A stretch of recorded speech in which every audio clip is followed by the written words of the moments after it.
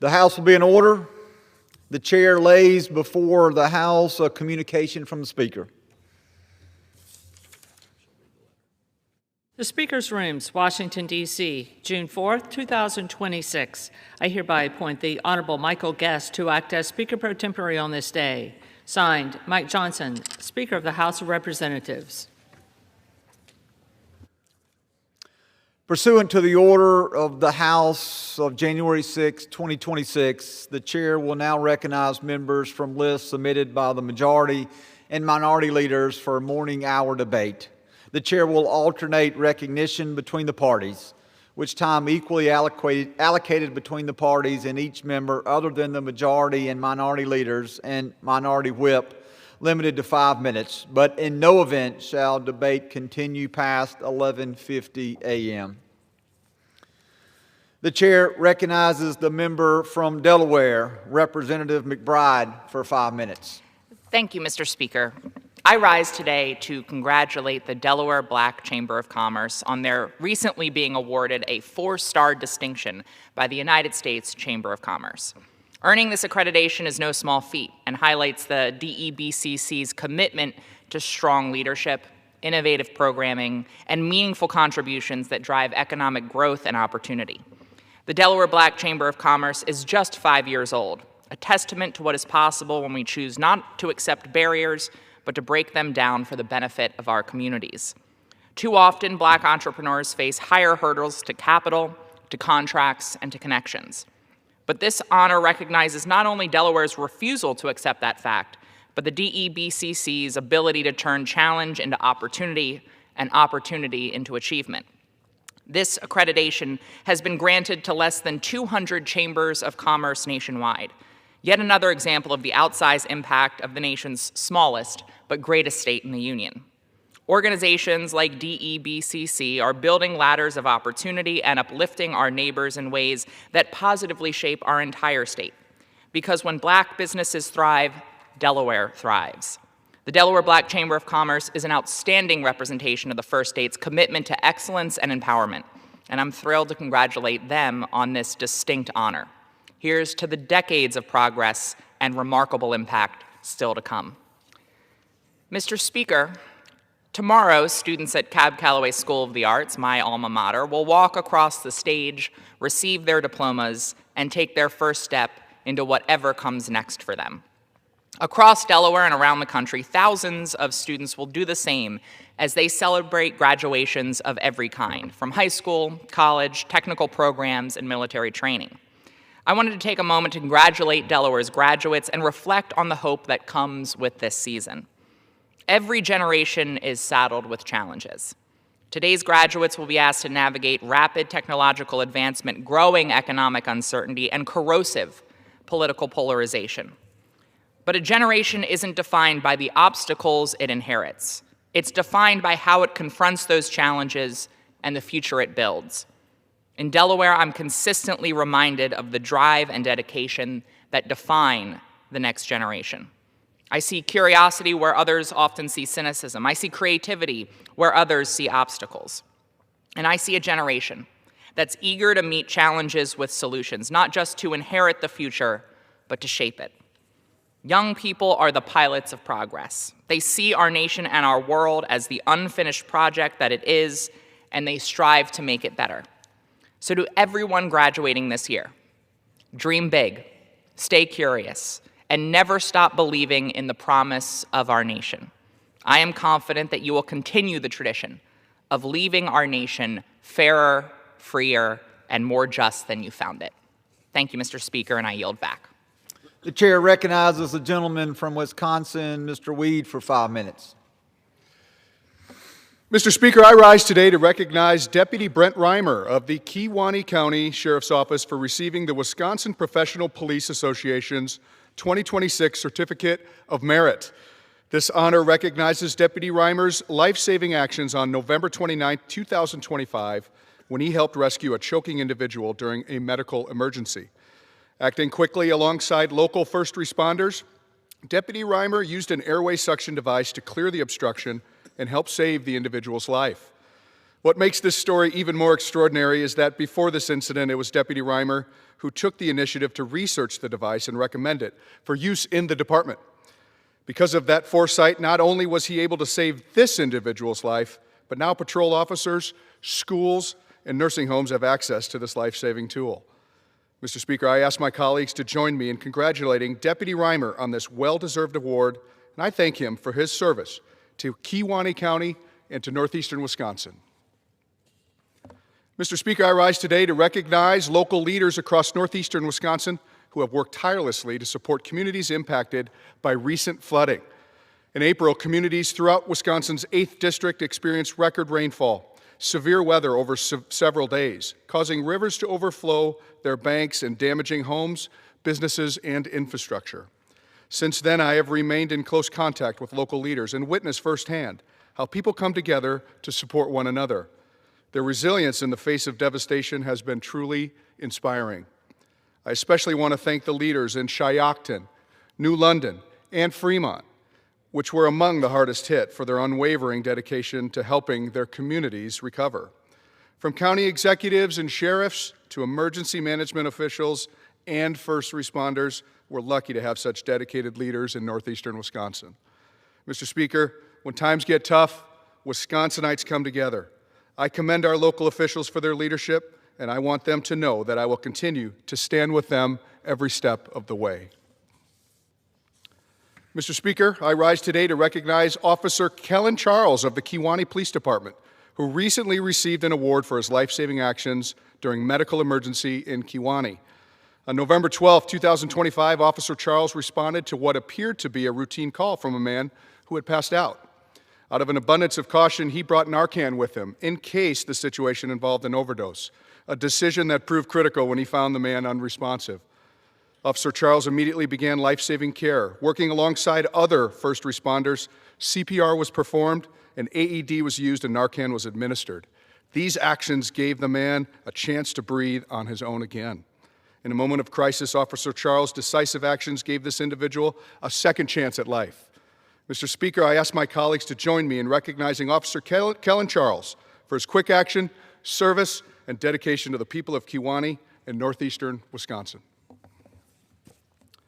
Mr. Speaker, I rise today to recognize a northeastern Wisconsin native who recently finished his UW lacrosse track record with a national title.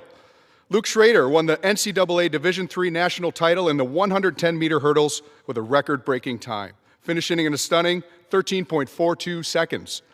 This is not the first time Luke has gone out on top. During his high school athletic career at Ashwaubenon High School, he won the WIAA Division I State 300-meter hurdles title in his final race. Schrader had overcome many odds to get to this championship victory, from a bulging disc in his back during his sophomore year to the COVID-19 pandemic in his junior year, to running on a pulled quad during his senior year. His perseverance shows just how dedicated he is to this sport. Mr. Speaker, as Luke Schrader's collegiate career comes to an end, I want to congratulate him on this record-breaking achievement and wish him the best of luck as he begins training for the 2028 Olympics and in all future endeavors that he may pursue. And with that, I yield back. Gentleman yields back. The chair now recognizes the gentleman from Illinois, Mr. Garcia, for 5 minutes.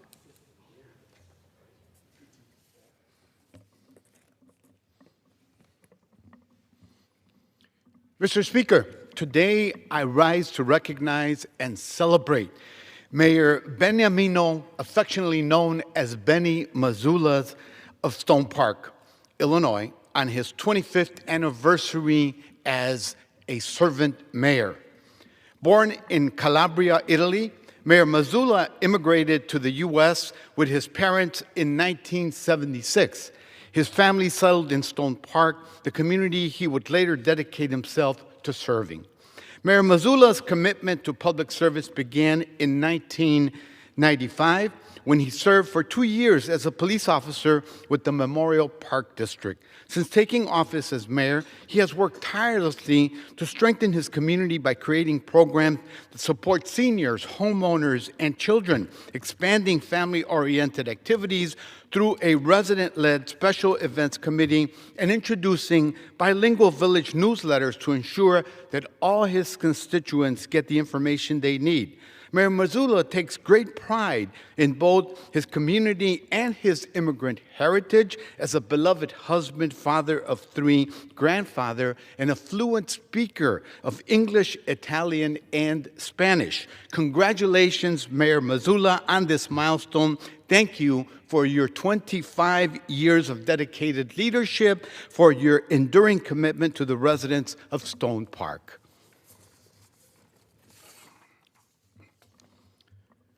Mr. Speaker, I rise today to celebrate the 100th anniversary of Banner Wholesale Grocers, a proud cornerstone of the Chicago business community. Since its founding in 1926 by Ben Friedman, Banner Wholesale Groceries has served as a trusted partner to independent grocers throughout Chicagoland and across the Midwest. With a selection of more than 6,000 American and Hispanic products, the company helps local retailers meet the diverse needs of their customers. Its knowledge and bilingual team provides the personalized service that has distinguished Banner for generations.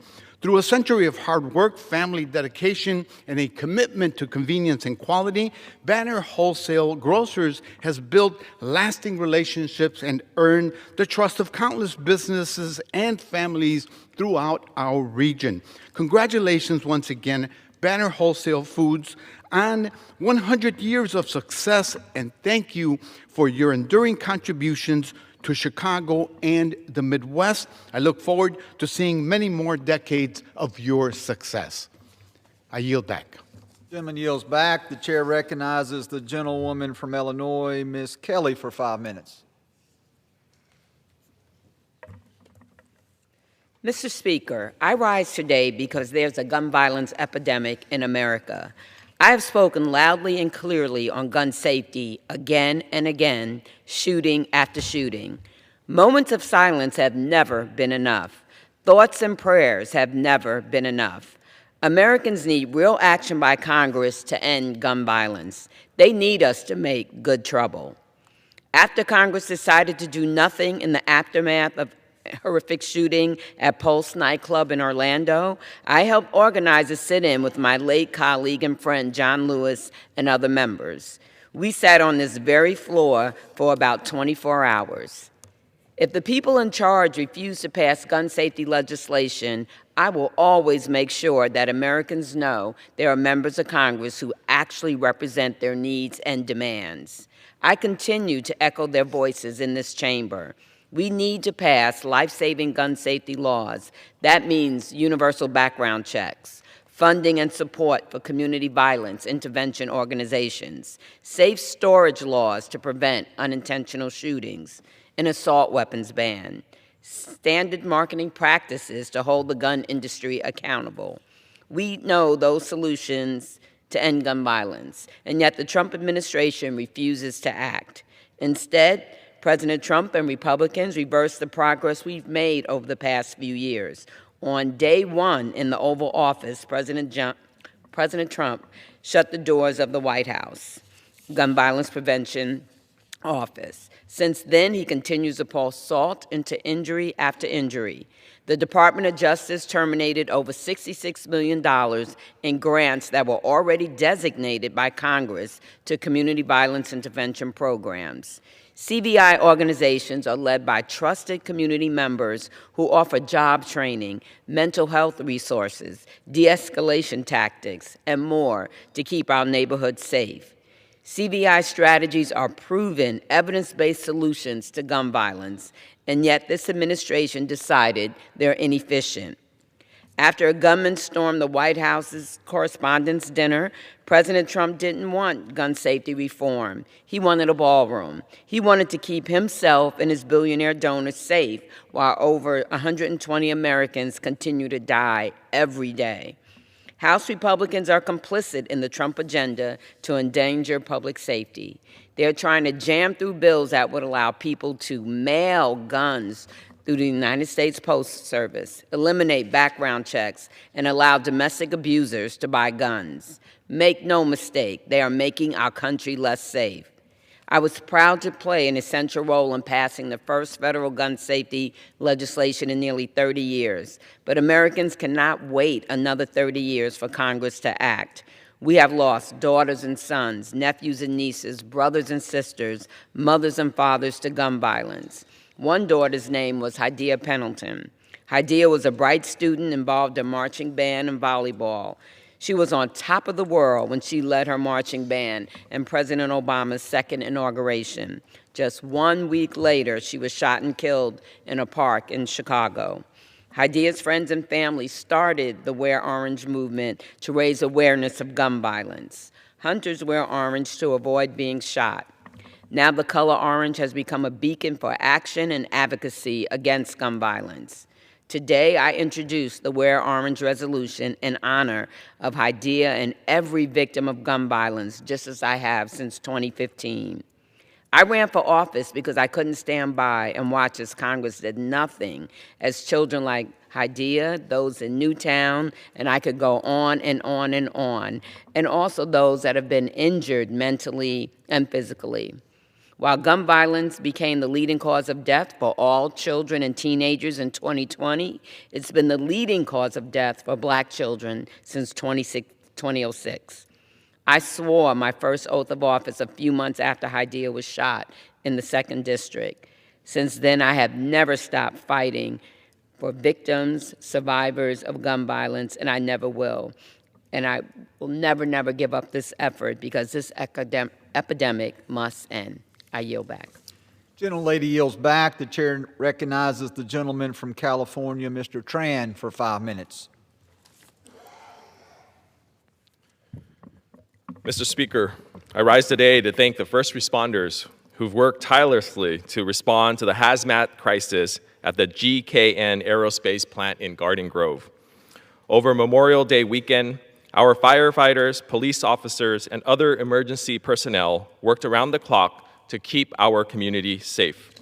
They quickly evacuated over 50,000 residents and businesses who could have been injured by a major explosion. At the beginning of the crisis, our emergency officials were told that there were only 2 options: a disastrous explosion or a catastrophic leak.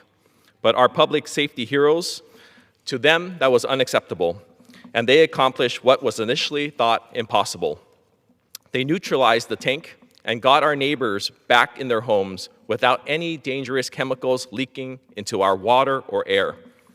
I'd like to especially thank Orange County Fire Authority Division Chief and Incident Commander Craig Covey, Fire Chief TJ McGovern, Garden Grove Police Chief Amir Alfara, and Orange County Health Officer Dr. Regina Chencio Kwang. Their leadership was instrumental in mitigating this crisis, and their communication to my office and my constituents was instrumental in keeping our community safe. The evacuation was lifted last week, and the incident has transitioned out of the emergency response phase, but we still need more. While our community avoided catastrophic physical damage, 50,000 residents and 5,000 small businesses still face major hardship. Families had to spend their emergency funds on unplanned hotel stays, extra grocery runs, and extra supplies and medication. Businesses lost multiple days of critical revenue over a holiday weekend. People who worked in the evacuation zone missed out on multiple days of wages because their workplace was forced to shut down. We need to make them whole. I've called on the Small Business Administration to issue its own disaster declaration to open federal resources for small businesses.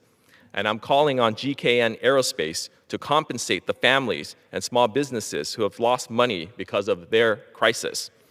GKN leadership informed me last night that they are establishing a $3 million fund through United Way to provide relief for those with the greatest financial need. While this decision is a necessary acknowledgement that they have broken faith with our community, it is insufficient. Every family and small business that was displaced or shut down during this crisis deserves full compensation.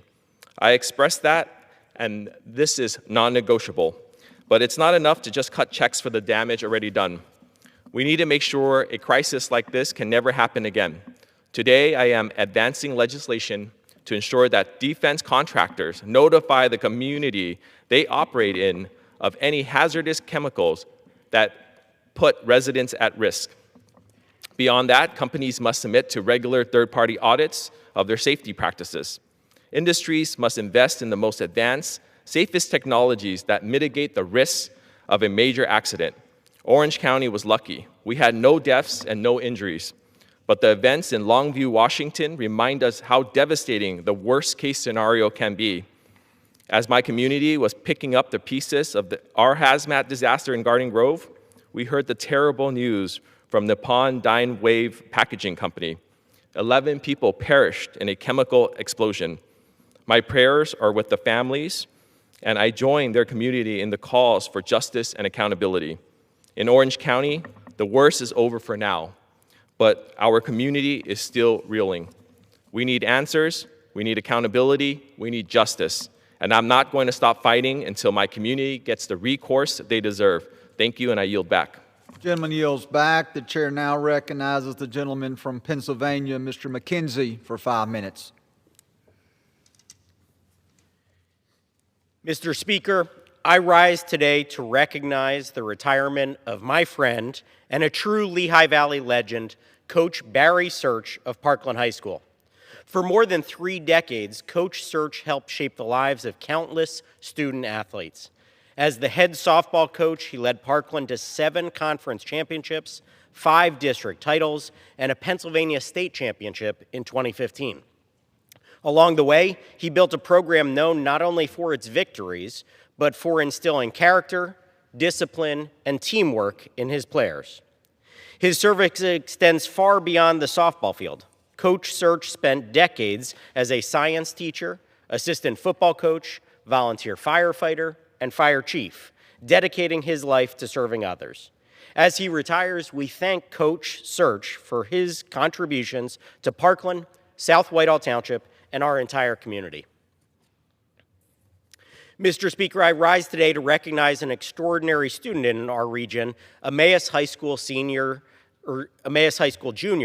Z Ning Fan. Recently, Z Ning became the first student in Emmaus High School history to compete at the Regeneron International Science and Engineering Fair, one of the world's most prestigious STEM competitions, bringing together more than 1,700 students from over 60 countries and territories. After advancing through local and state competitions, Z Ning earned 2nd place in the world in the mathematics division for his original research on knot projections, developing a new mathematical theorem that had never been established before. His achievement reflects not only exceptional talent and dedication, but also the strength of STEM education in the Lehigh Valley and the Poconos. Congratulations to Z Ning, his family, his teachers, and the entire Emmaus High School community on this remarkable accomplishment. Mr. Speaker, I rise today to honor the life and legacy of Dr. Percy H. Doherty of Wescosville, who passed away on May 17th at the age of 83. Dr. Doherty dedicated his life to education, public service, and the advancement of the Lehigh Valley. As a professor and department chair at Kutztown University, he mentored generations of students and helped shape the field of geography. As a Lehigh County Commissioner for 28 years and a member of the Lehigh Valley Planning Commission for nearly 4 decades, he played a leading role in guiding the growth and development of our region. Dr. Doherty will be remembered for his intellect, dedication, and commitment to improving the community he called home. As a friend, I would also like to recognize he had a great sense of humor, and I always enjoyed speaking with him when I saw him at local events. I extend my deepest condolences to his wife, Anne, his sons, Robert and Thomas, his grandchildren, and all who had the privilege of knowing him. Mr. Speaker, I rise today to recognize Center Valley resident and World War II veteran Walter Rybarczyk, who recently celebrated his 105th birthday. Walter served in the U.S. Army Air Corps as a radio operator and gunner aboard B-24s in the Pacific Theater. He flew dozens of dangerous missions in service to our nation, demonstrating extraordinary courage and dedication.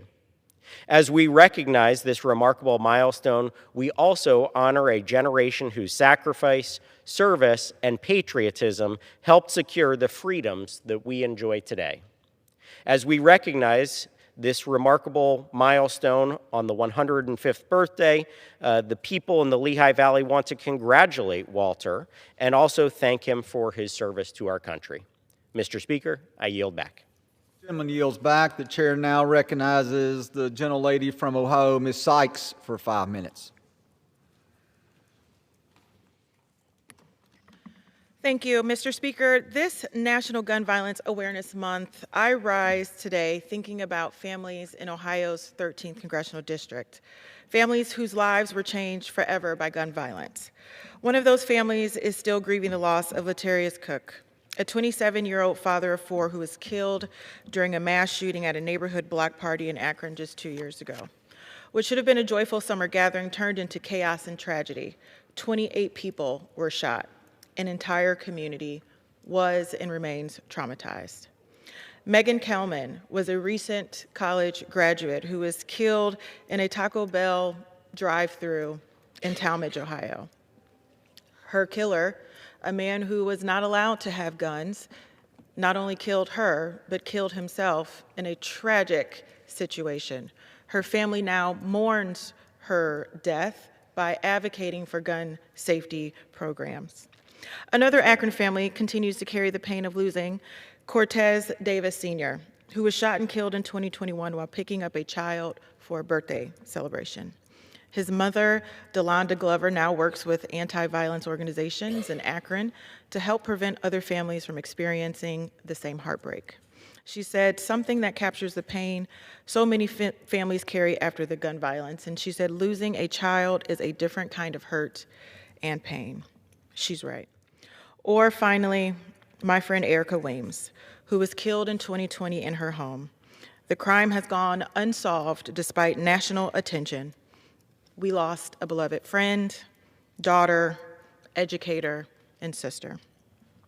Because gun violence leaves permanent scars on families and communities long after the headlines fade, my heart goes out to the Cook family, the Glover family, the Kellerman family, and the Weems family, and every family in Ohio's 13th Congressional District and across the country who is trying to heal after losing loved ones to senseless and preventable violence. And while these tragedies occurred in my district, the truth is they could have happened anywhere in America. Schools, grocery stores, movie theaters, workplaces, birthday parties, the United States Capitol. Too many Americans feel like a shooting can happen anywhere at any moment. Already this year, our country has experienced more than 160 mass shootings.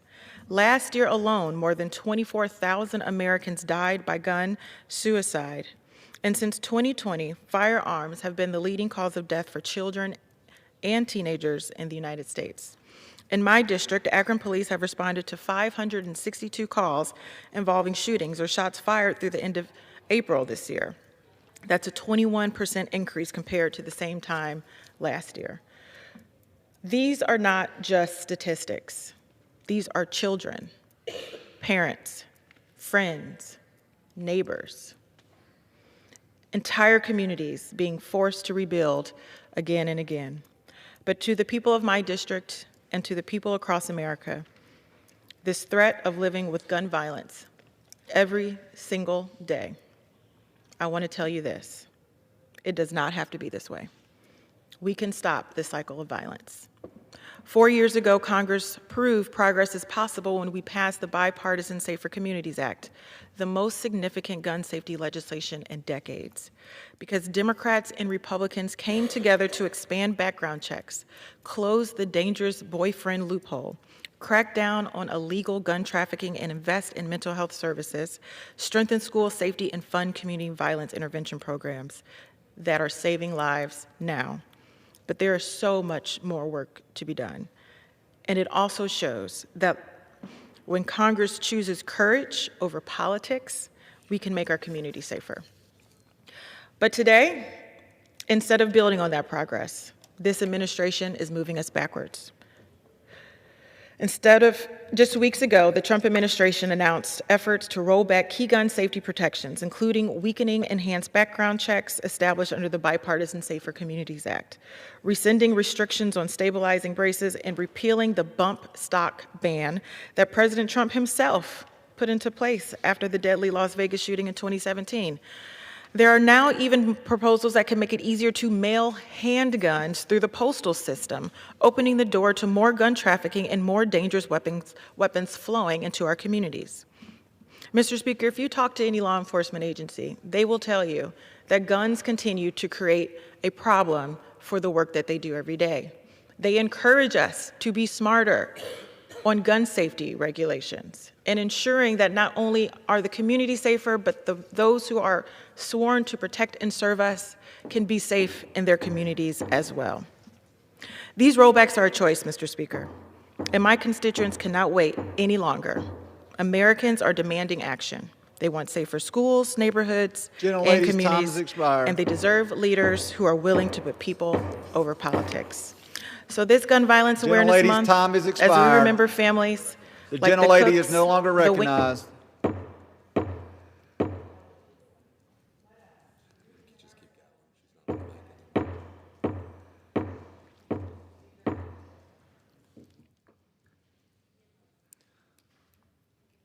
The chair now recognizes the gentleman from Florida, Mr. Herdopoulos, for 5 minutes. Thank you, Mr. Speaker. Mr. Speaker, I rise today to recognize an extraordinary event on Florida's Space Coast. At the 2026 Space Coast Enlistment Ceremony, more than 230 young men and women took the next step in their commitment to serve our nation by enlisting in the United States Armed Forces. This is a remarkable event and was the vision of Brevard Public Schools Board member Matt Susan, whose leadership helped create a meaningful opportunity to honor these young Americans as they begin a life of service. As the father of a service member, I recognize these individuals are choosing a path defined by duty, sacrifice, and love of their country.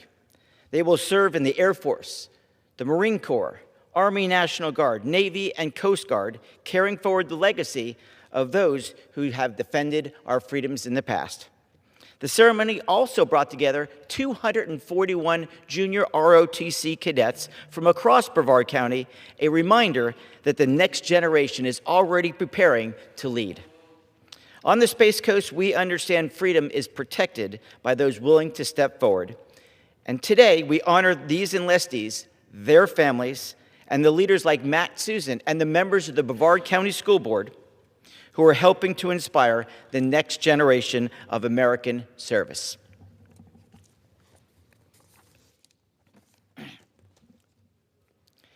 Mr. Speaker, I rise today to highlight a major investment on Florida's Space Coast. I was proud to join local leaders at Port Canaveral to announce a $20 million federal grant that will support the construction of new cargo berths that will strengthen one of the nation's most important ports. Port Canaveral is far more than just a cruise destination. It is a critical economic engine for our region, supporting jobs, commerce, and the supply chain necessary to keep Florida moving. This investment will expand not only the cargo capacity, but the overall infrastructure that is needed in challenging times. For the Space Coast, this means more opportunities, more jobs, and continued economic momentum for the families and businesses that call the Space Coast home. And they will have the fuel necessary in all times of trouble. This is exactly the kind of practical investment we need to continue to make sure Florida continues to lead the nation in growth.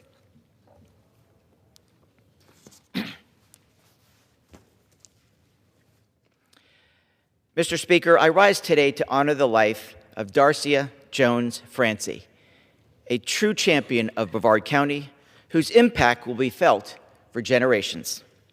A third-generation Brevardian, Darcia devoted her life to making her community and our community stronger. She was known as a connector of people, someone who brought together people in support of causes that mattered and endured. And this effort is not unnoticed. Darcia has served on countless boards and different community groups, supporting organizations across the Space Coast, from the arts to healthcare, and programs helping those truly in need. Her dedication as a volunteer and community work leader helped raise awareness, build partnerships, and strengthen the fabric of Brevard County. She also had a unique ability to make everyone around her feel valued and important, leaving a lasting impression on all of us who knew her. Today, we remember Darcia not only for what she did, but how she lived with purpose, passion, and a deep love of our community.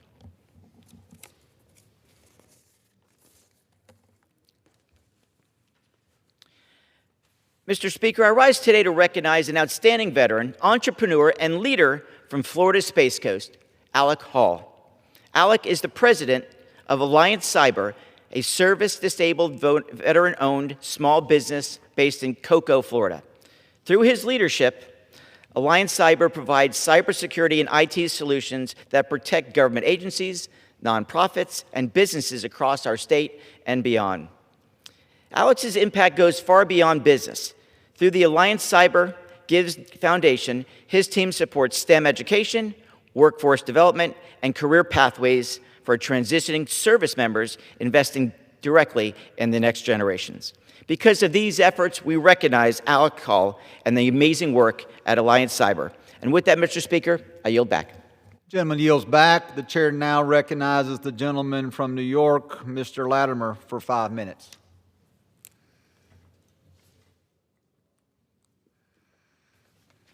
Thank you, Mr. Speaker.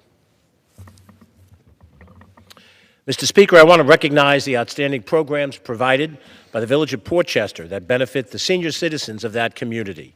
Under the able leadership of Mary Ann Nielsen in the Portchester Senior Center and Village Hall, the Portchester Senior serves hundreds of seniors annually with a daily nutrition program at lunchtime, 6 days a week, and activities and programs to engage seniors of all ages, including on Saturday, unique among many other programs.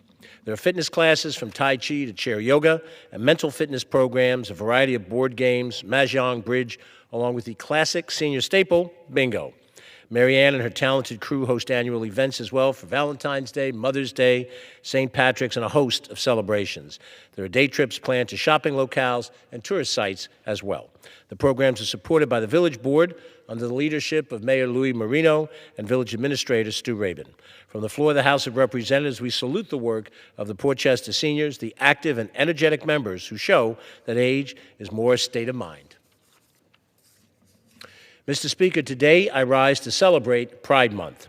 As a supporter of the LGBTQIA+ community and a member of the Congressional Equality Caucus, I rise to honor the achievements in the fight for equality, but also refocus on the work that lies ahead. Many of the champions in the fight for equality are organizations like the Loft Center in White Plains, New York. This organization provides acceptance and access for the LGBTQIA+ community in the wake of the current administration's attacks on equality. The Loft Center offers services ranging from support services, educational seminars, health screenings, training series for allies and business owners, silver connections for members over 55, and much more. I commend them for being a champion in this fight, and I'm proud to represent such a welcoming district where people are judged by the content of their character. We will work to ensure that everyone has a place where they are accepted, even in the face of prejudice. Mr. Speaker, I rise today to condemn the intentional dismantling of affordable health care in our country. Following the big, ugly bill last July, which failed to extend the premium tax credits critical to lowering the cost of health care for working families, the Affordable Care Act enrollment for 2026 has fallen to about 23 million people, a decline of just over 1 million. Studies predict that this may climb to as many as 5 million people dropping out of the ACA market by the end of this year alone. This isn't surprising, given that last year represented the highest increase in deductibles ever. Many Americans have shared their stories about how they cannot afford to take on the rising premiums, and my colleagues choose instead to prioritize nonsense legislation and policies that do nothing to address real problems. Mr. Speaker, more people will die younger or put off preventative health visits if they do not have access to affordable health care. If we will not address America's health care situation head on, then let those of us willing to address the situation take action. Thank you, Mr. Speaker, and I yield back. Yields back. The chair recognizes the gentlelady from Minnesota, Ms. Morrison, for 5 minutes. Thank you, Mr. Speaker. Today, I rise in recognition of June as National Gun Violence Awareness Month. As one Minnesotan wrote, I'm standing up for our children because we're the adults. It's our responsibility to make them feel safe. I have a stack of notes here from hundreds of Minnesotans who came together after the mass shooting at Annunciation Catholic School demanding action, calling for common sense reforms, expressing their grief and their anguish and their frustration, begging for their elected leaders to do something, anything to respond to the tragedy that left an 8-year-old and a 10-year-old dead, hundreds more forever traumatized, and a community reeling. What are we doing if we are not listening to the American people, not protecting our children? We need to listen to the American people. We need to act to keep our children safe. We need to ban assault weapons, bump stocks, and high-capacity magazine sales, get weapons of war off our streets, invest in addressing our nation's mental health crisis. The list goes on.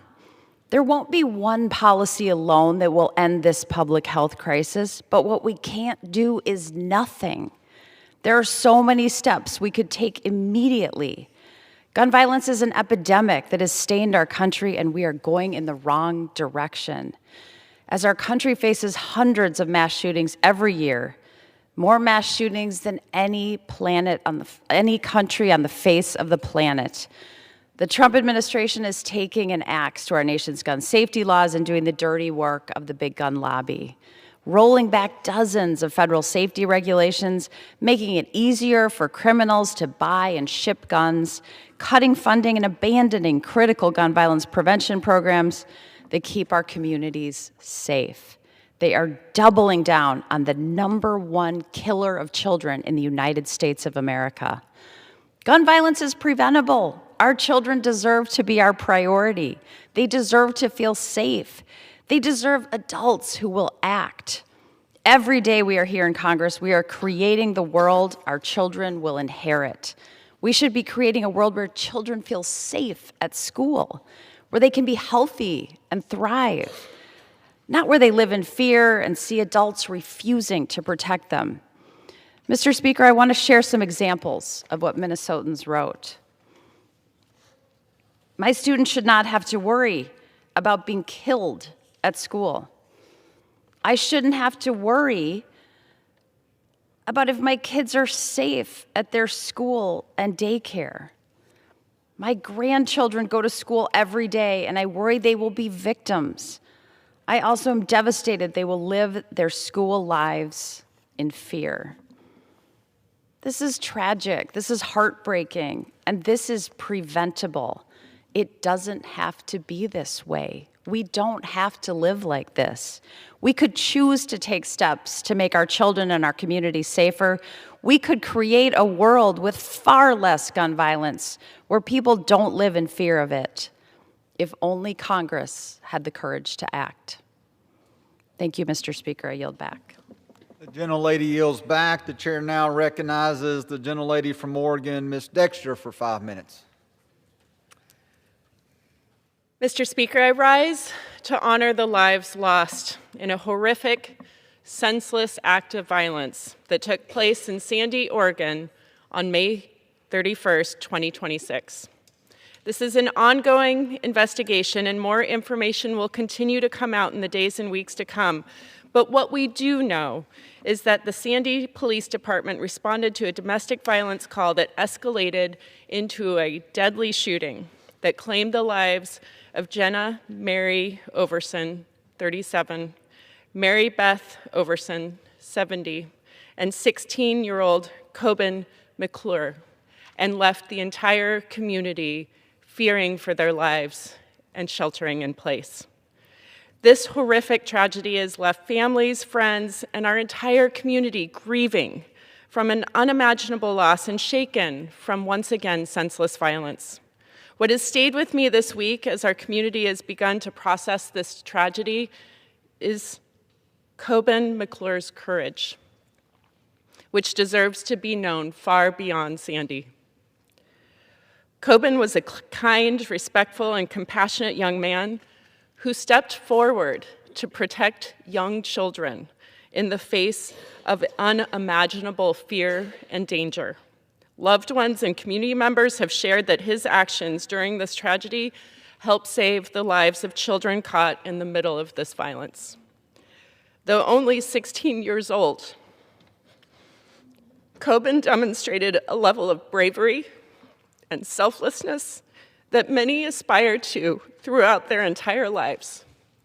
His actions reflected the very best of our shared values: courage, sacrifice, and a commitment to protecting others, a commitment that Congress would be well to follow. Coben's family, friends, and classmates and neighbors remember him as a young man with a bright future, a generous spirit, and a heart for others. His legacy will endure through the lives touched and the example he has set for us all. Jenna Mary Overson was a devoted mother remembered by her friends for her generosity, kindness, and unwavering commitment to her children and loved ones. Her loss leaves an unimaginable void in the lives of those who knew her. Mary Beth Overson was a beloved mother, grandmother, and friend whose family and community now, again, mourn a loss that cannot be measured. Amid this tragedy, we are reminded of the extraordinary dedication of our law enforcement officers and first responders. Members of the Sandy Police Department, the Clackamas County Sheriff's Office, medical personnel, and assisting agencies responded swiftly to a dangerous and evolving situation. One Sandy police officer, Sergeant Garrett Thornton, was seriously wounded multiple times by gunshots while responding to protect others to confront the threat. We are grateful for the bravery and professionalism demonstrated by every officer, deputy, firefighter, paramedic, and emergency responder who put themselves, again, in harm's way to protect the people of Sandy. The Sandy community has shown remarkable strength in the days since. Neighbors have come together to grieve, heal, and stand beside one another. Sandy is showing us and the whole country what it looks like to hold together through the unthinkable. I ask my colleagues to join me in honoring the memory of Jenna Mary Overson, Mary Beth Overson, and Coben McClure, in recognizing Coben's extraordinary heroism, in thanking the first responders who put themselves in harm's way, and in keeping the entire Sandy community in our hearts as they continue to heal. Thank you, Mr. Speaker. I yield back. The gentlelady yields back. Pursuant to Clause 12A of Rule 1, the chair declares the House in recess until noon today.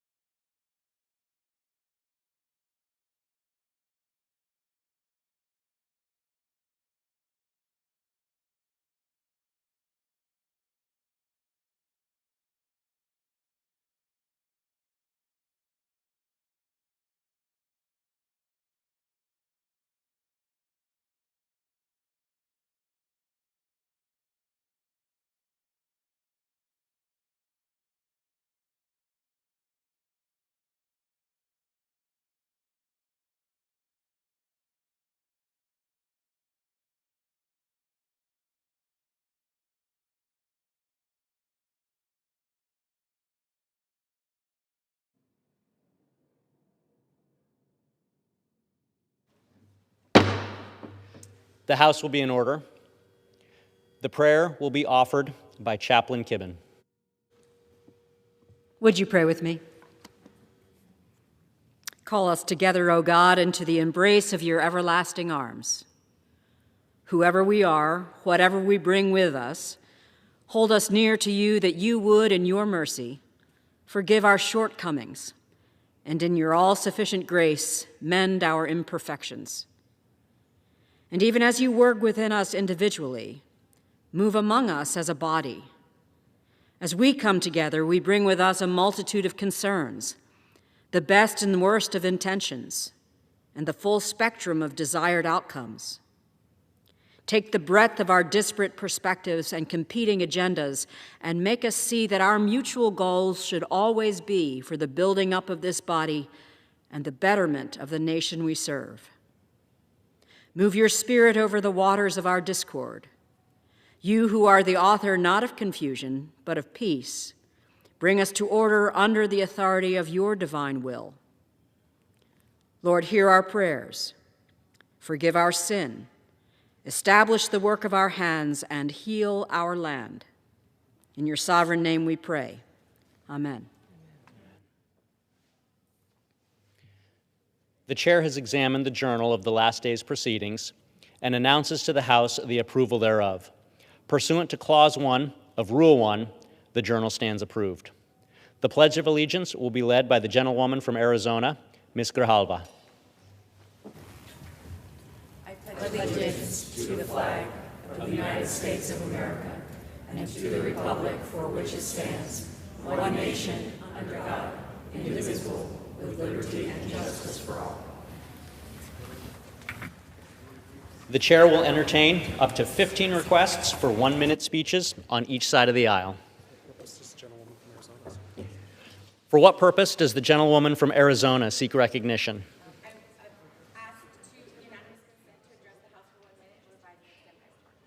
Without objection, the gentlewoman is recognized for 1 minute.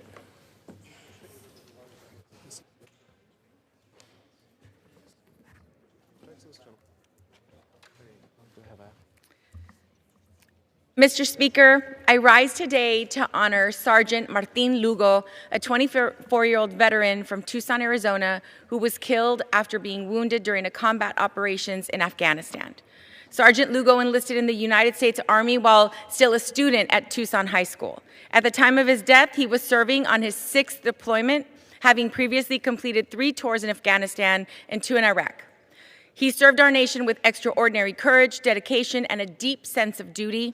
But Martin was far more than his uniform. He was a son, a friend, and someone deeply loved by his family, friends, and fellow soldiers. Those who knew him remember his generosity, humor, intelligence, adventurous spirit, and his remarkable ability to bring people together. He embraced life fully and led with both strength and compassion. I also want to thank Maria, his mother, for allowing me to share Martin's story today. As we remember Sergeant Martin Lugo, we honor his life, his service, and the sacrifice carried every day by the families of those who serve. And in Maria's words, the way we can honor their service is by doing the best we can for ourselves, for each other, and for our country. I yield back. The gentlelady yields. For what purpose does the gentleman from Texas seek recognition?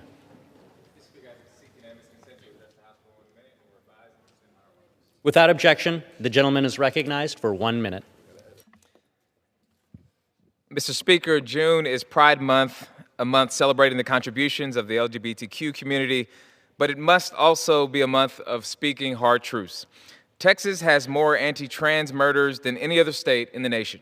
Over half of Texas victims are Black transgender women. We cannot celebrate Marsha P. Johnson and not protect the women who look like her. Last week, Persia Amara Conway was killed in Houston. She was 33 years old. She was loved, and she is not alone. Jade Roberts, Diamond Brigman, Malaysia Booker, name after name after name. All from Texas, all taken from this earth, stripped from their loved ones, from their communities. These killings are happening across our country, and silence is not an option. This Pride Month, I say clearly, we must stop the targeting and killing of members of the trans community in Houston, in Texas, and across our nation. I yield back. The gentleman yields. For what purpose does the gentleman from New York seek recognition?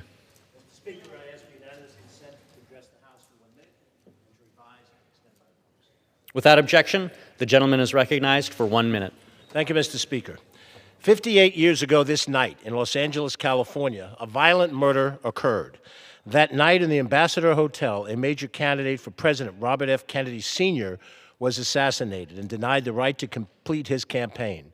No one knows what alternate history might have played out had Bobby lived. I was 14 years old at the time when my father woke me to go with him to see the breaking news on TV in the middle of the night. 2 months before, the Reverend Dr. Martin Luther King Jr. was murdered much the same way. If you are under the age of 60, you don't remember either night. It's a matter of historic reference, not lived experience. After the King assassination, I remember hearing on the radio the voice of my United States Senator from New York say, quote, "No one can be certain who next will suffer from some senseless act of bloodshed." In 60 days, we found out who was next. Columbine, Parkland, Charlie King, Sandy Hook, Islamic Temple of San Diego, Temple Israel in Detroit, time after time when gun violence claims innocent lives, some Americans still assert their right to hold highly destructive weapons as necessary for their protection under the Second Amendment rights. They resist any and all gun control. Nothing protects them from the madman who gains access to the weapon. We treat these deaths as unfortunate outcomes of our society's ideological The gentleman's time has expired. to rein in weapons of destruction. Thank you, Mr. Speaker. It is a sad tale told over 6 The decades. gentleman's and time has counting. expired. Thank you, Mr. Speaker. For what purpose does the gentleman from Maryland seek recognition? Without objection, the gentleman is recognized for 1 minute. Mr. Speaker, I rise today to honor the extraordinary Coleman McCarthy, an accomplished writer, philosopher of nonviolence, Catholic activist, educator, golfer, and runner who cut a singular figure in Montgomery County, Maryland, and in the Washington, D.C. area. Coleman spent his life and his career challenging war, militarism, and what President Eisenhower called the military-industrial complex, writing every week a column that was beloved by thousands of people. But Coleman was not always a famed peace activist. He nearly became a PGA champion and also a Trappist monk before finding his life's work as an educator for peace. Students who took his classes at BCC High School remember him coming to school on his Raleigh 3-speed bicycle, and the only homework assignment he ever gave his students to tell someone that they loved someone else that day. I hope his memory remains an eternal blessing to our community and a source of joy and comfort to his 3 sons, John, James, and Edward, his 6 beloved grandchildren, and to all of his many students, friends, and admirers, among whom I count myself. I yield back. The gentleman yields. For what purpose does the gentleman from Washington seek recognition? To address the House for 1 minute and revise and extend my remarks. Without objection, the gentleman is recognized for 1 minute. Thank you, Mr. Speaker. Today I rise to honor the life and legacy of the esteemed elder Davis Washines, known to many as Yellow Ash of the Yakima Nation. Washines was a Yakima citizen who took on many roles in his community. He served as police chief, was a fierce advocate for fishing rights and the environment, and was chairman of the Yakima Nation Council. I had the honor of working with him throughout the years on issues including tribal rights and law enforcement, water resource management, and the protection of cultural and natural resources in central Washington state. He will be sorely missed by the entire Yakima community, the confederated tribes and bands of the Yakima Nation, and all those who knew him. My deepest condolences are with his family and loved ones during this difficult time. Thank you, Mr. Speaker, and I yield back. The gentleman yields. For what purpose does the gentleman from North Carolina seek recognition?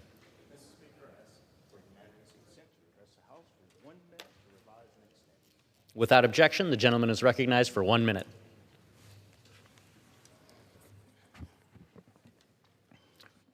Mr. Speaker, faith, service, and community came together in a truly powerful way at Walnut Grove Missionary Baptist Church in Roanoke Rapids, North Carolina, where love was not just spoken, it was put into action. Men on a mission traveled from across the country, answering the call to help build a new church home for the Walnut Grove church family. Volunteers set aside their time, not for recognition, but because they believe in the power of serving others through Jesus Christ. with skilled hands and servants' hearts. These volunteers are using their talents and Christian faith to make a lasting difference. When people come together with willing hearts, incredible things happen. Pastor Arrington, through faith and teamwork, Walnut Grove's next chapter is being built. One act of service, one prayer, and one brick at a time. I yield back. Gentleman yields. For what purpose does the gentleman from Minnesota seek recognition? Without objection, the gentleman is recognized for 1 minute. Mr. Speaker, I ask unanimous consent. Correction. Mr. Speaker, I rise today with tremendous gratitude and pride to recognize Korean War veteran Ralph Lawrence Gardner of Longville, Minnesota, as he celebrates his 96th birthday. Ralph enlisted in the United States Navy in 1952, answering the call to serve during a critical moment in our nation's history. He primarily served aboard the USS Bushnell out of Key West, Florida, as a metalsmith, where he welded and fabricated ships and submarines.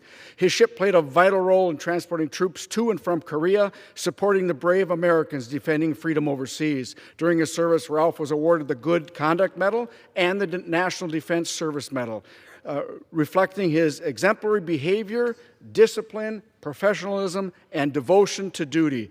Even today, living on his own, at 96 years old, Ralph continues to embody the strength, independence, and determination that have defined his life for decades. As he reaches this remarkable milestone, we honor not only his longevity, but also his outstanding service to our nation, his dedication to his family and community, and the legacy he leaves for future generations. And I yield back. The gentleman yields. For what purpose does the gentlelady from Ohio seek recognition? Mr. Speaker, I request unanimous consent to address the House and to extend and revise my remarks. Without objection, the gentlewoman is recognized for 1 minute. Thank you, Mr. Speaker. Today I rise to recognize the Nordonia High School girls flag football team as Ohio's 13th Congressional District's Champion of the Week. The Nordonia High School girls flag football team is Ohio's first girls flag football state champions. Girls flag football only became a sanctioned sport in Ohio last July, but even before that, these young women were working hard to bring the state championship home. Nordonia was one of 6 high schools that attended the Cleveland Browns' inaugural flag football jubilee event back in 2021 and have since been fighting for the sport to become sanctioned and recognized in Ohio. Congratulations to head coach Steve Holtz, quarterback Hayden Paul, and all of the players on their well-earned victory in bringing home the inaugural championship trophy. Their passion in laying the groundwork for generations of young women and girls in sport, and we are so proud of them. I often call our district the birthplace of champions because of basketball greats like LeBron James and Steph Curry, and now this Nordonia girls flag football team certainly proves that this legacy continues no matter the sport or your gender. Again, I want to extend my congratulations to these outstanding student athletes and commend them on being named Champions of the Week. Thank you, Mr. Speaker. I yield back. Ladies' time's expired.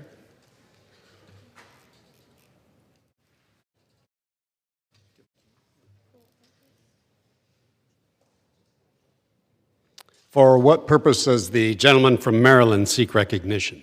Mr. Speaker, I ask unanimous consent that all members have 5 legislative days to revise and extend their remarks and include extraneous material on H.R. 8646, and that I may include tabular material on the same. Without objection. Pursuant to House Resolution 1333 and Rule 18, the Chair declares the House and the Committee of the Whole House on the State of the Union for consideration of H.R. 8646. The Chair appoints the gentleman from Colorado, Mr. Evans, to preside over the Committee of the Whole.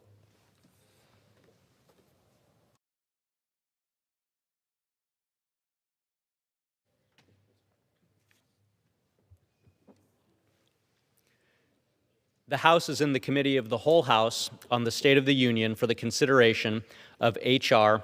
8646, which the clerk will report by title. A bill making appropriations for agriculture, rural development, Food and Drug Administration, and related agencies' programs for the fiscal year ending September 30th, 2027, and for other purposes.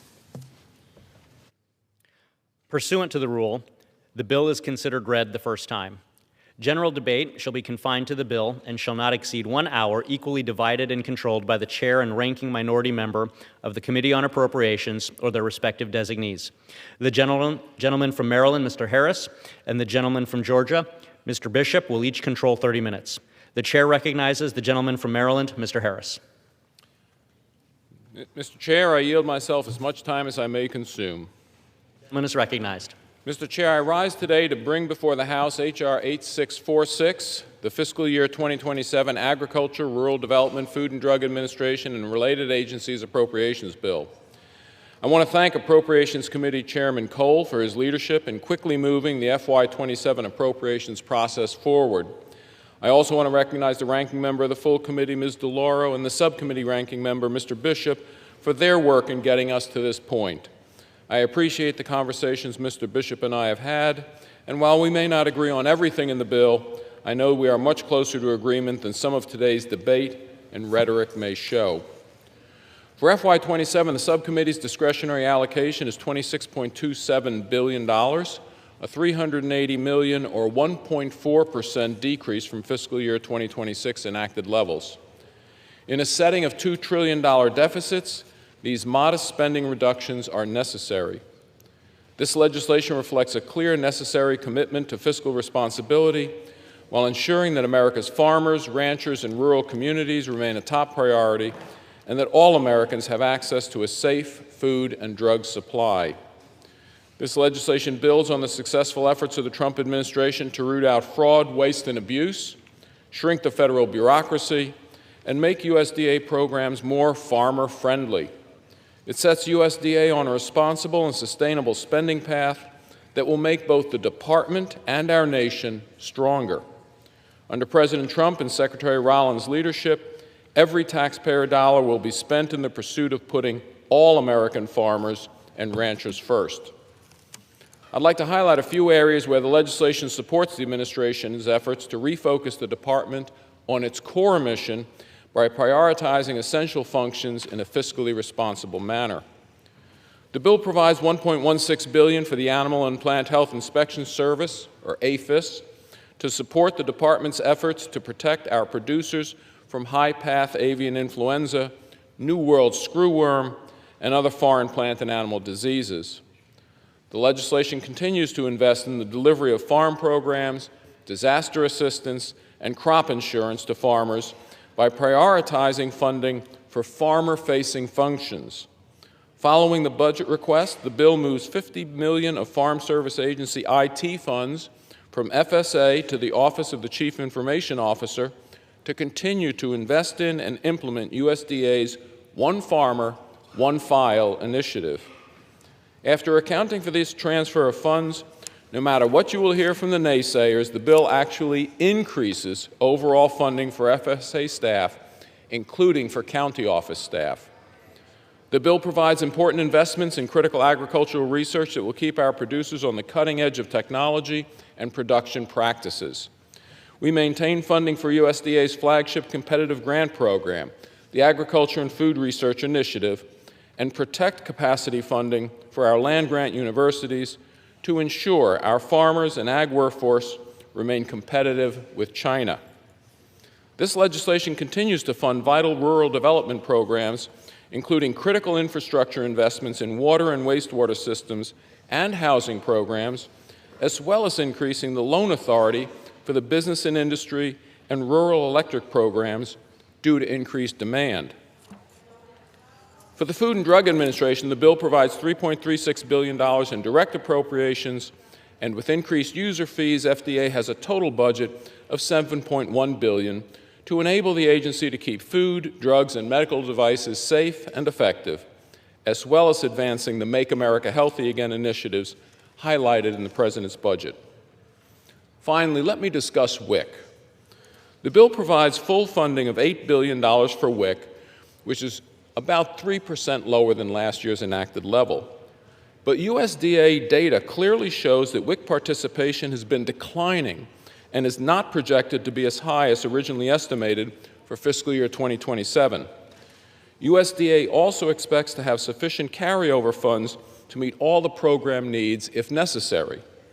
With lowered participation estimates and increased carryover funding, $8 billion allocated will fully fund the program. Let me say it one more time. Despite what the naysayers will claim, WIC is fully funded for its need. No woman or their children will lose or be denied coverage. I believe credible evaluation of this legislation will conclude that it balances the funding needs of the USDA, FDA, and CFTC while being responsible stewards of our constituents' hard-earned tax dollars. As Mr. Bishop has said, this is a good faith effort to meet the moment, and there are critical things that warrant support. I'm pleased that the bill received bipartisan support out of committee, and we want to keep working with the minority as we move forward in this process. In closing, I ask for your support of this legislation. Mr. Chair, I reserve the balance of my time. The gentleman reserves. The gentleman from Georgia is recognized. Mr. Chair, I yield myself such time as I may consume. The gentleman is recognized. Mr. Speaker, I rise in opposition to H.R. 8646. As a ranking member of the Agriculture, Rural Development, Food and Drug Administration and related agencies appropriations subcommittee, I'm deeply disappointed by this bill because it fails every American who relies on us for safe food and medicines, resilient farmlands, and virtual rural infrastructure. The FY 2027 House Agriculture Appropriations Bill is 4% below the FY 26 enacted levels, a cut of $1.1 billion. It makes substantial reductions across rural development, farm production and conservation, nutrition, and foreign aid programs. Most notably, House Republicans are proposing to drastically reduce fruit and vegetable benefits for 5 million low-income women, infants, and children in the WIC program. With funding for WIC below 2026 and rising food costs, the National WIC Association says it's quite possible that state agencies will have to turn away eligible families for the first time in 30 years. To my Republican colleagues and the American people, I ask, does this make sense? Do we not want fresh and healthy food for women, infants, and school children? Do we want to keep turning this country back instead of moving it forward? While there's an unauthorized war in Iran, a single week's spending for the war could fully fund WIC for almost an entire year. And what's worse, the Department of Defense admits that 25% of our service members and military families do not have access to sufficient quality food to meet their basic needs. So you're willing to spend billions of dollars overseas, but not willing to feed the American troops fighting the war. This bill not only hurts those struggling to afford to put food on the table, but also hurts our farmers. There were 46% more farm bankruptcies in 2025 than the year before, and the issue is getting worse. USDA's own economists expect farm income to decline by $4.1 billion from 2025 to 2026. Just as our producers are getting hit with increased fuel and input costs from this unauthorized war and chaotic tariffs, this administration has gutted the experienced federal workforce and shuttered offices when our producers in rural communities need them the most.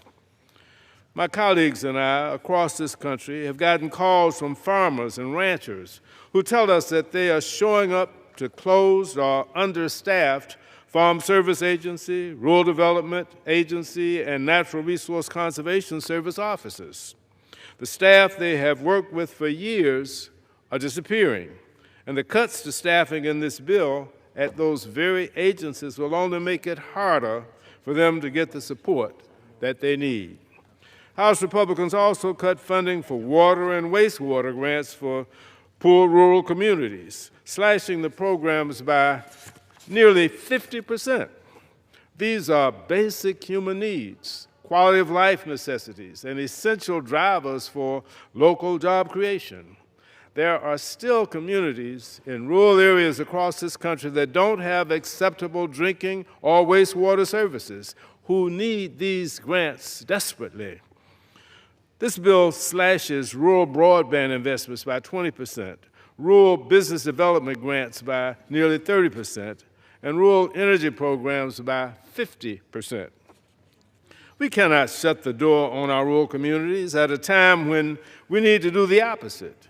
Invest in research at our land-grant universities and in rural development, preserve our farmland and forest, and ensure the safety of our food, medicine, and medical devices. This bill is really about everyone.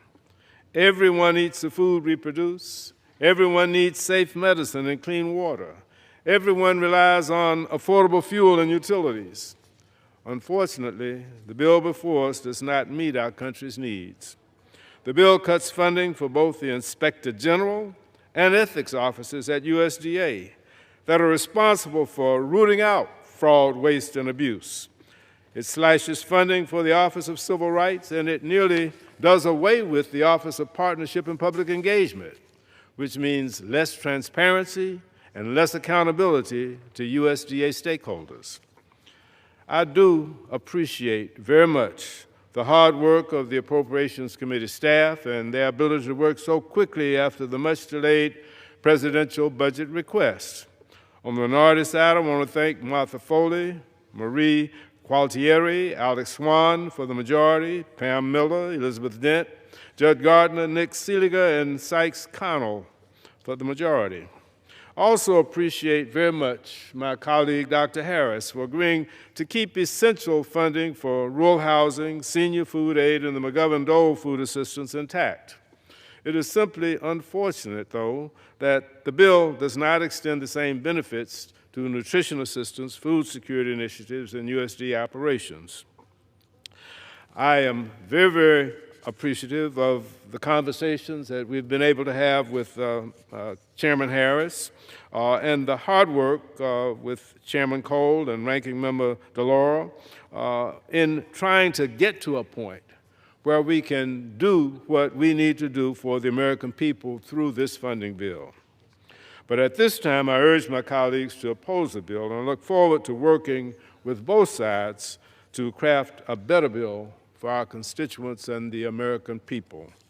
Thank you, and I reserve the balance of my time. The gentleman reserves. The gentleman from Maryland is recognized.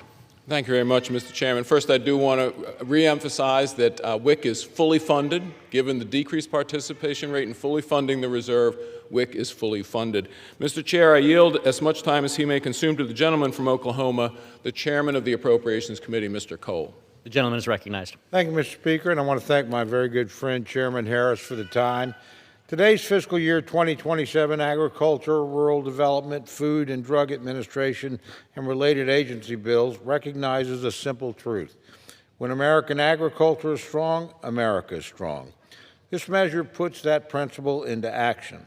The bill before us supports farmers, ranchers, and rural communities and invests in research to keep the United States competitive. It invests in food safety through important inspection resources and protecting American agriculture from foreign pests and diseases. And it reinforces an America First approach by ensuring policies that favor products produced right here in the United States. At every level, the health and well-being of Americans and our communities are prioritized. We strengthen rural development, implement broadband investments, and reinforce the integrity of critical food and medical supply chains. We also uphold access to nutrition resources by fully funding SNAP and WIC, as well as increasing resources for child school food programs. Supporting American families also means protecting the nation and the critical resources we depend upon every day.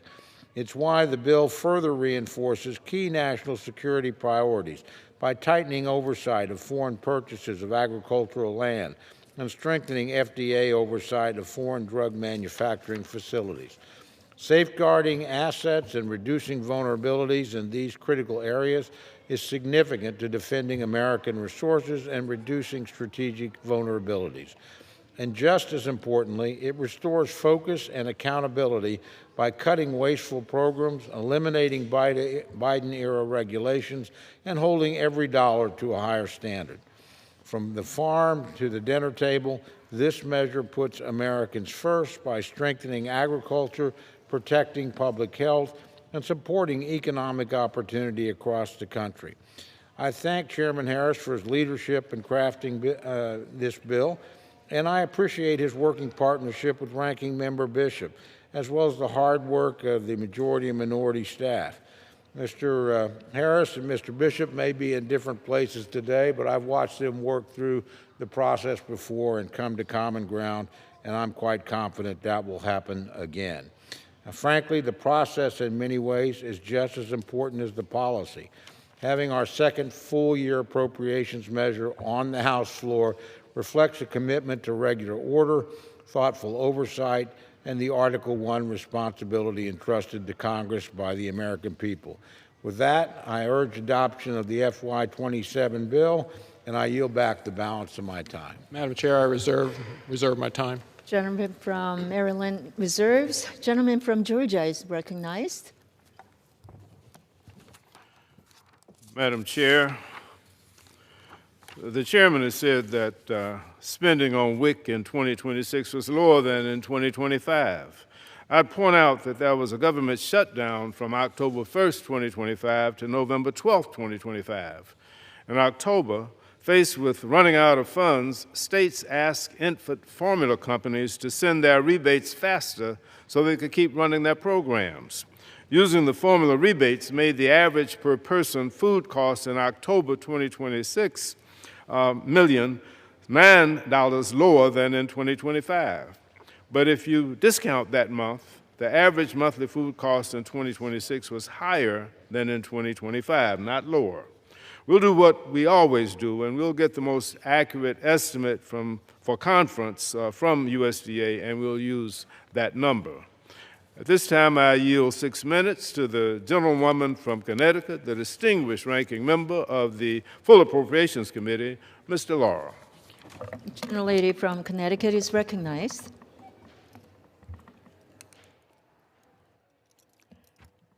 I thank the ranking member for yielding, and I want to begin by commending Ranking Member Bishop for his leadership on the Agricultural Subcommittee. Thank him for his efforts on the legislation. I want to acknowledge the hard work of Chairman Harris on the committee, and also my friend Chairman Cole.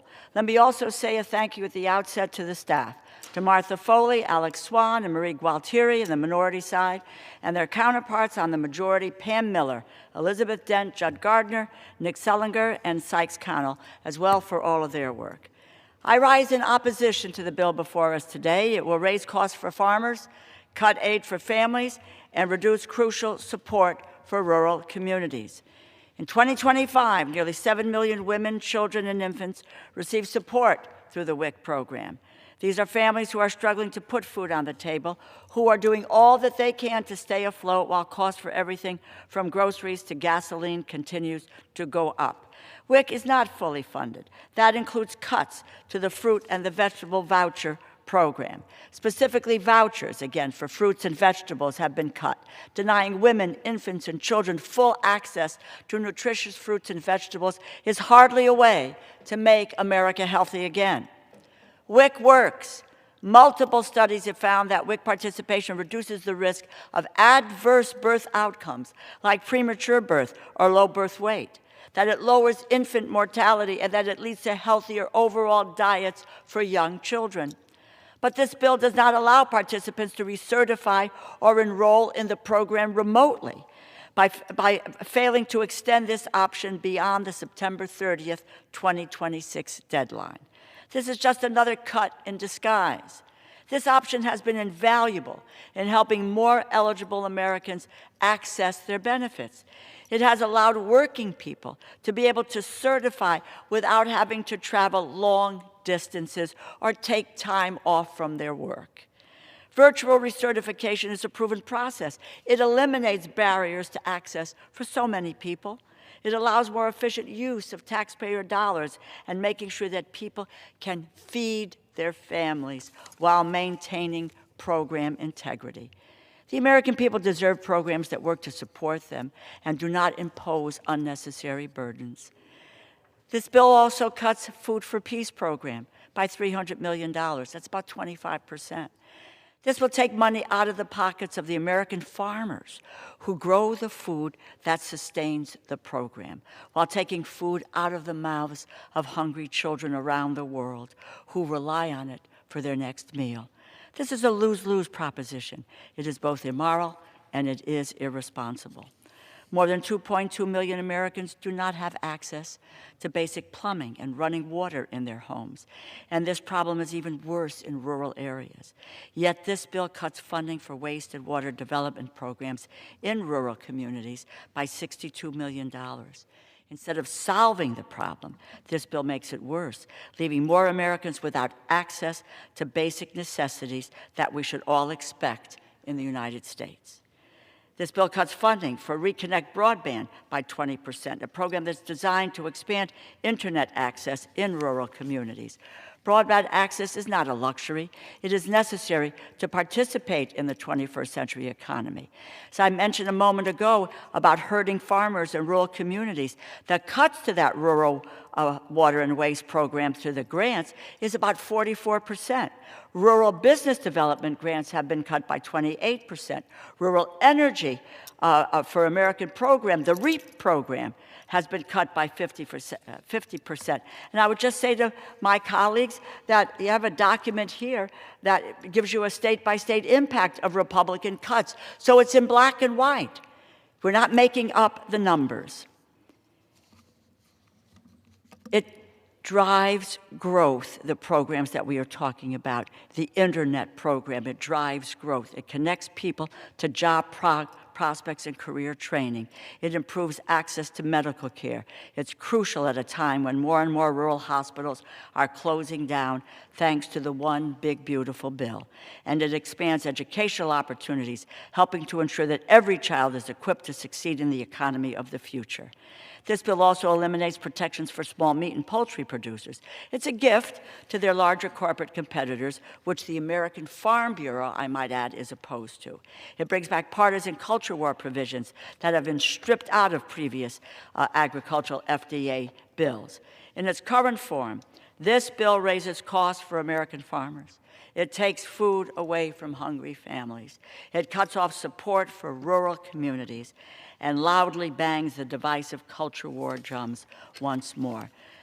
I want to encourage my colleagues to oppose this legislation and also encourage them to, my Republican colleagues, to work with the Democrats, fix the many serious problems that this piece of legislation contains. I thank you and I yield back. Gentlelady Eels. Gentleman from Georgia reserves? I reserve. Thank you. Gentleman from Maryland is now recognized. Thank you very much, Madam Chair. Just to remind the Chair that we actually provide $250 million additional dollars in business and industry loans for rural business and industry. And given that there are 100,000 fewer participants in WIC, we fully fund the program. Madam Chair, I yield 3 minutes to the gentleman from Washington, Mr. Newhouse. Mr. Newhouse from Washington is now recognized. Thank you, Madam Speaker. Chairman Harris, I rise today in support of the fiscal year 2027 agricultural appropriations legislation, as well as in support of farmers, ranchers, and producers across this nation. As a third-generation farmer myself in Central Washington, I know firsthand the challenges facing farm country as they produce the food, the fuel, and the fiber for consumers both here and around the globe. In this legislation, we provide key support for international food aid, including Food for Peace and the McGovern-Dole Food for Progress programs, helping to lift developing nations out of poverty while providing export markets for our farmers right here at home. We continue critical investments in agricultural research, in promotional efforts, loan programs for rural communities, and assistance for specialty crop producers. This legislation also ensures that the Secretary of Agriculture remains a member of the Committee on Foreign Investment in the United States to prevent the Chinese Communist Party, from purchasing our farmland, which is a matter of national security. As we find ourselves nearly $40 trillion in debt, we must rein in spending We must get our fiscal house in order, and we must ensure taxpayer dollars are spent as efficiently as possible. Madam Speaker, this bill does this. This is a good bill, and I want to thank Chairman Harris, Chairman Cole, as well as Mr. Bishop and Ms. DeLauro, and the entire committee staff for their work on making this important piece of legislation as good as it is. And I urge all of my colleagues to support it. With that, Madam Speaker, I want to thank you, and I yield back the balance of my time. Madam Chair, I reserve my time. Okay. Gentleman reserves. Gentleman from Georgia is now recognized.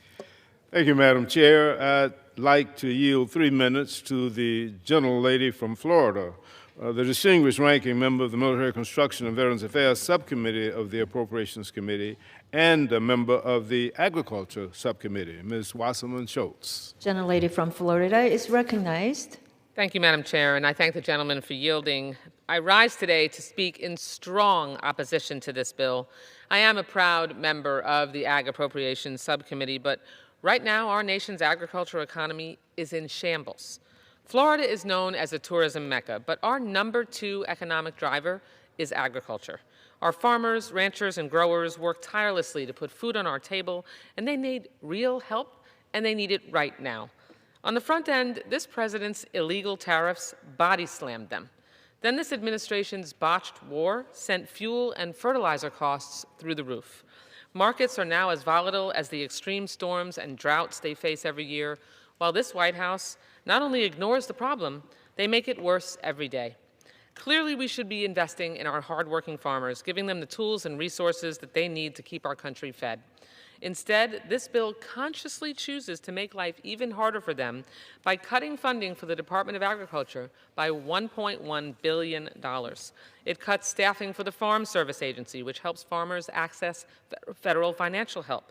It contains massive giveaways to the largest meat and poultry producers, but yet fails to invest in ag research needed to grow more crops faster and more cheaply. You know who pays for that? Our constituents at their local grocery store. But this legislation also directly harms nearly 7 million new mothers, babies, and children that count on the Nutrition Program for Women, Infants, and Children, or WIC, with cuts of $200 million. This bill also continues House Republicans' endless assault on the Supplemental Nutrition Assistance Program, SNAP, slashing the most effective anti-hunger weapon the federal government has by $6 billion.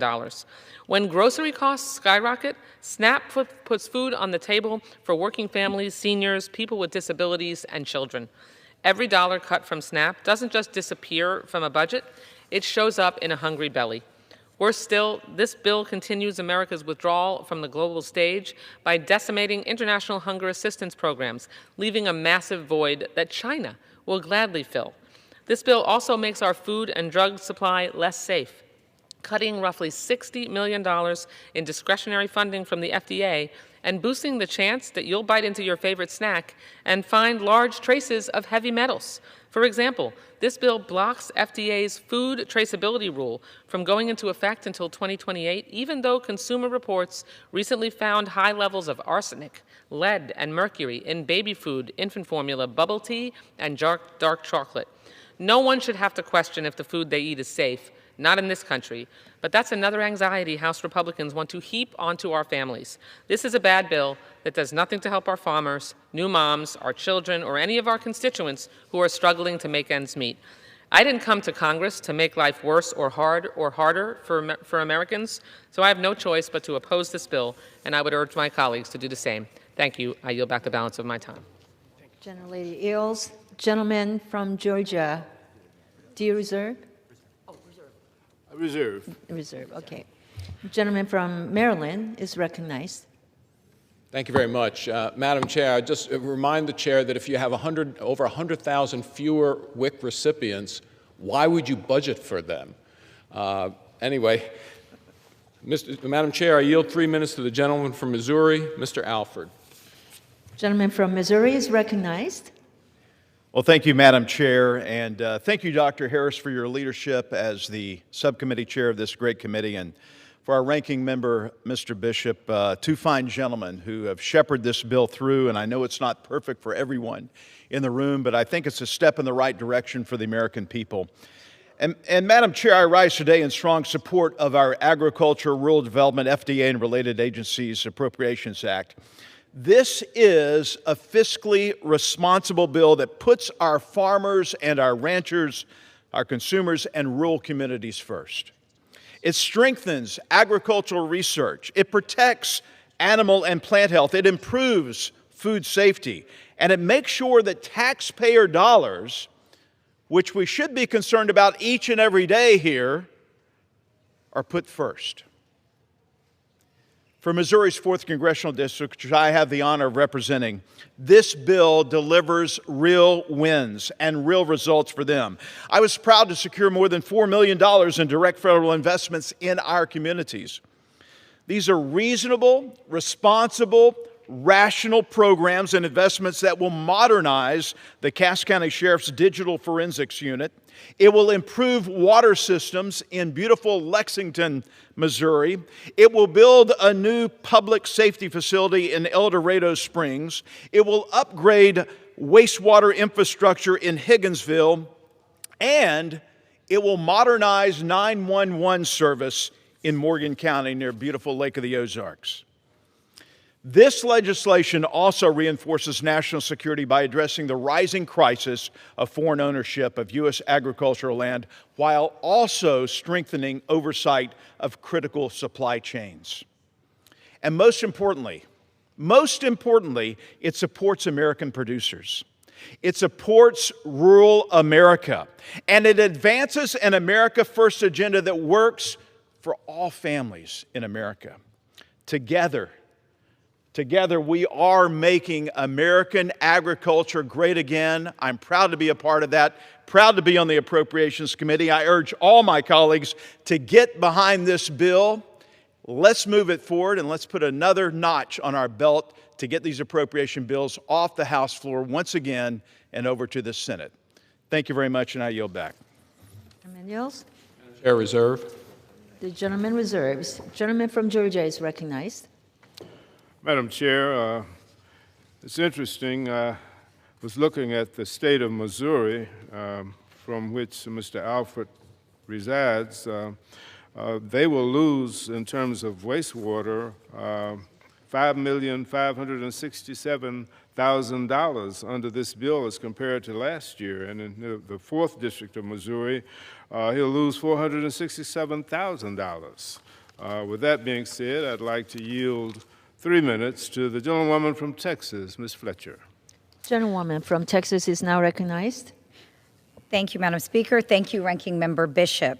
I rise in opposition to this bill and to object to the House Republicans on the Rules Committee's failure to include the amendment that I offered to increase and decrease funding for the Animal and Plant Health Inspection Service by $10 million to focus on the threat of New World screwworm. And yesterday, we learned that the New World screwworm has been found in Texas. This is something that Texans have been worrying about and have been warning Washington about for nearly 2 years. This flesh-eating parasite, previously eradicated from the United States, poses a huge threat to our cattle. And Texas is home to the largest cattle population in the country. More than 12 million cattle, a nearly $15 billion cattle industry. We have not seen a screwworm outbreak since the 1970s, and it cost the United States hundreds of millions of dollars and took years to eradicate and contain. An outbreak today will be devastating to U.S. livestock producers and drive up already high costs for beef at the grocery stores that all Americans will see. Now, for decades, our country has remained relatively pest-free thanks to the hard work of the USDA's Animal and Plant Health Inspection Service, which is tasked with eradicating and keeping dangers like screwworm at bay. Last March, though, the Trump administration fired more than 15,000 USDA employees, including more than 1,300 staff at the Animal and Plant Health Inspection Services, leaving our farmers and ranchers vulnerable. And the DOGE team, in their infinite wisdom, eliminated a program to contain the screwworm in Central America. This is what happens when you do not listen to the experts and the people who know what they're doing. Congressman Vicente Gonzalez, who represents South Texas, has warned people in Washington that USDA experts have told him we need to be producing 700 million sterile flies, but the administration hasn't listened. The threat of New World screwworm is just one consequence of the Trump administration's reckless campaign to eliminate funding for government programs and research initiatives that our country invests in and that Americans rely on, and, importantly, this Congress's utter failure to do anything about it and failure to stop it. Rebuilding our federal government's capacity to respond swiftly during crisis takes time, and as Texas farmers and ranchers can tell you, we're witnessing a crisis unfold before our eyes right now. For these reasons and the many others my colleagues have identified, I will be voting against this bill, and I urge my colleagues to do the same. Thank you, and I yield back. The gentlelady yields. I reserve. Gentleman yields. Reserves. Yes. Gentleman from Maryland is now recognized again. Madam Chair, just to keep the record straight, we actually increased funding for New World screwworm by $4.5 million this year.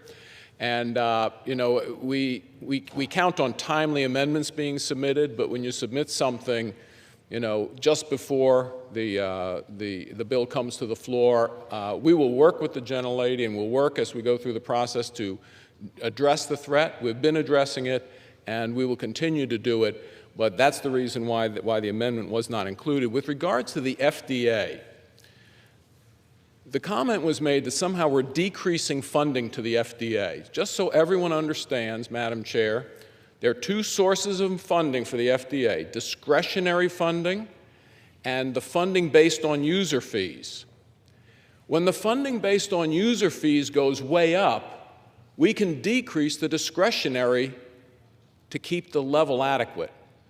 Overall funding for the FDA is up $150 million this year. It's not decreased. Yes, the discretionary part is decreased, but you know what?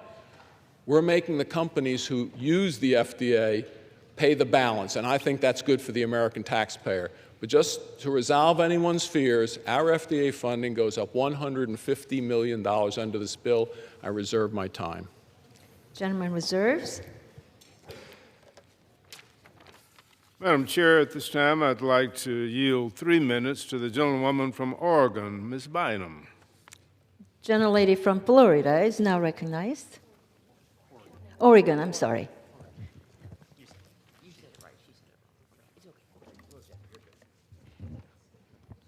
Thank you, Madam Chair. I can't say that I'm surprised that my Republican colleagues want to cut yet another resource to help women and children get food.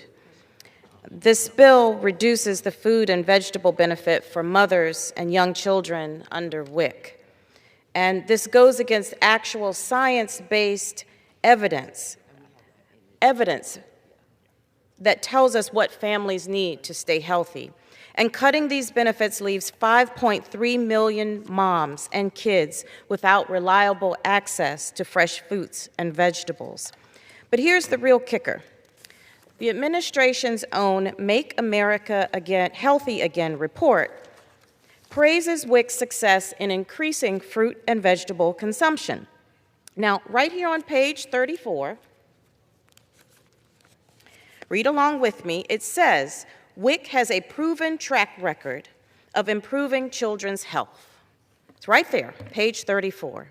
Madam Chair, we know that these benefits work, and these benefits help parents bring home apples instead of ultra-processed snacks, carrots instead of empty calories, and healthier options across the board that set children up for success. Now, we hear a lot of talk from the same people who are trying to cut these benefits about making America healthier. And if they were serious about that goal, I wouldn't have to be standing here right now. Madam Chair, we should be making it easier for families to afford healthy food, not harder. And for this reason, at the appropriate time, I will offer a motion to recommit this bill back to committee. And if the House rules permitted, I would have offered this motion with an important amendment to this bill. My amendment would restore the cut this bill makes to the WIC fruit and vegetable benefits and adjust to them to keep up with inflation. I will keep fighting to make sure that nothing, not inflation and not out-of-touch Republicans in D.C., gets to take healthy food away from moms and kids. And at the end of the debate, I will insert into the record the text of this amendment. I hope my colleagues will join me in voting for the motion to recommit. I yield back. Lady Eels, gentleman from Georgia is now recognized. I reserve. Gentleman reserves. Gentleman from Maryland, recognized again. Thank you, Madam Chair. Let's address the nutrition programs as yet once again. The SNAP participation rate year over year from February 25 to February 26, that's the last month we have data from, is down 7%. So thank goodness, 7% fewer Americans actually need the food, need SNAP system. So what did we do? We decreased the budget 6%. We actually didn't even decrease the budget as much as the participation rate went down. So SNAP is fully funded. Let's talk about WIC. February 25 to February 26. Last month we have available February 26. Year over year, decrease of 150,000 people on WIC. That's about 2.5%. That's exactly what we decreased the budget by. Why would we budget for people who don't exist? In the setting of a $2 trillion deficit, why would we put that money in a bill? We have a reserve, a $150 million reserve in WIC. God forbid that participation rate goes up because of economic principles, or maybe more Americans have children. The money's there. WIC and SNAP are fully funded for the participation rate. Anything else you hear is scary rhetoric. I reserve the balance. The gentleman reserves. The gentleman from Georgia is recognized.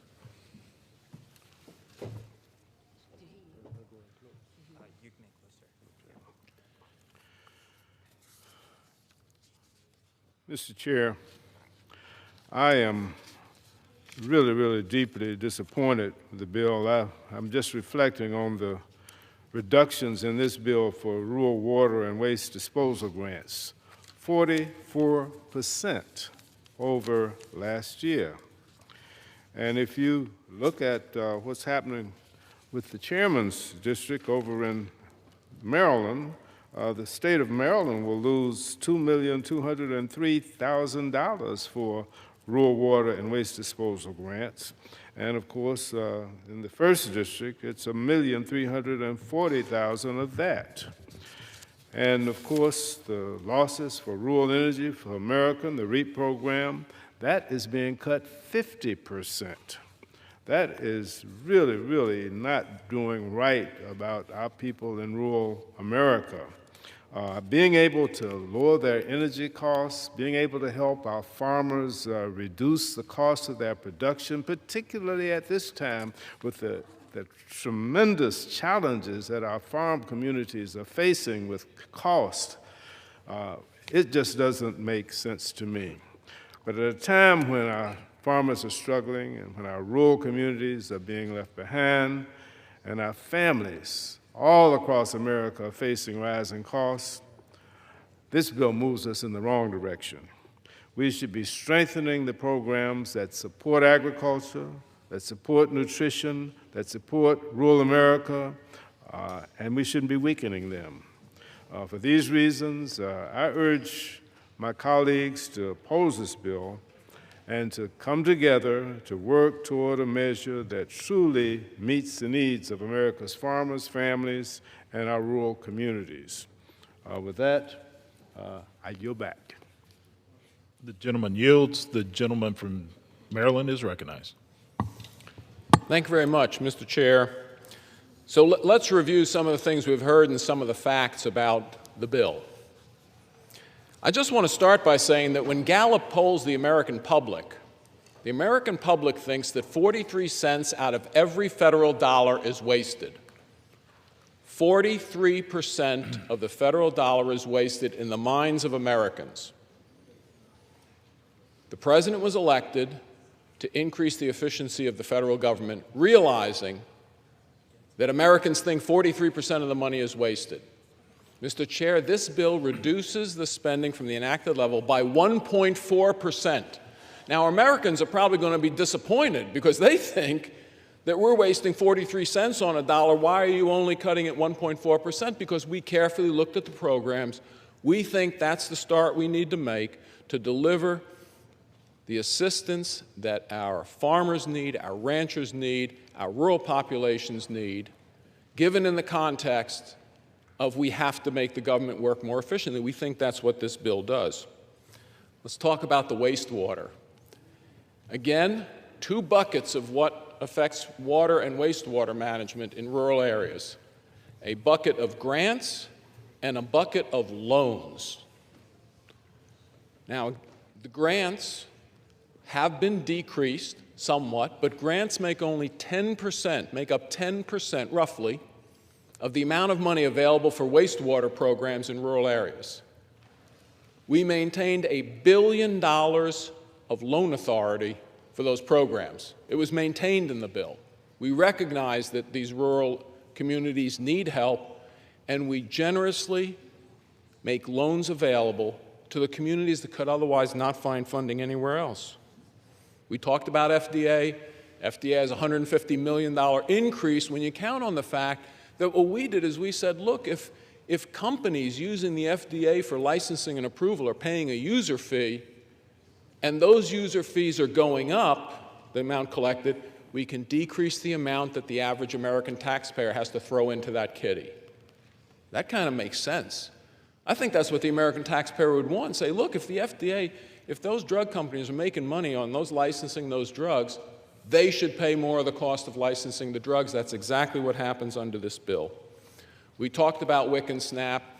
I'll just re-emphasize, participation rate in both programs go down, so we lowered the amount that we allocate to those programs proportional to the decrease in participation rates. That's just good accounting for the American people. Mr. Chair, this bill achieves a balance that is not easy.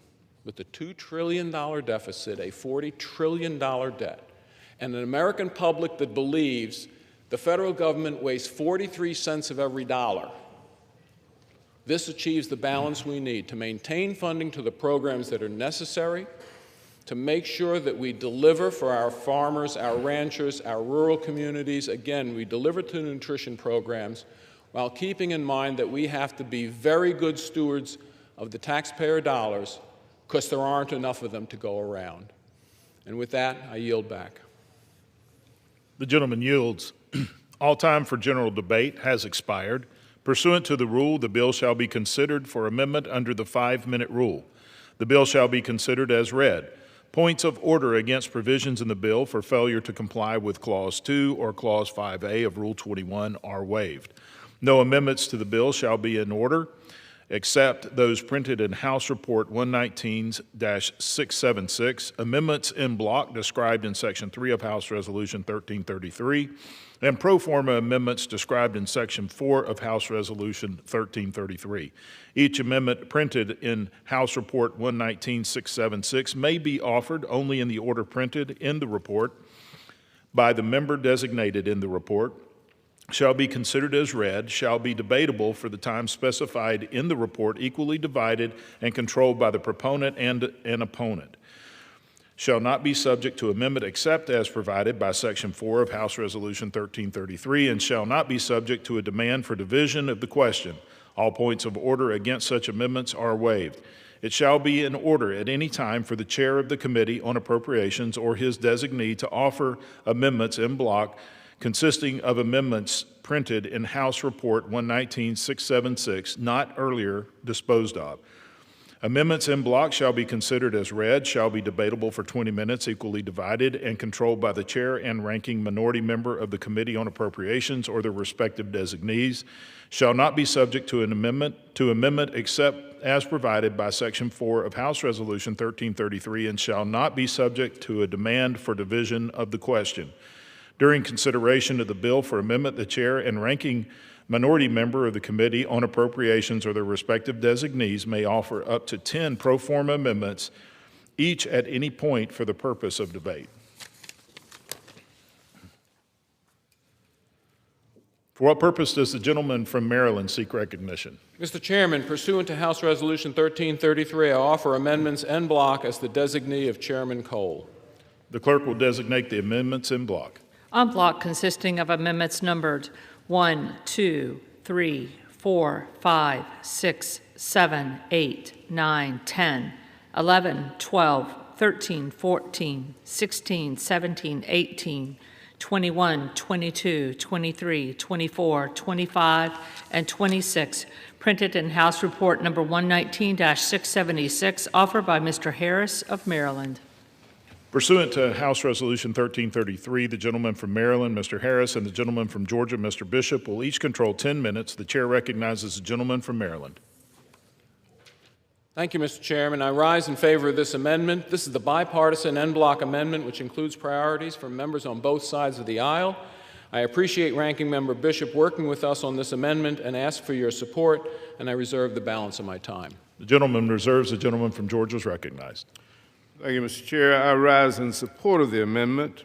The amendment includes bipartisan and non-controversial proposals that have been agreed to by both sides. I support adoption of the amendment, and I reserve the balance of my time. The gentleman from Georgia reserves. The gentleman from Maryland is recognized. Mr. Chair, I yield 2 minutes to the gentlelady from New York, Ms. Maliotakis. The gentlelady is recognized. Well, thank you, Mr. Speaker. As co-chair of the Congressional Animal Protection Caucus, I rise in support of my amendments that are included in this en bloc.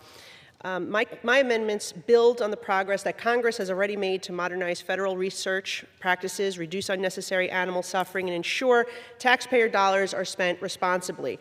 The first provision would prohibit the FDA from using taxpayer funds to issue or finalize new guidance documents that recommend or require dog testing for human drugs and medical devices.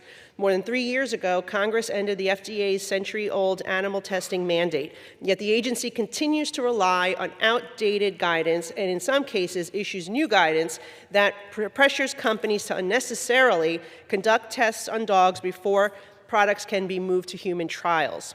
Modern human-based technologies, including organs on chips and other advanced testing methods, are often faster, they're more accurate, and they're more predictive of human outcomes than traditional dog testing. The second provision would prohibit USDA funding for significantly painful research on dogs and cats conducted through the National Institute of Food and Agriculture. Americans love their pets. They are members of our families. Taxpayers should not be forced to subsidize painful experiments on dogs and cats when Congress and federal agencies have already recognized that these practices should be restricted. During President Trump's first administration, USDA closed its last remaining cat experiment lab. Congress and the Department of Veterans Affairs have already acted to restrict painful dog and cat testing, and the Department of Defense has likewise ended funding for these practices. This week, we saw EPA Administrator Lee Zeldin, our former colleague, announce the goal of eliminating all animal testing by his agency by 2035. My amendments promote better science, greater accountability, and more humane treatment of animals. They reflect the growing bipartisan consensus that we can advance medical innovation while reducing animal suffering and using taxpayer dollars more responsibly. I urge my colleagues to support my amendments, and I yield back. The gentleman reserves. The gentleman from Georgia is recognized. At this time, Mr. Chair, I yield 1 minute to my friend and fellow Blue Dog, the gentleman from California, Mr. Thompson. The gentleman is recognized. Thank the gentleman for yielding. Mr. Speaker, I rise in support of the en bloc amendment, and specifically by the amendment introduced by me, Representative Valadeo, and Representative Costa. Across my district and many wine-producing regions of our country, Growers are facing a growing threat from a vector known as the glassy wing sharpshooter, an invasive pest that spreads Pierce's disease amongst the grapevines and kills vineyards. For many communities, wine grapes are not just a crop. They're the cornerstone of local economy, supporting farmers, small businesses, tourism, and thousands of jobs. In California alone, the wine community generates sizable tax revenues at the local, state, and federal level. In 2025, the wine economy generated nearly $85 billion in economic activity and paid nearly $6.5 billion in state and local taxes and almost $8 billion in federal taxes. If we fail to act, the consequences will be severe. Vineyards that have taken years to establish can be damaged or destroyed, threatening livelihoods and putting significant economic activity at risk. This amendment recognizes that reality. While it does not provide the funding itself, it sends an important signal as the House and Senate. Thank you. The House and Senate move towards conference that those additional resources are needed to combat this invasive pest and protect American agriculture, communities, and our economy. We can pay this now, or we can pay a lot more and suffer the devastation if we delay. I urge all my colleagues to support this, and I yield back the balance of my time. The gentleman from Georgia reserves. The gentleman from Maryland is recognized. Mr. Chair, I yield 1.5 minutes to the gentlelady from Colorado, Ms. Boebert. Gentlelady is recognized. Thank you, Mr. Speaker, and thank you to the gentleman from Maryland, Chairman Andy Harris, for his leadership in the Agriculture Appropriations Committee. I rise in favor of this en bloc package that includes 5 of my amendments. In Colorado's 4th Congressional District, agriculture is the lifeblood of our communities. I represent thousands of hardworking farmers, ranchers who are raising livestock, growing wheat, corn, millet, and other vital crops that feed our nation and power their local economies. My amendments do not increase spending by a single dollar. They redirect $10 million in existing funds from administrative offices and back office bureaucracies to important programs in the USDA that will help our farmers, ranchers, landowners, and rural communities. My amendments redirect additional resources for rural utility services and rural development programs in rural communities to help strengthen infrastructure and economic opportunity. One of my amendments redirects funding to the Farm Service Agency, which works directly with producers to administer farm programs, disaster assistance, and conservation initiatives. I am also redirecting funding to the National Resources Conservation Service operations. And Mr. Speaker, I urge everyone to support these important amendments, and I thank the gentleman. I yield. I reserve. Gentleman from Maryland reserves. The gentleman from Georgia is recognized. At this time, I'd like to yield 1 minute to the gentlewoman from Ohio, Mrs. Sykes. Gentlewoman's recognized. Thank you, Mr. Speaker, and thank you to the ranking member. I rise in support of my amendment number 22, which calls on the FDA to require infant formula and toddler food manufacturers to implement an environmental monitoring regime for deadly contaminants like botulism and salmonella. A recent Consumer Report study found potentially concerning levels of contaminants in more than half of the tested infant formula samples, and we have seen similar reports on heavy metals and contaminants in toddler food. Parents shouldn't have to worry about whether the food they feed their children is unsafe, and we need to do better. The report for this bill includes language I requested to strengthen the testing of heavy metals, but we also must monitor for environmental contaminants so we can prevent outbreaks before they happen, like the botulism outbreak from earlier this year. I urge my colleagues to support this en bloc and to also support my Infants Act, which would empower the FDA to take the appropriate action to protect our precious baby. So thank you, and I yield back. Gentleman from Georgia reserves. The gentleman from Maryland is recognized. Mr. Chairman, I yield 2 minutes to the gentleman from California, Mr. Valadeo.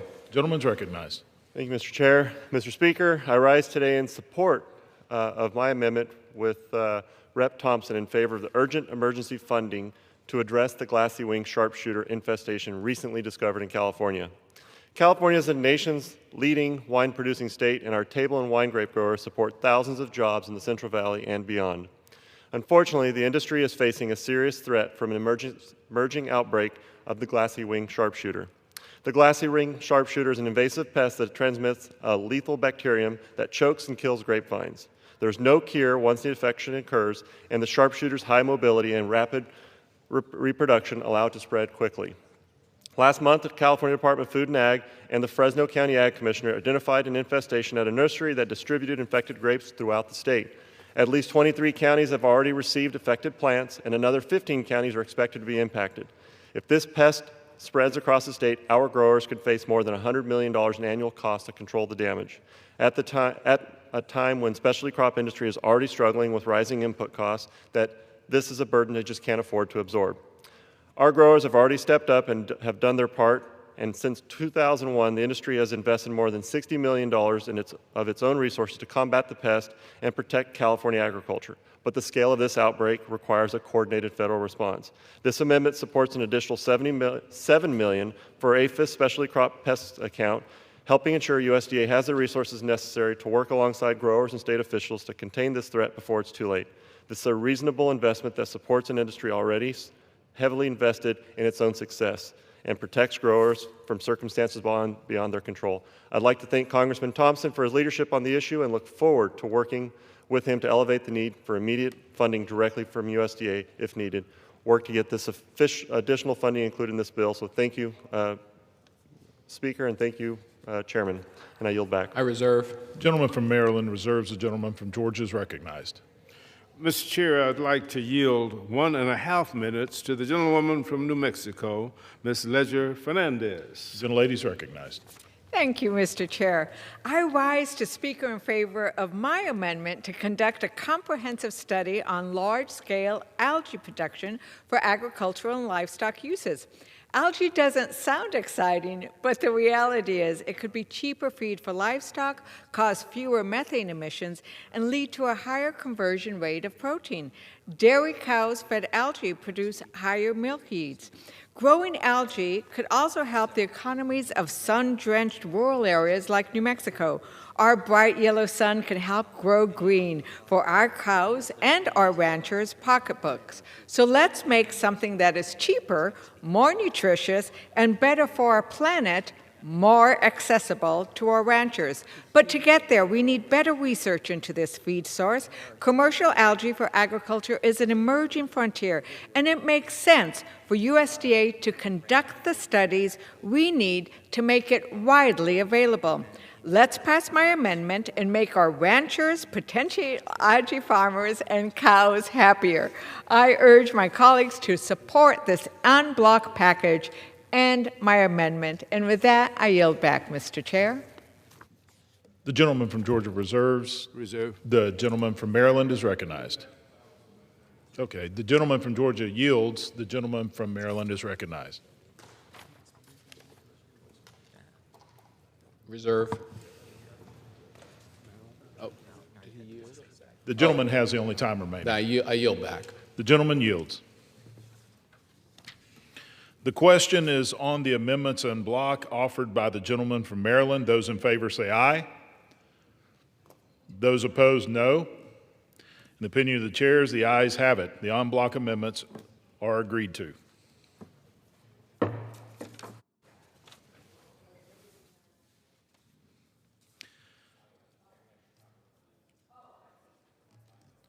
The chair understands that amendment number 15 will not be offered.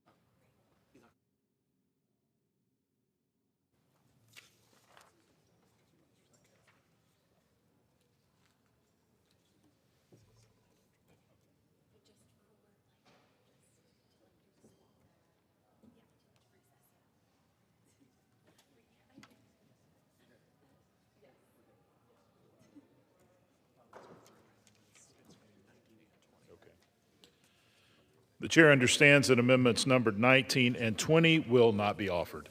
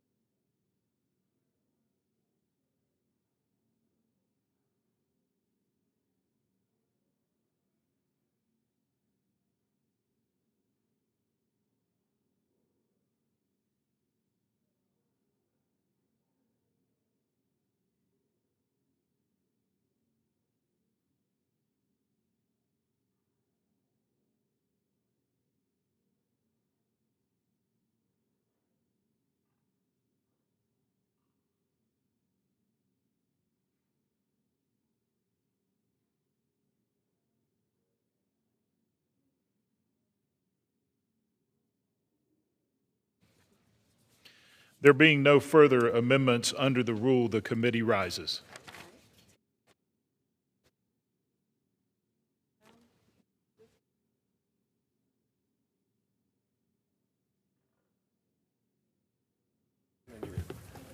Mr. Chair. Mr. Speaker, the Committee of the Whole House on the State of the Union had under consideration H.R. 8646, and pursuant to House Resolution 1333, I report the bill back to the House with sundry amendments adopted in the Committee of the Whole. The Chair of the Committee of the Whole House on the State of the Union reports that the committee has under consideration the bill H.R. 8646 and reports that the bill back to the House with sundry amendments adopted in the Committee of the Whole. Under House Resolution 1333, the previous question is ordered. In a separate vote demanded on any amendment reported from the Committee of the Whole is a separate vote demanded on any amendment reported from the Committee on the Whole. If not, the Chair will put them in gross. The question is on the adoption of the amendments. Those in favor say aye. Those opposed, no. The ayes have it. The amendment is adopted. The question is on the engrossment of the third reading of the bill. Those in favor say aye. Those opposed, no. The ayes have it. Third reading. A bill making appropriations for agriculture, rural development, food and drug administration, and related agencies' programs for fiscal year ending September 30th, 2027, and for other purposes. Pursuant to Clause 1C of Rule 19, further consideration of H.R. 8646 is postponed.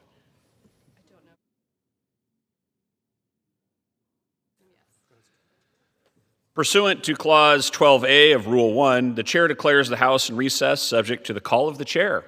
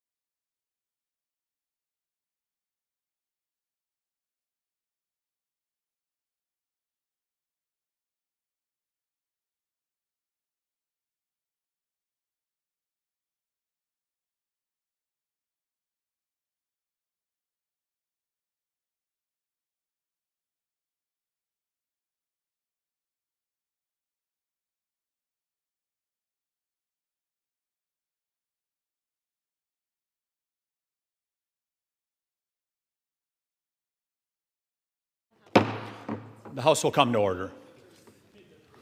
For what purpose does the gentlewoman from North Carolina seek recognition?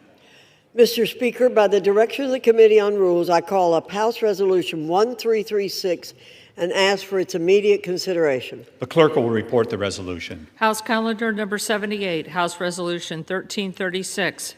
Resolved that the requirement of Clause 6A of Rule 13 for a two-thirds vote to consider a report from the Committee on Rules on the same day it is presented to the House is waived with respect to any resolution reported through the legislative day of June 5, 2026, relating to a measure providing for reconciliation pursuant to Title II of Senate Concurrent Resolution 33. The gentlewoman from North Carolina is recognized for 1 hour. Thank you, Mr. Speaker. For the purpose of debate only, I yield the customary 30 minutes to the gentleman from Massachusetts, Mr. McGovern, pending which I yield myself such time as I may consume. During consideration of this resolution, all time yielded is for the purpose of debate only. I ask unanimous consent that all members have 5 legislative days to revise and extend their remarks. Without objection. Mr. Speaker, yesterday the Rules Committee met and produced a rule, H-Res 1336, providing for same-day authority when the House considers the forthcoming reconciliation measure from the Senate. Granting same-day authority will allow the House to advance this legislation to President Trump's desk for his prompt signature and fulfill our commitment to fully fund CBP and ICE so that they can continue their mission of defending the homeland. Yesterday at the Rules Committee, we heard all sorts of chapter and verse that funding ICE and CBP isn't an emergency. We heard we should focus on all sorts of other things besides funding law enforcement. It doesn't surprise me, given the pitiful record on both backing the blue and securing the border. As opposed to listening to the rhetoric on the other side, let's look at their record. During the Biden administration, CBP recorded more than 2 million gotaways. That's almost double what was tracked during the previous decade. That's 2 million people who were able to cross into our nation without any record of who they are. The Biden administration granted more than 1.3 million inadmissible aliens mass parole. Under the Biden administration, more than 150,000 children went missing, likely due to trafficking. Thankfully, it was the Trump administration that located more than 120,000 of these children. The record of Republicans in standing for border security, national security, and the rule of law is crystal clear. Republicans understand the threats posed by our nation's adversaries, and we're the ones leading the charge to confront those threats, protect the homeland, and protect the American people. Following the joint military action against Iran and the subsequent regional attacks, there is significant increase of potential threats and retaliatory terror attacks on U.S. soil.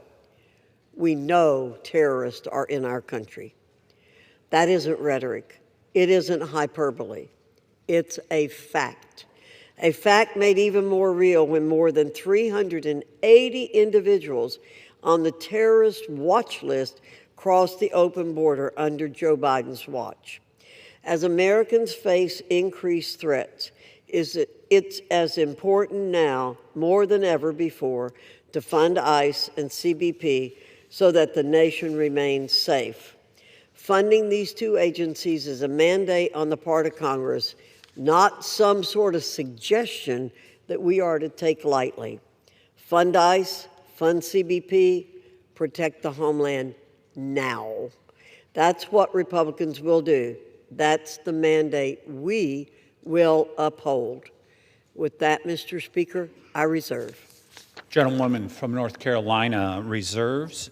The gentleman from Massachusetts is recognized. Well, thank you, Mr. Speaker, and I want to thank the gentlelady from North Carolina for yielding me the customary time, and I yield myself such time as I may consume.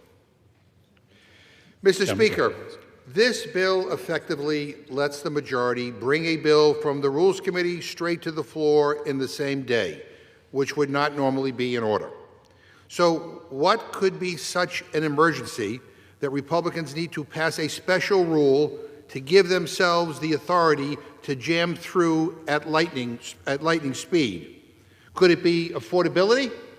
No, nothing on affordability. Could it be lower gas prices or ending the war in Iran? No, nothing there. Could it be a bill to bring down housing or health care costs? Nope, guess again. They are passing a special rule to help them jam through billions of dollars more for ICE and CBP, what amounts to yet another blank check for agencies that have violated court orders, terrorized communities, killed American citizens in cold blood, and operated with virtually no accountability. These agencies already got a massive payday in Trump's big ugly bill. In fact, and get this, they have more money than they know what to do with. They still have $100 billion, billion with a B, sitting in the bank that they haven't spent yet. These are lawless agencies already flush with cash. And for some reason, now Republicans are rushing to give them even more. I mean, around here, that is what has become an emergency. Not the cost of groceries, not the cost of gas. No, the emergency is that Donald Trump's immigration policies might have to wait for another blank check. I mean, give me a damn break. This majority moves at lightning speed when Trump wants something. They move at lightning speed when billionaires, you want another tax cut. They move at lightning speed when corporate donors want another giveaway. But when regular people need help, suddenly everything is impossible. Can't do it. When families needed affordable health care, Republicans went home. When people demanded that the Epstein files be released, Republicans stalled, they delayed, and they obstructed, and that continues. When working people asked Congress to do something about Trump's tariffs driving up prices, Republicans blocked the vote. When we tried to force a debate on Trump's illegal war, Republicans tried to shut that down too. That is the pattern, Mr. Speaker. That is the pattern. When Trump says jump, they ask how high. But when the American people ask for affordability, this place grinds to a halt. This is about priorities, Mr. Speaker. Republicans want to hand tens of billions of dollars to lawless agencies that already have tens of billions of dollars, but they cannot find the same urgency for a mom trying to afford groceries, or for a senior rationing medication, or for the family trying to keep a roof over their heads. Isn't that something? Well, I think this is a rotten, lousy, immoral thing to jam through with same-day authority, and I urge a no vote, and I reserve my time. Gentleman from Massachusetts reserves. I recognize the gentlelady from North Carolina. Thank you, Mr. Speaker. You know, my colleague on the other side of the aisle is saying, what's the emergency? Why are we here today? Dare I say I agree with my colleagues on the other side. We should not have to be here debating providing funding for the agencies that secure the borders of the United States of America. Since their creation in 2003, neither ICE nor CBP has ever gone an entire fiscal year without congressional funding through the regular appropriations process.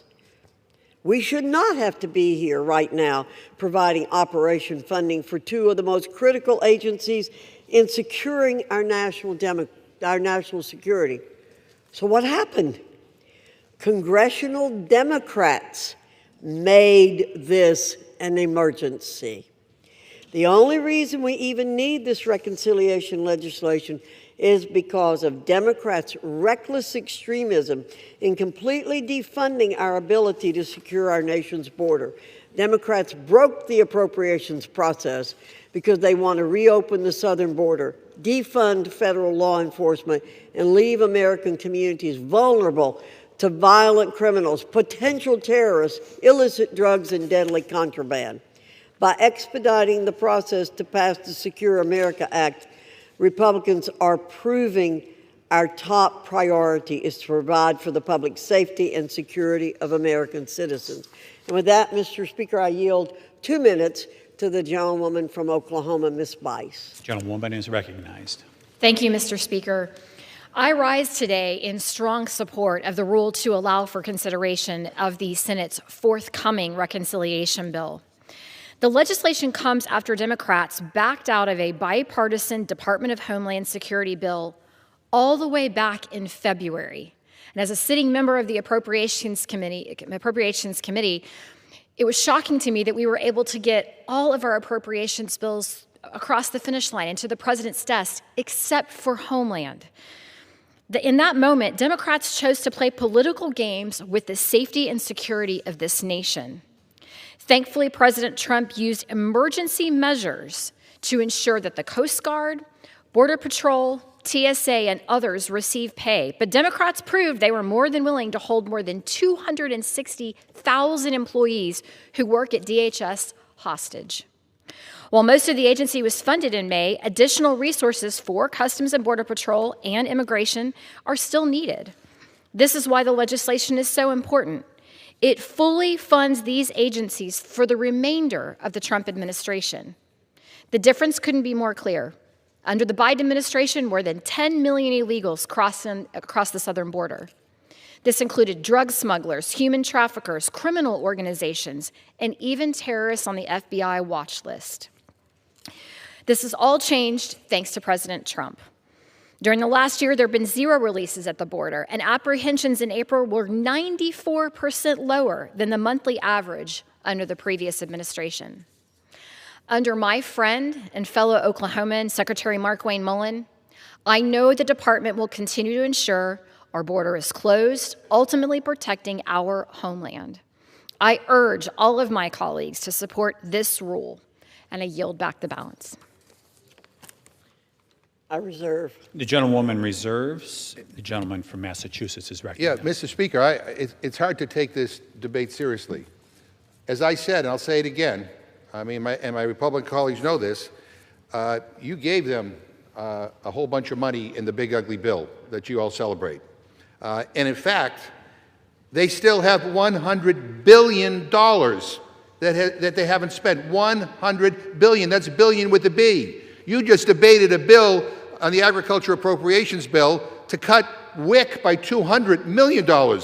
ICE and CBP still have $100 billion, and here we are with a bill to give them another $70 billion. I mean, there are countries in the world where whose military budget doesn't even equal what you have given ICE and CBP. I mean, the priorities around this place are all screwed up. I mean, you know, you talk about America first. Well, this is America last. This is America last. You're cutting programs that help feed pregnant mothers and their kids. You're cutting programs that make sure people don't go hungry and have enough to eat, have enough access to nutrition. You're cutting programs that help working people. You're cutting programs that cut health care. And here we are giving an additional $70 billion to agencies that already have $100 billion that they haven't spent. Members are reminded to direct their remarks to the chair. Mr. Speaker. So I would just simply say, my Republican friends, when you talk about America first, you're putting America last. Your constituents are hurting. They are suffering right now. Prices have never been higher. Gas is through the roof. The cost of groceries is through the roof. The cost of everything is through the roof. Inflation is up. And yeah, you can blame Joe Biden. I mean, he hasn't been president for a year and a half. That's the usual BS excuse that we hear all the time. The bottom line is you are intentionally doing this. You are taking money away from people in need in this country, and you are giving it to agencies that have violated the law, that have killed American citizens, that have not been held accountable. This is outrageous. I reserve. Gentleman reserves. The gentlelady from North Carolina is recognized. Thank you, Mr. Speaker. I'm happy to yield 3 minutes to the gentleman from Florida, Representative Fine. The gentleman is recognized. Thank you, Mr. Speaker. I'll endeavor to do a better job of following the rules and addressing my comments to you than seems to happen by those who are supposed to know the rules. But I would say this. You hear in this debate that the concern is about affordability. The concern is about affordability, the affordability of housing for Americans, the affordability of health care for Americans, the affordability of insurance of Americans, the affordability of education for Americans. Democrats say they care about these things, but they do not. Because the number one thing we can do to make America affordable again is to deport the tens of millions of people who should not be in our country. 20 million people living in houses they shouldn't be in drives up housing prices. 20 million people going to emergency rooms that are being paid for by the taxpayer drives up healthcare costs. 20 million people sending their kids to school, which costs $10,000 to $20,000 per student in Florida, drives up education costs. And go look at your auto insurance bill. That line of uninsured and underinsured motorist insurance, that might as well be called illegal immigrant insurance. When we do these things, we protect our border and we make America affordable again, but we also make America safe again. In my district alone, I want to tell you about 3 people who have been deported. Rafael Haya Salgado from Cuba, who committed the crimes of homicide, larceny, burglary, flight escape, and resisting an officer. Alejandro Diaz Torrente from Cuba, arrested for stolen property, burglary, forced entry residence, forgery of checks, selling cocaine and marijuana. Lionello Silva Garcia from Mexico, his crimes were lewd or lascivious acts with a minor and sexual assault. When we don't fund these agencies, we don't find these people, we don't send them home. So our objective here is not only to make America safe again, but it is to make America affordable again. And passing this rule to fund these agencies, to do those, will do exactly that. That's why I'll be proud to support the rule and proud to support that reconciliation package when it comes to the floor later today. Thank you, Mr. Speaker. I reserve. Gentlelady reserves. The gentleman is recognized.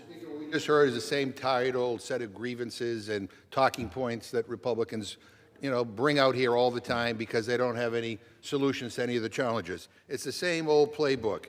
Prices are up, blame immigrants. Gas is up, blame immigrants. Trump starts an illegal war in Iran, blame immigrants. Greedy healthcare companies rip off people and overcharge people for their basic health care. Let's blame immigrants.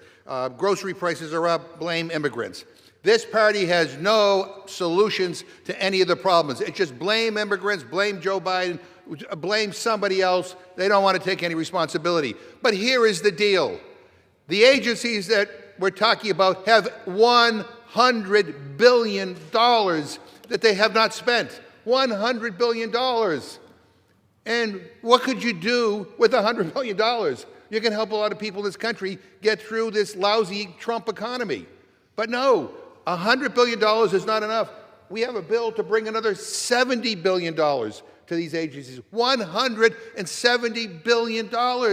I mean, this is crazy, Mr. Speaker. What the hell is wrong with these people, Mr. Speaker, that this is where their priorities are? And again, putting more money into agencies that do not obey the law, that have killed American citizens, that have basically set up concentration camps in some of our states in which immigrants are being mistreated. We have American citizens that are being picked up and detained by ICE. We all agree that if people commit crimes, I don't care whether they're undocumented immigrant or a legal citizen, if you commit a crime, you ought to be held accountable. Nobody disagrees with that. But that's not what this is about. This is about pouring billions and billions and billions of dollars into agencies that already have more than enough.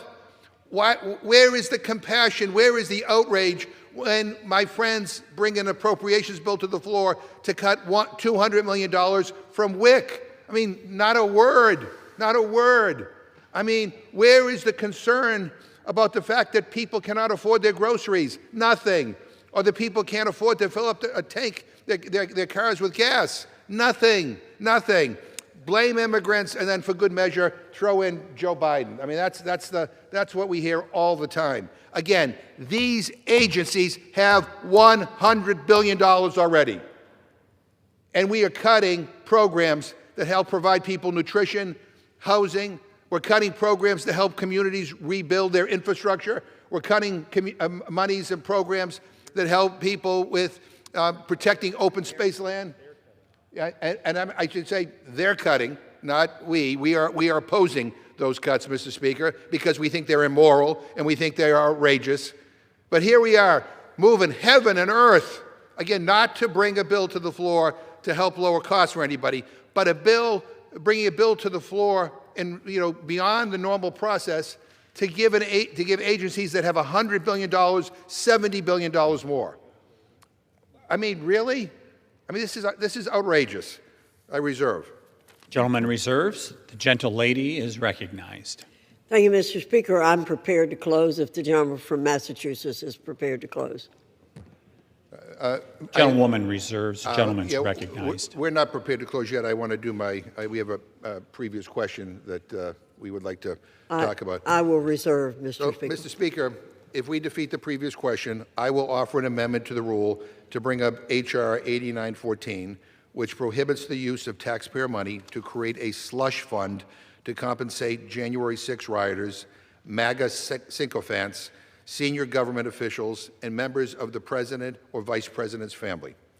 Mr. Speaker, following President Trump's settlement of his bogus lawsuit against his own IRS, he tried to commandeer nearly $1.8 billion in taxpayer funds to bankroll a slush fund for January 6th insurrectionists and other aggrieved MAGA loyalists. After the obvious outcry at this ludicrous use of taxpayer dollars, Acting Attorney General Blanche said yesterday they weren't moving forward with this fund. Then, later, the same day, President Trump, when asked if the fund was dead or just on hold, said, "I don't know. I don't know." I don't know? Really? He also said, "I love it, and I think it's so important." So it is now clear that the only way to end this corrupt scheme, and it is a corrupt scheme, to end it for good, is for Congress to act. And as the newly free to speak his mind Senate Republican whip, Senator Cornyn said, and let me quote, "The way to ensure the Trump retribution fund is more than mostly dead would be for Congress to put a stake through it," end quote. That is Republican Senator John Cornyn. That is exactly what I am offering every member of this House today, a chance to vote on if they want to kill this slush fund for good or not. Do my Republican colleagues want millions of dollars to go to the January 6 rioters? I mean, I was here that day. Many of my Republican colleagues were here that day. I was in the Speaker's chair that day. I was the last person off the House floor. I saw those maniacs, beating up cops. I'll never, ever forget it. And the fact that they have been pardoned by this president is outrageous, but the idea that they will be financially rewarded, oh my God, what is wrong with this place? So with the vote that we're calling for here right now, we can end this slush fund once and for all, and maybe we could take that money and put it toward issues to deal with the affordability crisis, maybe to make law-abiding Americans' lives a little bit easier. So, Mr. Speaker, I ask unanimous consent to insert the text of my amendment into the record along with any extraneous material immediately prior to the vote on the previous question. Without objection. And with that, I reserve. The gentleman reserves. The gentle lady is recognized. Thank you, Mr. Speaker. I reserve. The gentle lady reserves. The gentleman is recognized. Does the gentle lady have any more speakers? I do not, Mr. Speaker. Mr. Speaker, this debate boils down to priorities. Republicans have shown that they're willing to move mountains when they want to. They can move mountains for Donald Trump. They can move mountains for billionaires. They can move mountains for corporate donors. And today they're moving mountains to spend $70 billion more on ICE and CBP. But for regular people, they're doing nothing. They've done nothing and they're doing nothing. Families are getting crushed by grocery prices. Workers can't afford rent. Parents are struggling to pay for child care. Seniors are worried about health care. Kids are hungry, and Republicans don't care. That is the story of this majority. And they have all the urgency in the world for the worst priorities, and no urgency at all for people who actually need help. They'll rush to fund agencies that separate families, that violate rights, and bow down to Donald Trump's illegal orders. But they refuse to lift a finger to ease the burdens on working people. It's everything and anything for those at the top, and the hell with everybody else. So vote no on this rule. Vote no on this blank check. These agencies already have $100 billion, $100 billion, billion with a B. They don't need an additional $70 billion. Yeah, and so I urge my colleagues on both sides of the aisle to vote no on these rotten priorities. And let's get back to work. and do the work that people actually sent us here to do. Let's try to do things that actually improve people's lives, not screw them over. And with that, I yield back. The gentleman yields, and I'll recognize the gentlelady from North Carolina. Thank you, Mr. Speaker. I'll use such time as I may consume. Gentlewoman is recognized. Thank you, Mr. Speaker. The Biden-Harris administration abandoned our Border Patrol agents and refused to enforce our sovereign borders. This destroyed morale and increased attrition throughout the frontline law enforcement who want to do what they signed up for, secure our borders. It is crucial to our national security that ICE and CBP have the resources and pay they need to accomplish their critical and legal missions of preventing illegal aliens and other public safety threats, narcotics and other contraband from entering our communities and removing criminal illegal aliens from within our country. It is not sufficient to hope that we can use the funding from H.R. 1 to fully fund these agencies. Our colleagues talk about money that Homeland Security has in its budget, but they are quite well aware that the money allocated in H.R. 1 provided supplemental funding to finish building the border wall that was abandoned under the Biden administration, provide funding for additional frontline, well-paid personnel to accomplish their Homeland Security missions, and 3, invest in advancement in technology to close exploitable gaps and enhance border interdictions to keep our communities safe. Yes, there's money, but it's mostly for the wall and for technology. Right now, CBP does not have the personnel that it says it needs.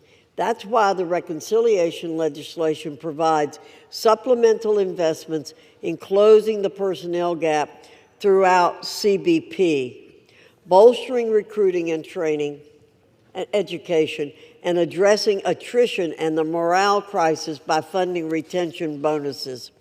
H.R. 1 funding is not sufficient for the everyday operations of securing our nation's borders.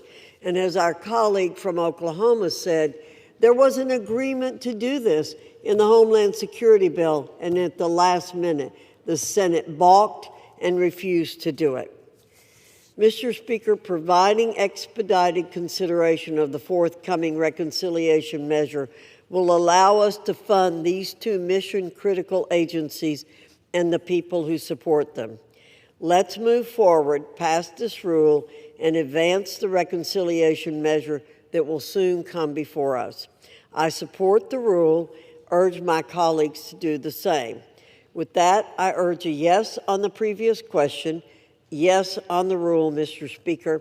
I yield back the balance of my time and move the previous question on the resolution. The gentlewoman yields the balance of her time. The question is on ordering the previous question on the resolution. Those in favor say aye. Aye. Those opposed, no. No. In the opinion of the chair, that the ayes have it. I ask for a recorded vote. The yeas and nays. The gentleman requests the yeas and nays. The yeas and nays are requested. Those favoring a vote by the yeas and nays will rise. A sufficient number having risen, the yeas and nays are ordered. Pursuant to Clause 8 of Rule 20, further proceedings on this question will be postponed.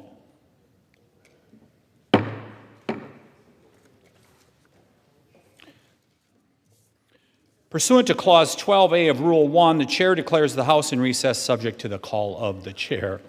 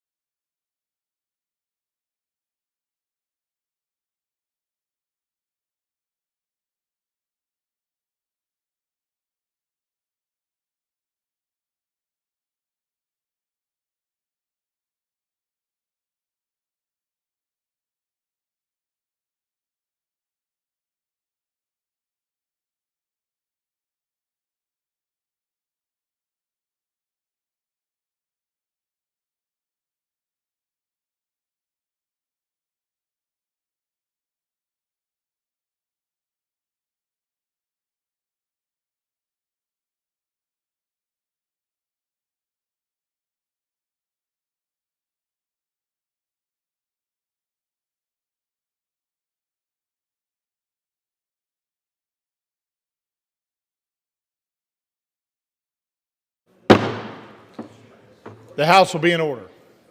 The chair lays before the House a communication. The Honorable, the Speaker, House of Representatives, sir. On June 4th, 2026, pursuant to Section 3307 of Title 40 United States Code, the Committee on Transportation and Infrastructure met in an open session with a quorum being present to consider one resolution included in the General Services Administration's Capital Investment and Leasing Programs. I have enclosed a copy of the resolution adopted by the Committee on Transportation and Infrastructure on June 4th, 2026. Signed sincerely, Sam Graves, Chairman, Committee on Transportation and Infrastructure. Referred to the Committee on Appropriations. Proceedings will resume on questions previously postponed. Votes will be taken in the following order. Adoption of H-Con Res 84. Ordering the previous question on H-Res 1336. Adoption of H-Res 1336 if ordered. The motion to recommit H.R. 8646 if ordered. Passage of H.R. 8646 and adoption of H-Res 518.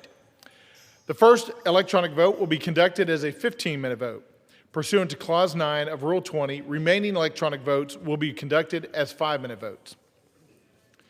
Pursuant to Clause 8 of Rule 20, the unfinished business is the vote on adoption of House Concurrent Resolution 84, on which the yeas and nays are ordered. The clerk will report the title of the concurrent resolution. House Concurrent Resolution 84. Concurrent resolution directing the President pursuant to Section 5C of the War Powers Resolution to remove United States Armed Forces from Lebanon. The question is on adoption of the concurrent resolution. Members will record their votes by electronic device. This is a 15-minute vote.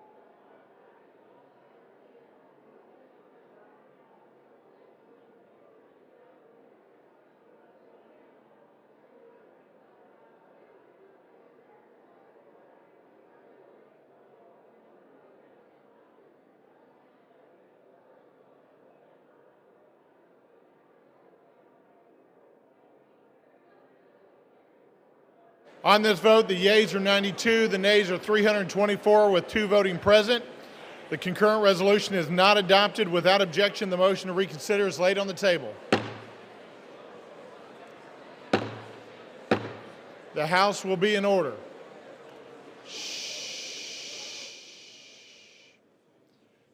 For what purpose does the gentleman from Louisiana, the Speaker of the House of Representatives, seek recognition? I ask unanimous consent to speak out of order for 1 minute. Without objection, Mr. Speaker, you are recognized.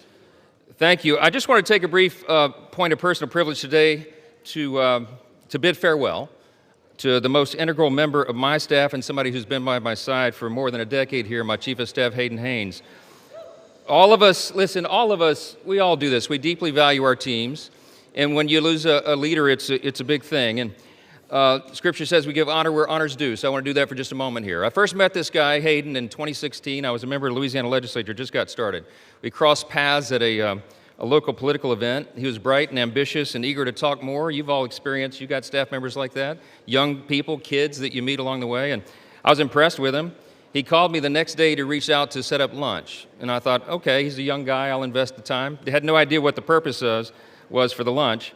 I didn't know it was going to be a strategy session for the future of my career, but that's what happened.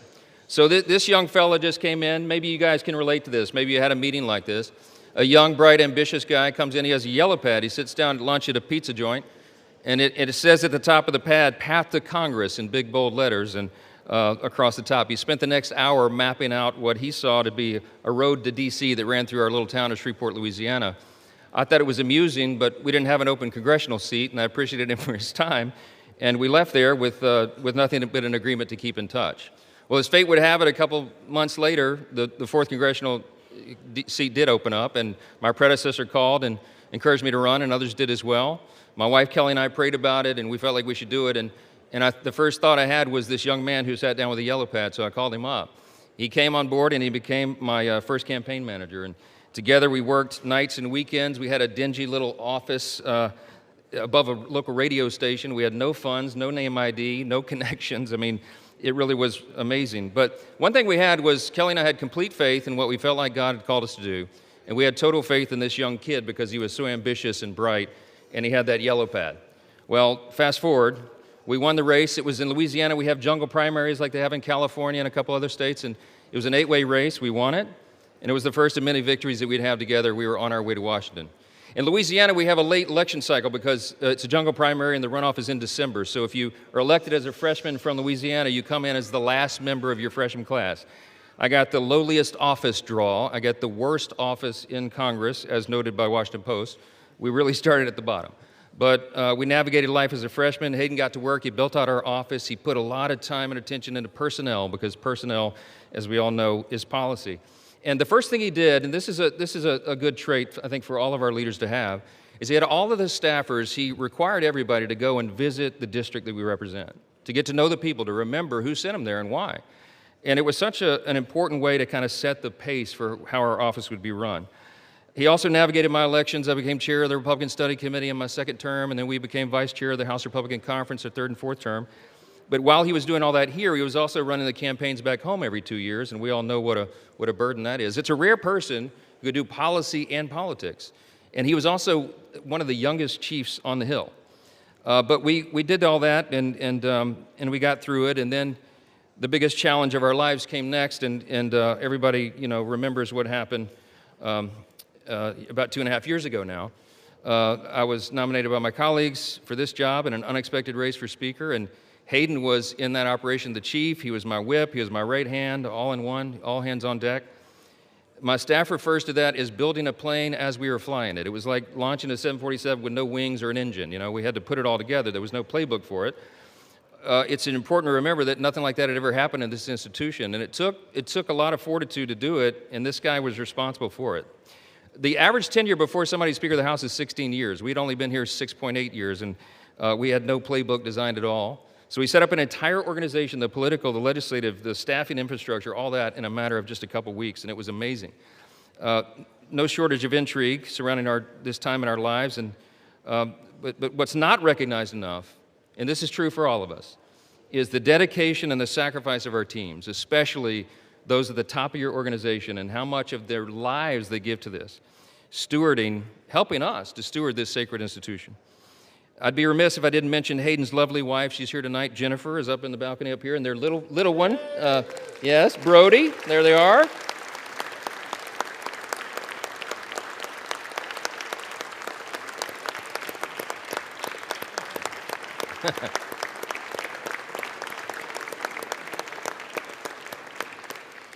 Look, it's impossible. I'll just say this on behalf of all the families of all the staff who serve us. We owe an eternal debt of gratitude to these folks. It's impossible to overstate their sacrifice. Late nights, long hours, high stakes, and they give their all. And they don't get paid enough for that, and we all know it. But we couldn't run the operation without them. But we're grateful to their families, to Brody and Jen, for their selflessness and patience, and sharing their dad and husband with us these many years. So I'll close with this. I'm going to say, this young man, this country boy from Mendon, Louisiana, political whiz kid who envisioned my path before I did, loyal friend who's been a constant throughout every season of our journey. There are only a handful of people in Washington, you all know, that you can really, really, truly trust completely. And Hayden's been one of those people for me. And I pray that you have somebody just like that. I know you all do. And I hope you treasure him. Even before the speakership, before the Cannon office that was split in the middle by a women's restroom, before the apartment office campaign above the radio store, it was Hayden who built this ship from the ground up, and I will always be grateful for that. And we're going to miss him. We're going to have a lot of tough fights. He's been with us for all those fights along the way, and he's earned some downtime. And I'm really grateful that he and Jen and Brody are going to get that. I wish them the best. Thank you for indulging me. God bless you in your next chapter, my friend. God bless.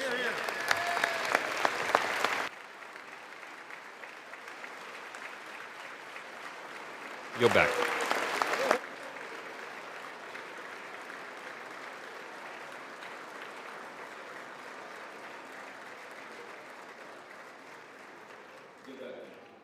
The gentleman yields back. Pursuant to Clause 8 of Rule 20, the unfinished business is the vote on ordering the previous question on House Resolution 1336, on which the yeas and nays are ordered. The clerk will report the title of the resolution. House Calendar Number 78, House Resolution 1336. Resolution waiving a requirement of Clause 6A of Rule 13 with respect to consideration of certain resolutions reported from the Committee on Rules. Question is on ordering the previous question. Members will record their votes by electronic device. This is a 5-minute vote.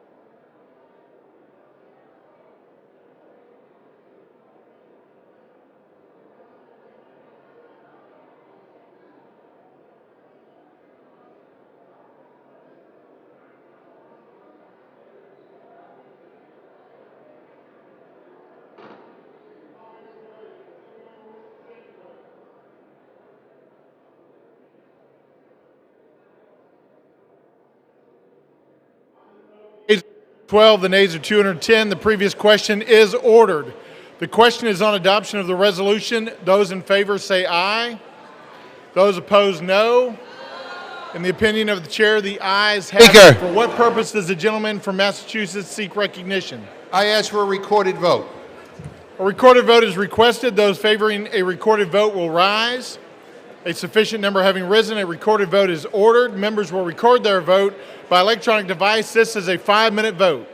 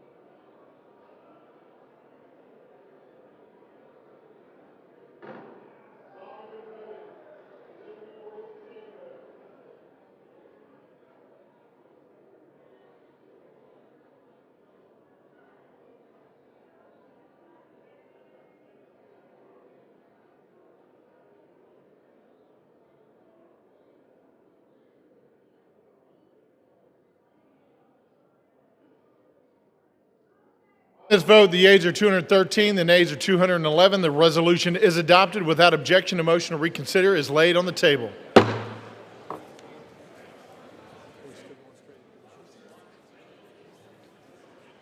Pursuant to Clause 1C of Rule 19, proceedings will resume on H.R. 8646, which the clerk will report by title. A bill making appropriations for agriculture, rural development, Food and Drug Administration, and related agencies' programs for the fiscal year ending September 30th, 2027, and for other purposes. For what purpose does the gentlewoman from Oregon seek recognition? Mr. Speaker, Mr. Speaker, Mr. Speaker, I have a motion to recommit at the desk. The clerk will report the motion. Ms. Bynum of Oregon moves to recommit the bill H.R. 8646 to the Committee on Appropriations. Pursuant to Clause 2B of Rule 19, the previous question is ordered on the motion to recommit. The question is on the motion to recommit. Those in favor say aye. Those opposed say no. In the opinion of the chair, the noes have it. Mr. Speaker, I ask for the For yeas what and purpose does nays. the gentlewoman from Oregon seek recognition? Mr. Speaker, I ask for the yeas and nays. The yeas and nays are requested. Those favoring a vote by the yeas and nays will rise. A sufficient number having risen, the yeas and nays are ordered. Members will record their votes by electronic device. This is a 5-minute vote.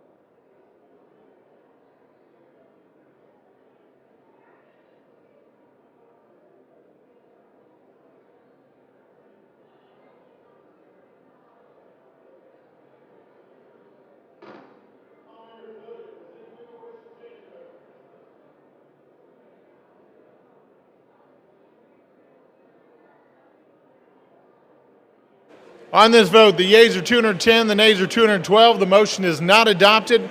The question is on passage of the bill. Pursuant to Clause 10 of Rule 20, the yeas and nays are ordered. Members will record their vote by electronic device. This is a 5-minute vote.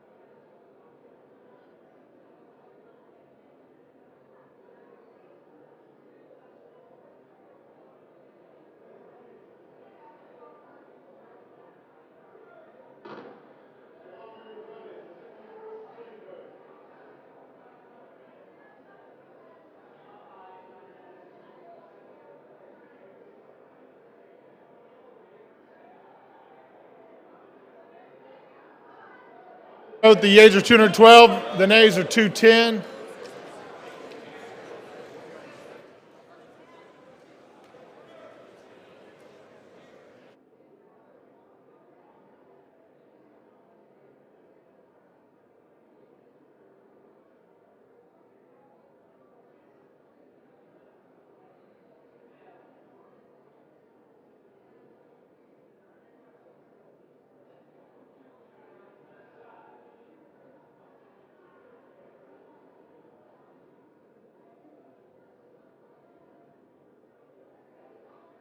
The yeas are 213, the nays are 210. The bill is passed without objection. A motion to reconsider is laid on the table. Pursuant to Clause 8 of Rule 20, the unfinished business is the vote on adoption of House Resolution 518, on which the yeas and nays are ordered. The clerk will report the title of the resolution. Discharge calendar number 6, House Resolution 518. Resolution provided for consideration of the bill H.R. 2913 to authorize support for Ukraine and for other purposes. The question is on adoption of the resolution. Members will record their votes by electronic device. This is a 5-minute vote.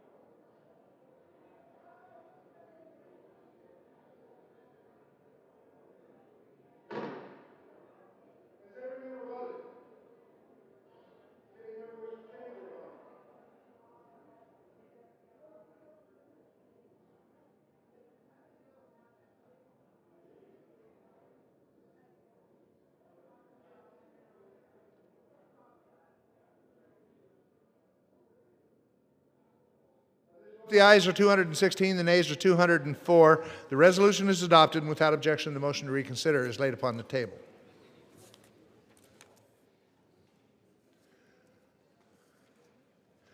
Pursuant to House Resolution 518, the House will proceed to the immediate consideration of H.R. 2913, which the clerk will report by title.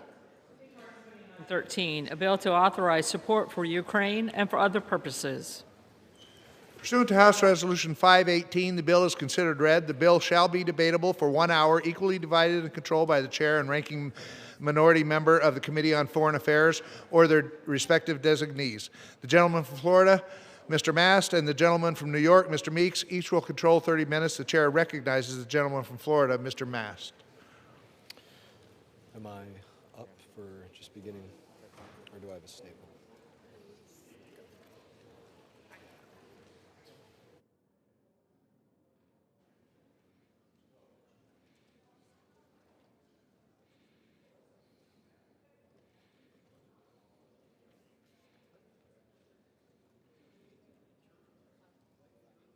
Gentleman from Florida is recognized.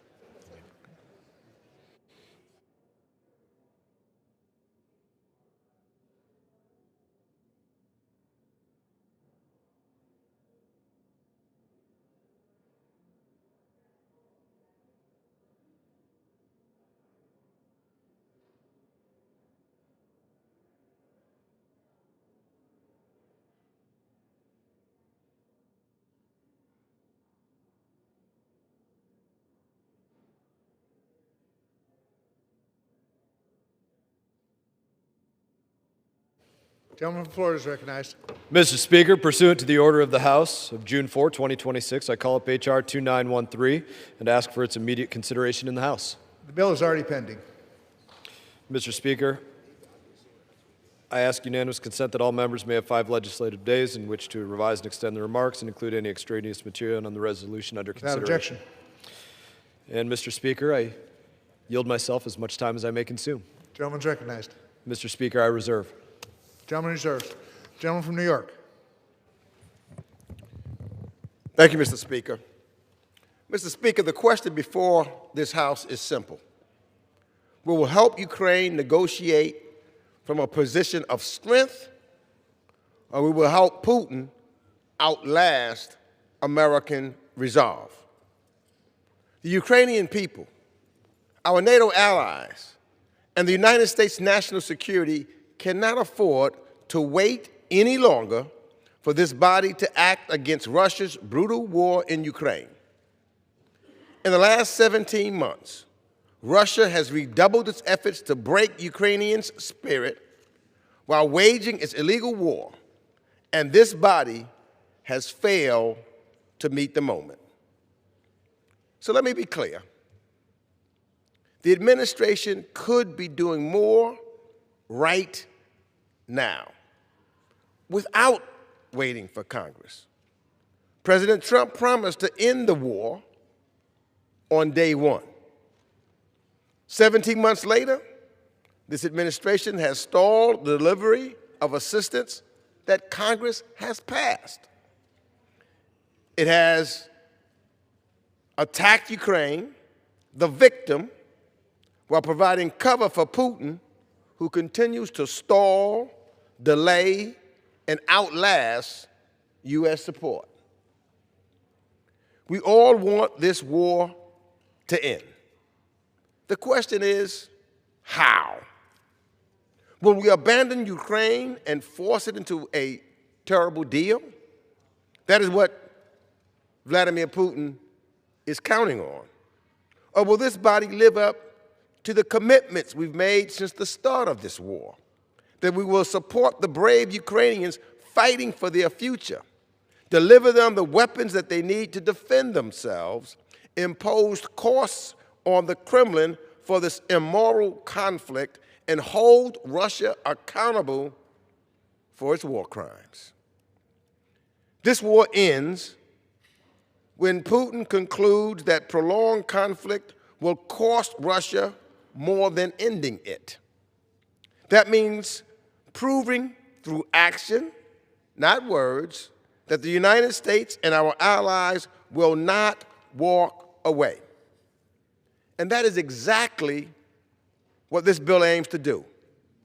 It supports Ukraine's reconstruction, fights Russian malign influence, shores up security assistance for our Baltic allies, and provides Ukraine urgently needed foreign military financing loans to purchase the weapons it needs to defend itself against and push back Russian aggression. And let me remind my colleagues, nearly every dollar we invest in Ukraine security assistance is spent where? Right here in these United States of America, supporting American workers, supporting American manufacturers, and supporting American communities. Mr. Speaker, this is not one of those conflicts where there's a gray area. Vladimir Putin is an authoritarian thug who ordered the invasion of Ukraine for his own imperialistic ambitions. He has ordered the kidnapping of Ukrainian children and the murder of innocent civilians. And as the United States' support has wavered, the carnage has only grown. 2025 was the deadliest year for Ukrainian civilians since the war began. In the largest land war since World War II, we've seen over 1 million casualties that Putin chose. And if you believe his ambitions will end with Ukraine, you've not been paying attention at all. History and Putin have told us otherwise. Some colleagues have raised parts of this bill that could be improved as justification for voting against it. Mr. Speaker, this bill should have gone through regular order. But unfortunately, my requests to move Russia bills through regular order have been routinely rejected. Republican leadership has opposed this bill and repeatedly blocked bipartisan effort to hold Russia accountable. The Ukraine Support Act was introduced some 14 months ago, and we have forced it to the floor by discharge only because that was the only option left to us. Now, before I finish, I just have some people that I really need to thank. For 14 months, our Majority Leader Emeritus, Steny Hoyer, he has been absolutely tremendous working and getting this bill to this point today. You know, he used to be the whip also. He's no longer the whip, but he hasn't lost those whip skills on how to whip people and get them together. And that's what he has done. And I've got to say thank you, and I got to say and know that his commitment to the Ukrainian people and to our allies is unwavering and unshakable. Thank you, Steny Hoyer. Let me also thank Representative Keating and Capter and so many other Democrats who have worked tirelessly and been instrumental in this process. And finally, I must thank Representatives Bacon, Fitzpatrick, and Kiley for courageously signing the discharge petition. This indeed has been a team effort and something that the Ukrainian people know that in a bipartisan way, we support them and what we would do. So, Mr. Speaker, it's time for us to do what's right. Support Ukraine. Hold Russia accountable. Show the world and show Putin that the United States does not fold to bullies. Putin's belief that bipartisan U.S. support will fade is as much a fantasy as he believes that he could take Kyiv in a week. That is how we end this war, and I urge all my colleagues to support this legislation and I reserve the balance of my time. Gentleman reserves the balance of his time. Gentleman from Florida. Mr. Speaker, I'm pleased to yield 4 minutes to the gentleman from Arkansas, the chairman of the Financial Services Committee, Mr. Hill. Gentleman's recognized for 4 minutes. I thank the Speaker, and I thank colleagues on both sides of the aisle, because there's not people on this floor of the House that support Putin. There's not people on the floor of the House tonight that support Russia's invasion of Ukraine. I rise to speak, however, in opposition to H.R. 2913, the Ukraine Support Act, and explain, in my judgment, the flaws in this bill. And I stand here concerned and somewhat sad that I'm here, because no one has been a more steadfast supporter of Ukraine than I have, in my judgment. And I thank my colleagues on the Democratic side of the aisle and the Republican side of the aisle who have been so passionate. I've consistently advocated and voted in support of Ukraine. I've consistently advocated for increased sanctions on Russia. My record of supporting Ukraine is strong. I've made 2 trips to Kyiv, 2 other trips to the region, all to rally support in rejection of Putin's stand in Ukraine and call for his defeat. I led the design and successful passage of the REPO Act in this House and in this Congress to convert billions of dollars of Russian foreign assets for use in Ukraine. But unfortunately today we are confronted, as my good friend from New York noted, with a flawed measure. First, this bill is 14 months old, and therefore it doesn't recognize all the changes that have happened over the past year. It actually cuts $100 million in authorized funding for Ukraine annually. The funding cuts do not reflect the House agreed to in our bipartisan NDAA. It does not reflect the commitment of our NATO allies have now made, and only calls for a 2% pledge of their GDP in support of NATO, when in fact President Trump has gotten our NATO allies to pledge 5% of their GDP in defense spending. We'd be walking back from our own spending plans here, and we'd be walking back from the commitment we've gotten from our European allies. But the bill has other issues that I'm concerned with. It lists Iran provisions in the document rather than refer to Russia. The bill includes poorly written sanctions policy, including duplicative sanctions that are already in place. It mandates certain sanctions without any link to the strategic mission of what those sanctions would achieve, change in behavior in Moscow. And it has sanctions that include, for instance, on the messaging system SWIFT, which I think are exaggerated and in my judgment could cause countries to move to a Chinese messaging system rather than a Western-based system. So there are others. And that's why I have disappointment today that I'm on this House floor in opposition to it. And I agree with my friend from New York, too, that this House should take up a bill that can pass and have bipartisan support to counter Putin and send a message from both chambers in this Capitol that we reject Putin's invasion of Ukraine and the murderous regime that he leads. But my better alternative is the financial services bill passed almost unanimously by Zach Nunn called the Peace Act. It would cut off Russian energy revenues, channel billions from Moscow's sovereign assets to Ukraine to defend itself. And it's past time for that bill to be on this House floor. I've urged House leadership to bring the Peace Act to the floor. I again ask leadership to bring the Peace Act to the floor.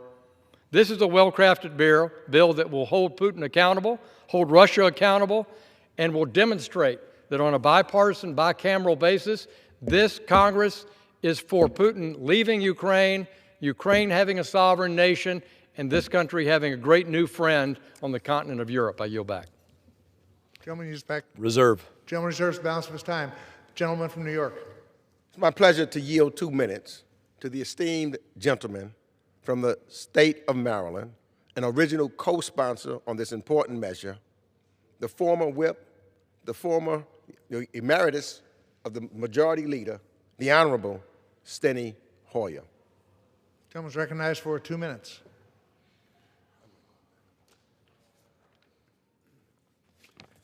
I thank my friend, Mr. Meeks, the ranking member of this committee. I thank all those who had the courage to stand up and sign this bill. And I would say to my friend who just spoke, who I have great respect for, nothing in this bill contradicts the concerns that he raised. They are consistent with the concerns he raised, and in fact, they present a forward movement on the concerns that he made. Mr. Speaker, to paraphrase General Eisenhower, the eyes of the world are upon us.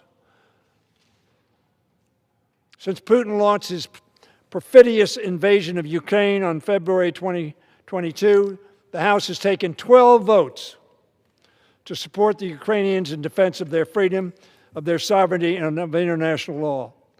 Overall, 12, an average of 80% of this House, 80% of this House has voted to hold firm to the principle that Ukraine must win this war and Putin and his war crimes must lose it. 12 bills, average 80% of the House of Representatives voting for them. In addition, that America has a pivotal role in supporting Ukraine. The last time, however, that we voted on a Ukraine assistance package was April 2024. My friend said he was for Ukraine, but not today. I have heard so many times, I'm for Ukraine, but not this bill. Yes, I'll be with you on Ukraine, but not now. In 2025, American aid to Ukraine fell by 99%. Thankfully, international aid to Ukraine stayed close to 2024 levels because European allies stepped up and delivered a 67% surge. Not a 2%, not a 4%, not a 5%, 67% surge in military assistance and a 59% rise in humanitarian aid. Europe is carrying its weight in helping Ukraine. In the Another 30 seconds. Another minute. In 2 years since we last approved the package, Ukrainians have endured 2 bitter winters of war. It is time for us to act. Russian drones have continued to rain terror on civilian neighborhoods. Driven in part by their extraordinary advances in drone technology, however, Ukraine is carrying the day. A generation of young Russians sacrificed for Putin's pride. In this moment, at the end of my tenure in Congress, I hear echoes from its beginnings when the Cold War was in a terminal phase. Ronald Reagan traveled to Berlin in 1987, standing in front of the Berlin Wall. Just 2 years before it fell, he told how Soviets tried to outlast the West during the decade's nuclear surge. The Soviets had dug their heels in, but Reagan declared the alliance held firm. This is about the alliance holding firm. Today, we can declare to Vladimir Putin, just as President Reagan did, that our alliance holds firm, that America holds firm. President Reagan had said earlier in 1983, and I quote, our adversaries must, and I quote, must be made to understand. We will never, 30 additional seconds. Reagan said in 1983, our adversary must be made to understand we will never compromise our principles and standards, nor ignore the facts of history and the aggressive impulses of an evil empire. He was talking about the Soviet Union and Russia today. To do so would mean abandoning the struggle between right and wrong. Mr. Speaker, this is a moment. This is a moment to choose between right and wrong, good and evil, not tomorrow, but today, tonight. This is a moment to stand with those who are fighting on the front lines for democracy, sovereignty, and international law. This is a moment for all of us. Together, Democrats and Republicans, Americans and our allies, to hold firm. Let's hold firm. Vote yes on this bill and send a message to the world and to the Ukrainians. I appreciate the colleagues from Mr. Hoyer, and I want to touch on them for a moment. He made the point that military spending from Europe has surged 67%, and aid from Europe has surged 59%. I am exceptionally glad to see that take place. But let's make sure that we give credit where credit is due. There is a reason that military spending in Europe didn't surge by 67% in 2024 or 2023. There's a reason that aid didn't surge 59% in 2022. President Trump forced Europe to raise the spending. He said the burden is going to be on you, Europe, to carry your weight. And he did something, he demanded something from Europe, that they defend their own backyard.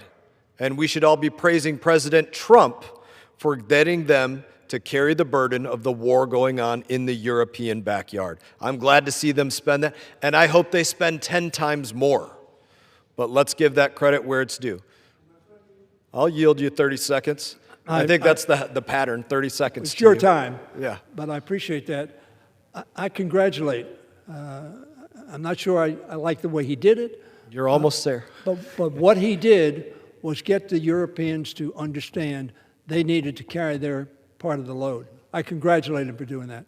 But why they have surged is because they see the proximate, immediate danger caused by Russians' avaricious appetite for more land and empire. That's why they surged, and we ought to stay with them because we also need to be concerned about a leader in Putin who wants to create another empire.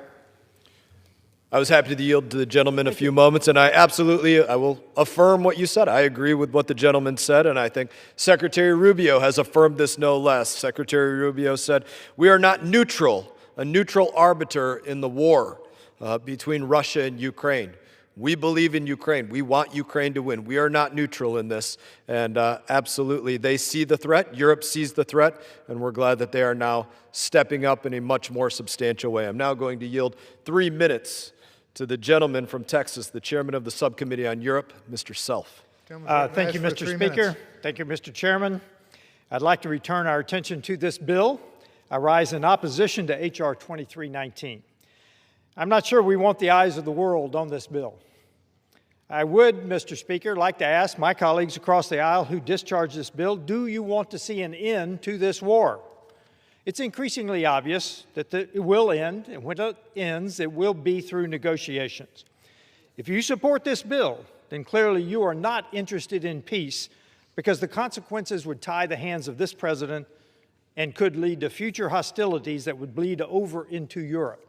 As a chairman of the Europe Subcommittee, I cannot tell you how much I believe that. But they offer no solutions. At one end of the spectrum, they've not offered us an AUMF or a declaration of war. At the other end, they choose to support an unserious bill that would constrain the president's ability to negotiate that peace. Or is this a simple bill messaging against President Trump? The Ukraine Support Act is filled with mandatory sanctions provisions that would significantly constrain the president in his negotiations with Russia. This includes congressional review requirements, mechanisms that tie the hand of the president rather than afford him the leverage to pursue a settlement agreement. My colleague across the aisle and the ranking member typically emphasize the importance of diplomacy, dialogue, development. Yet by supporting this bill, they're going back on their words. Successful diplomacy requires flexibility, yet this bill provides the opposite. The Ukraine Support Act is also riddled with problems that my colleague, Mr. Hill, has already mentioned, problems that call its credibility into question. Already addressed elsewhere in law, including redundancies with the fiscal year 2026 National Defense Authorization Act. It includes outdated provisions, cross-referencing errors, and language that does not reflect current policy. Iran? Really? In one section, the bill extends the Ukraine Security Assistance Initiative at $300 million per year for fiscal year 26 and 27. Yet Congress has already authorized $400 million. The legislation would therefore authorize a lower amount than current law. So I ask my Democrat colleagues, do you support cutting assistance to Ukraine? In addition, to tying the president's hands. The bill also includes a sense of Congress encouraging NATO allies to spend at least 2% of GDP on defense. This has been a magnificent achievement to get to 5%, 3.5% on defense, 1.5% on infrastructure. Is your intent to reduce the commitment of NATO member nations? They're watching this debate right now, and they are advocating for 2%. Regardless of what they say, the bill has 2% in it. Vladimir Putin would love you for that, especially after President Trump successfully worked with our allies to raise their commitment to 5%. For this reason and many others, I urge my colleagues to vote no on the Ukraine Support Act, and I yield back. Reserve. Gentleman reserves balance of time. Gentleman from New York. Yes. I just want to remind the gentleman, I heard the President of the United States say that Ukraine should give up, basically, because they don't have the cards. He said to Vladimir Putin, do what you will. Words out of the President's office, not mine. And in reference to the bill raised by Chairman Hill, I want the public to know that I fully supported that bill. In fact, I voted for it. In committee, I'm on the Financial Services Committee also. And the fact that it hasn't hit the floor a year after it was marked up in committee tells you everything that you need to know about Republican leadership's willingness to put bills on the floor that hold Putin accountable. Because if they would put bills on the floor that would hold them accountable, we would not have had to discharge this bill. I now yield 2 minutes to the gentleman from Massachusetts, the ranking member on the Subcommittee on Europe, and original co-sponsor of this important measure, Representative William Keaton. Gentleman's recognized for 2 minutes. Speaker, it's important to recognize as we stand here today in the midst of a war with Iran, as the President's trying to secure an agreement that would require them not to pursue nuclear weapons, that the United States already has a commitment and an agreement with the then third largest nuclear power, Ukraine. In the 1994 Budapest Memorandum, Ukraine agreed to relinquish all their nuclear assets and move away from their nuclear ambition in exchange for an agreement with the United States that we would be there to defend them in the case of aggression and actions by another country. That day has come, and we're going to honor our future agreements, and if we do that, we must certainly honor this agreement. We have to look at the agreements we're already committed to. Russia's illegal aggression has been accompanied by mass killings, kidnapping, and displacements of thousands of Ukrainian children, serial rapes by Russian soldiers, and the targeting of innocent civilians. These are war crimes, and the war crimes alone command our full support for Ukraine's defense. At the same time, Russia's illegal aggression represents a direct threat to our NATO allies, particularly the Baltic states. Before the full-scale invasion, Russia made their ambitions crystal clear that the Baltic states were a target and that NATO sovereignty was at stake as well. And it's important to realize that in Ukraine, we don't share that commitment alone. Europe as a whole has given $226 billion in assistance. That's more than 25% more than the $174 billion that the United States has appropriated. European countries continue to increase its support while the Trump administration lessens American support. However, we know the future cost of NATO conflicts, and we know it's greater in dollars and in lives, and we know we have to support Ukraine to make sure that we're not falling into that greater cost. Our commitment to Ukraine remains our best defense economically and in terms of our national security, as well as for our shared democratic values. I urge my colleagues to support this legislation. I yield back. Gentleman from Florida. Mr. Speaker, I'm pleased to yield 3 minutes to the gentleman from Florida, Mr. Fine. Gentleman's recognized for 3 minutes. Thank you, Mr. Speaker. Let me start with a simple premise. What Russia did was terrible, and Vladimir Putin is a bad guy. And hopefully there's no one in this room that disagrees with that. But I also think that when you file a piece of legislation, it comes with an obligation to draft it carefully because laws have meaning. And this proposed piece of legislation is incredibly poorly drafted. It contains numerous critical drafting errors. For example, in Section 313, which is related to dual-use export controls for Russia, subsections E2, F, and G, the bill starts to mention Iran rather than Russia. It's clear after rereading it, someone just copied and pasted from another bill, not having anything to do with Ukraine, not having anything to do with Russia, a bill relating to Iran. They just simply forgot to switch the countries. We deserve better than that as we debate a bill. Some of the sections are outdated, and they would harm U.S. national security. 102b5 urges all NATO allies to dedicate at least 2% of their GDP to NATO. As has been said at the June 2025 Hague Summit, they agreed to 5%. Why would we pass a bill that says we want you to do 2%? We've got NATO allies that ain't so great anymore. I would focus on Spain, for example. Why would we in this room want to pass something where we as a body are saying, no, no, no, you don't have to do 5%, 2% would be A-OK. But the worst thing about the bill, it actually would hurt Ukraine. It wouldn't even help them. Section 204 extends the USAI at $300 million for each of fiscal years 26 and 27, moves the program sunset to December 31st, 2027. Under current law, thanks to the FY 2026 NDAA, the $400 million for fiscal year 2026 and roughly $800 million across fiscal years 2026 and 2027 extends the program through December. This bill is not about helping Ukraine.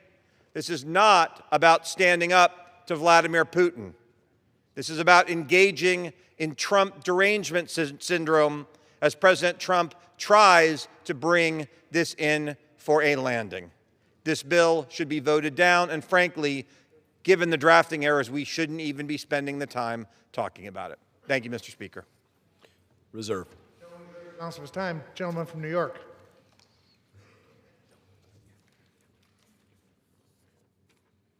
I yield 2 minutes to the gentlewoman from Ohio, the co-chair of the Ukraine caucus, Representative Marcy Kaptur. Gentlewoman's recognized for 2 minutes. Thank you for the fine ranking member from the state of New York who's worked so very hard on this for the time this evening, and to all of our colleagues who support H.R. 2913, the Ukraine Support Act. It's not a partisan bill. Democrats voted for it, Republicans voted for it, and independents voted for it. In 2014, without provocation, Russian dictator Vladimir Putin first invaded the sovereign nation of Ukraine.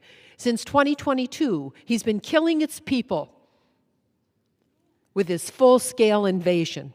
Our free world must stand tall against tyrants, not mollycoddle them. Liberty is not negotiable. The war-torn people of Ukraine are not asking us for charity. They're asking for our partnership, along with our closest time-tested allies in the European Union. During the last century, in World Wars I and II, over 330,000 American soldiers' lives were sacrificed for liberty, for us. The greatest gift the 20th century bequeathed to us was their victory. Liberty must not be squandered. It must be reaffirmed. And for this Congress, that time is now. We must not turn our backs on Ukraine's long-suffering people, especially over 20,000 children of Ukraine maliciously abducted by Russia and being inhumanely reprogrammed on Russian soil. That's a war crime. Now Iran, in cahoots with Putin's Russia, makes the drones killing American soldiers in the Middle East. And it is Iranian-made suicide drones Russia launches to murder thousands of Ukrainians in their homes and its soldiers at the front. Ukraine has come to America's defense with its cutting-edge interceptor drones. Consider their noble commitment. Now, will we come to Ukraine's aid? The people of Ukraine fully know their fate is fully intertwined with our own. A yes vote sanctions Putin's Russia, that dictatorship. A yes vote forestalls further Russian encroachment across the European Union, our time-tested allies. A yes vote aids Ukraine. If we fail to secure liberty's front in Europe, the next strategic reality we will face is defending our interests against an emboldened, may I have 10 seconds of additional time? 10 seconds. Thank you. The next strategic reality we will face is defending our interests against an emboldened, nuclear-armed, expansionist Russia at a much, much higher cost. Voting yes for liberty is an imperative, first, last, and always. I yield back. Thank you. Gentleman from Florida. Mr. Speaker, I'm pleased to yield 3 minutes to the gentleman from Pennsylvania, Mr. McKenzie. Gentleman's recognized for 3 minutes. Thank you, Mr. Speaker, and thank you to Chairman Mast for yielding time to speak on our national security and this critically important issue of supporting our partners and allies and deterring our adversaries. As a member of both the Foreign Affairs Committee and Homeland Security, I strongly have opinions on this topic. It is a fact that Russia and its actions continue to threaten American allies, innocent civilians, and the global economy. This is an issue that demands serious conversations, bipartisan dialogue, and a sincere interest in advancing our nation's foreign policy interests, including achieving peace in Ukraine. What we're seeing, though, is that as we are working through this legislative process and trying to find ways where we can reject Russia's unprovoked aggressions and support Ukraine's right to freedom, peace, and self-determination, what we're doing is we are looking at legislation that is outdated and insufficient to achieve this goal. Our nation, since the beginning of this conflict, has supported Ukraine with over $137 billion in total security assistance. We've also won commitments from our European allies to finally step up their defense contributions. The goal should now be to achieve a final end to this conflict and secure lasting, honorable peace for the Ukrainian people. But again, this bill falls far short of that. What we are seeing is this legislation makes a number of mistakes. First, it cuts funding to the Ukraine Security Assistance Initiative. This bill states that it would extend security assistance at $300 million for fiscal years 26 and 27. However, Congress already passed funding in last year's NDAA that funds security assistance at a level of roughly $800 million across the same fiscal years. Potentially worse still, the bill calls for NATO allies to dedicate at least 2% of their GDP to national defense. As I mentioned, under this administration, we have made the historic achievement of getting our NATO allies to commit to 5%. This bill literally moves us backwards, and a decrease of NATO defense member spending would be the result.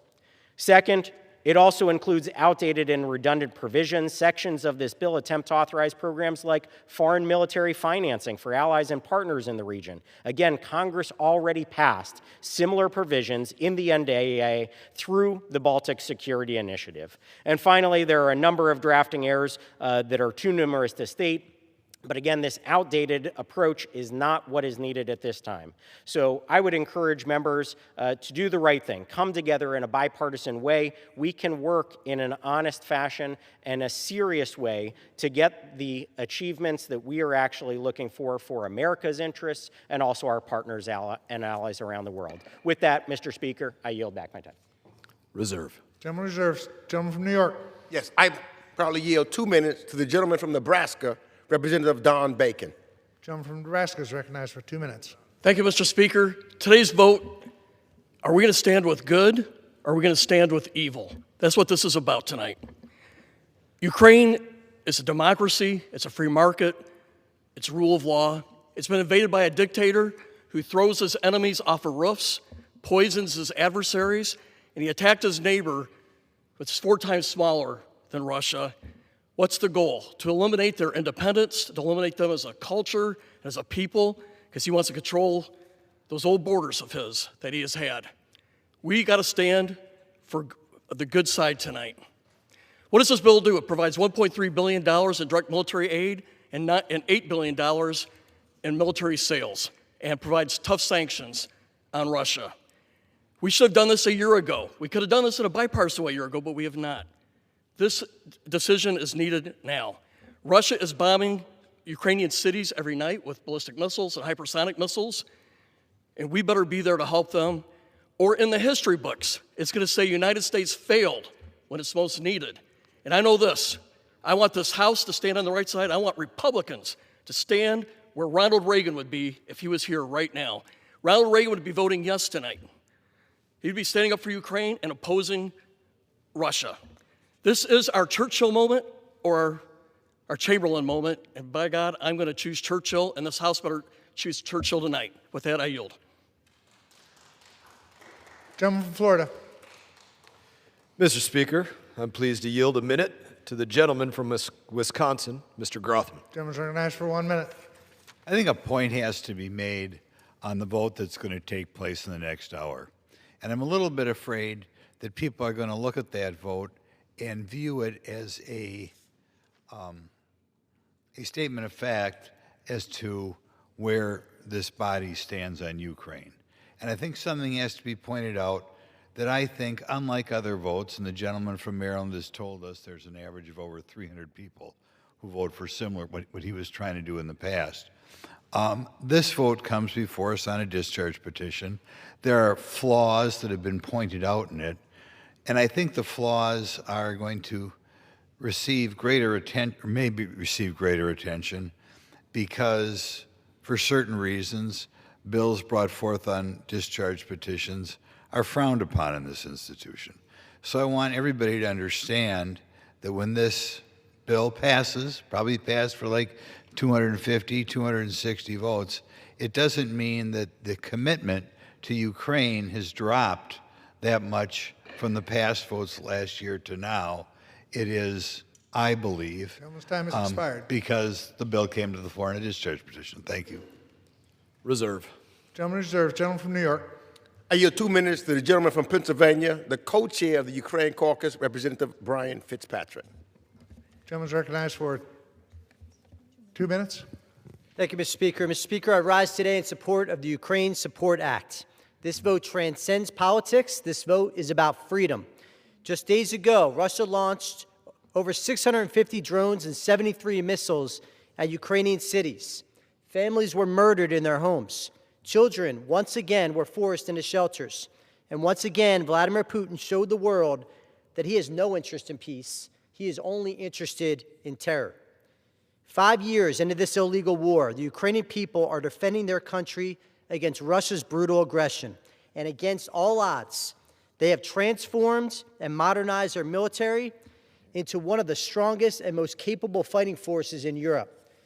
They have pioneered technologies that are changing warfare itself, from advanced drone operations to battlefield innovation that militaries around the world are now studying. Mr. Speaker, I've stood shoulder to shoulder with Ukrainian soldiers on the front lines during this conflict. I have heard the artillery fire. I've watched young men and women defend their country with extraordinary courage. They remind me of another generation of fighters, the Americans who defended democracy abroad during World War II, our greatest generation. They are fighting for their freedom. They are fighting for democracy, and they are fighting for global peace and global security. Mr. Speaker, the Ukrainian people are not asking for Americans to fight this war. They are asking for the tools to defend themselves and for the partnership of a nation that has always stood for liberty.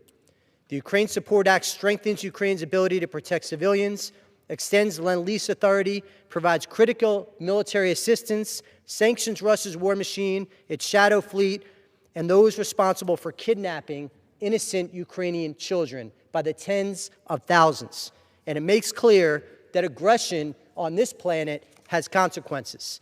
We must send a clear message not only to Russia, but to every dictator watching us tonight around the world. America will not stand by while free nations are attacked. Mr. Speaker, I yield back. Gentleman from Florida. Mr. Speaker, I'm pleased to yield 2 minutes to the gentleman from Iowa, Mr. Nunn. Gentleman's recognized for 2 minutes. Thank you, Mr. Speaker, and thank you to members on both sides of the aisle. I understand the passion behind this, and as a still-serving combat veteran, and Mr. Chair, also for your combat service, I think we are committed to making sure that aggressors are held accountable. And that's exactly why I authored the Bipartisan Peace Act, targeted sanctions that truly stop the Russian war machine. Peace through strength was mentioned tonight. Peace through this act can be delivered. My bill passed the Financial Services Committee 53-1. And Mr. Meeks, with great credit to you, this is something we worked on together, we both support. Challengingly, I would offer, the bill before us tonight takes us on a different path. And I would Be remiss to say this is a bill more about politics than policy, and I'm concerned that it is a tactical error to move forward when it threatens real strategic deterrence of what this body can deliver. I understand our mutual aim is to hold Russian aggression accountable, but my friends, this is not the plan. We have a better option, and we have a clear plan before us. The Peace Act moved through committee. It earned bipartisan support, and it's ready for consideration now. And yes, it's been months in the making, but we've held it every single time. Challenging the bill before us is now more than a year and a half outdated.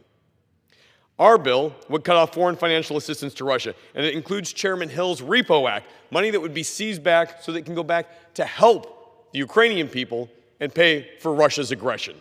It stops the shadow fleet, it ends Russians' illicit oil sales, and it truly does what we want through targeted sanctions that have been approved. My friends, if we truly want to stand together, let's stop Russia. Let's lead with a plan that truly restores peace to Europe. This is our greatest strength. Let's enforce the penalties, enact a timeline, incentivize a ceasefire, and let's make sure that peace can be achieved with the Peace Act. Thank you. I yield my time. Reserve. Gentleman reserves. Gentleman from New York. I yield 2 minutes to the gentleman from California, Representative Kevin Kiley. Gentleman's recognized for 2 minutes. Thank you, Mr. Speaker. I provided the decisive signature for the Ukraine Support Act to bring it to the floor for a vote because the time to act is now. We have all been inspired by the enduring courage and resilience of the Ukrainian people, encouraged by their recent battlefield gains, and horrified by the latest Russian brutality. Recent events make it all too clear that this conflict will continue to cause death and devastation on a tragic scale if the dynamic does not change. We have the power to change the dynamic. Today, we can provide potentially decisive leverage.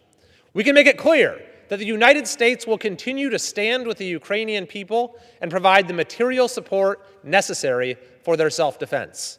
We can make it equally clear that Russia will pay a severe price for its unprovoked aggression and ongoing violence. This is what is required for constructive negotiations to end this conflict. This is what is required for peace. This is what is required to vindicate the international norm against wars of conflict, without which the world would revert to an era where bloodshed was a much more common theme in human affairs. This legislation will protect America's national interest, will support our vital alliances, will uphold our highest values, and will reassert the role of Congress in advancing all of these goals. I want to thank Mr. Meeks for offering this legislation, as well as the representative from Maryland, Mr. Hoyer, and the representative from Nebraska, Mr. Bacon, for their leadership, their statesmanship in rallying support for it. I encourage all members to vote aye. I yield back. Gentleman from New York. Reserve. Gentleman from Florida. Reserve. Gentleman reserved. Gentleman from New York. It's now my honor to yield 2 minutes to the gentlewoman from California, a woman of courage who's traveled to Ukraine many times and stands for the Ukrainian people, the distinguished Speaker Emerita, Nancy Pelosi. Gentlelady is recognized for 2 minutes. Thank you, Mr. Speaker. I thank the distinguished once and future chair of the Foreign Affairs Committee for your steadfast leadership and determination for the people of Ukraine. I rise today in strong support of the Ukraine Support Act and thank Leader Hoyer for his persistence and his determination to bring this legislation to the floor, and of course Marcy, who has been our inspiration, Marcy Kaptur. The Ukrainian people are not asking us to fight their war. That has been said. They are asking for tools to defend their sovereignty, their democracy, and their lives. As President Zelensky wrote to Congress just days ago, we value every human life, and that is exactly why we are seeking a real peace. By supporting Ukraine, but supporting Ukraine is not only about Ukraine. It's about deterring aggression everywhere. It's about standing up to authoritarianism. And it is about reaffirming that the United States does not abandon those who fight for freedom. Let us also not forget that well over 70% of U.S. funding allocated to Ukraine is spent in the United States, a direct investment in our economy, American workers, and industries. While some have been unwilling to stand up to Vladimir Putin, the Congress must. This bipartisan legislation sends a clear and unmistakable message. The American people stand with Ukraine, and we will stand against Russian aggression. Russian aggression, which includes kidnapping of tens of thousands of little children, which includes raping of mothers in front of their children and in front of their parents. It's about killing families. Their assault on civilians is sinful, in my view. Let us pass this bill to strengthen Ukraine's hand, to hasten a just and lasting peace, and to uphold the values that make America a beacon of hope to the world. Slava Ukraini. Thank you, and I yield back. Gentleman from Florida. I reserve. Gentleman reserved. Gentleman from New York. I yield 2 minutes to the gentleman from Connecticut and the ranking member of the House Intelligence Committee, Representative Jim Himes. Gentleman's recognized for 2 minutes.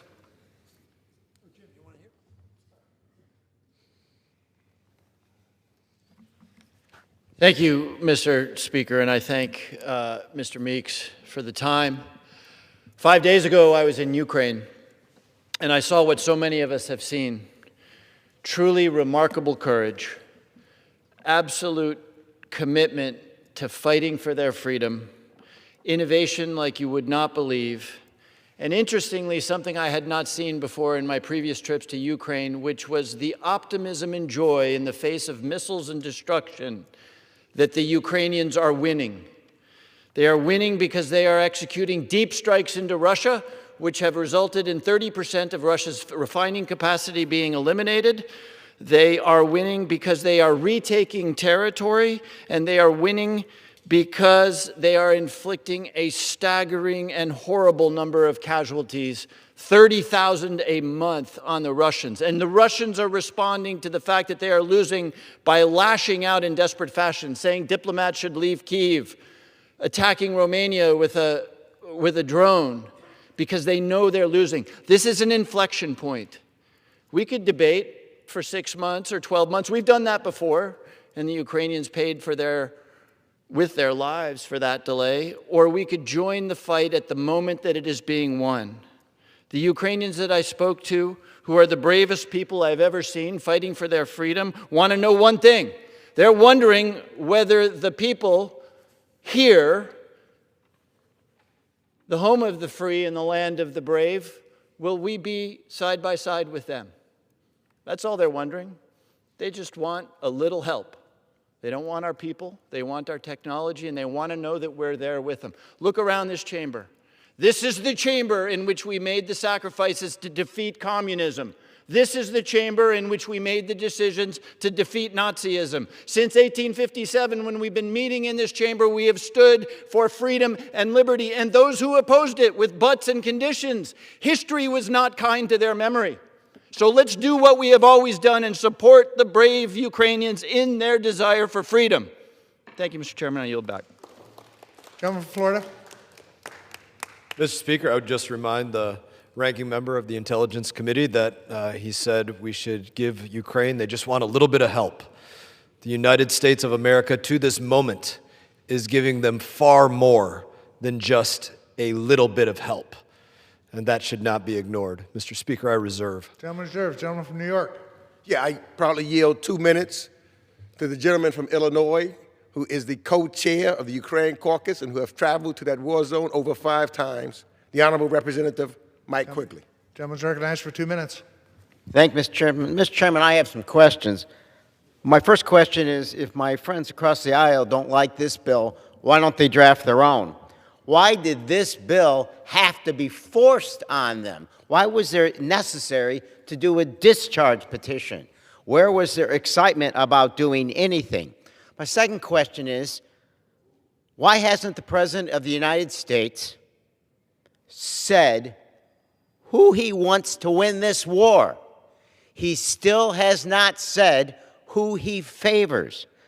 My next question is, when my friends talk about peace and they say we need to be flexible, I want to know details. Does that mean we're going to give Putin a reward for raping and pillaging the Ukrainian people? We're going to reward them with the land that they took in this aggressive nature. This is the time to make those decisions. We are now about to celebrate our 250th anniversary of independence. We are reminded that our nation was born in defiance of tyranny. Ukraine is fighting that same fight today.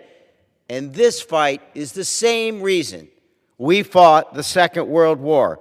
Putin's goal stretches well beyond Ukraine. He seeks to erase a democracy, to replace freedom with fear, and to prove that brute force can triumph over the rule of law.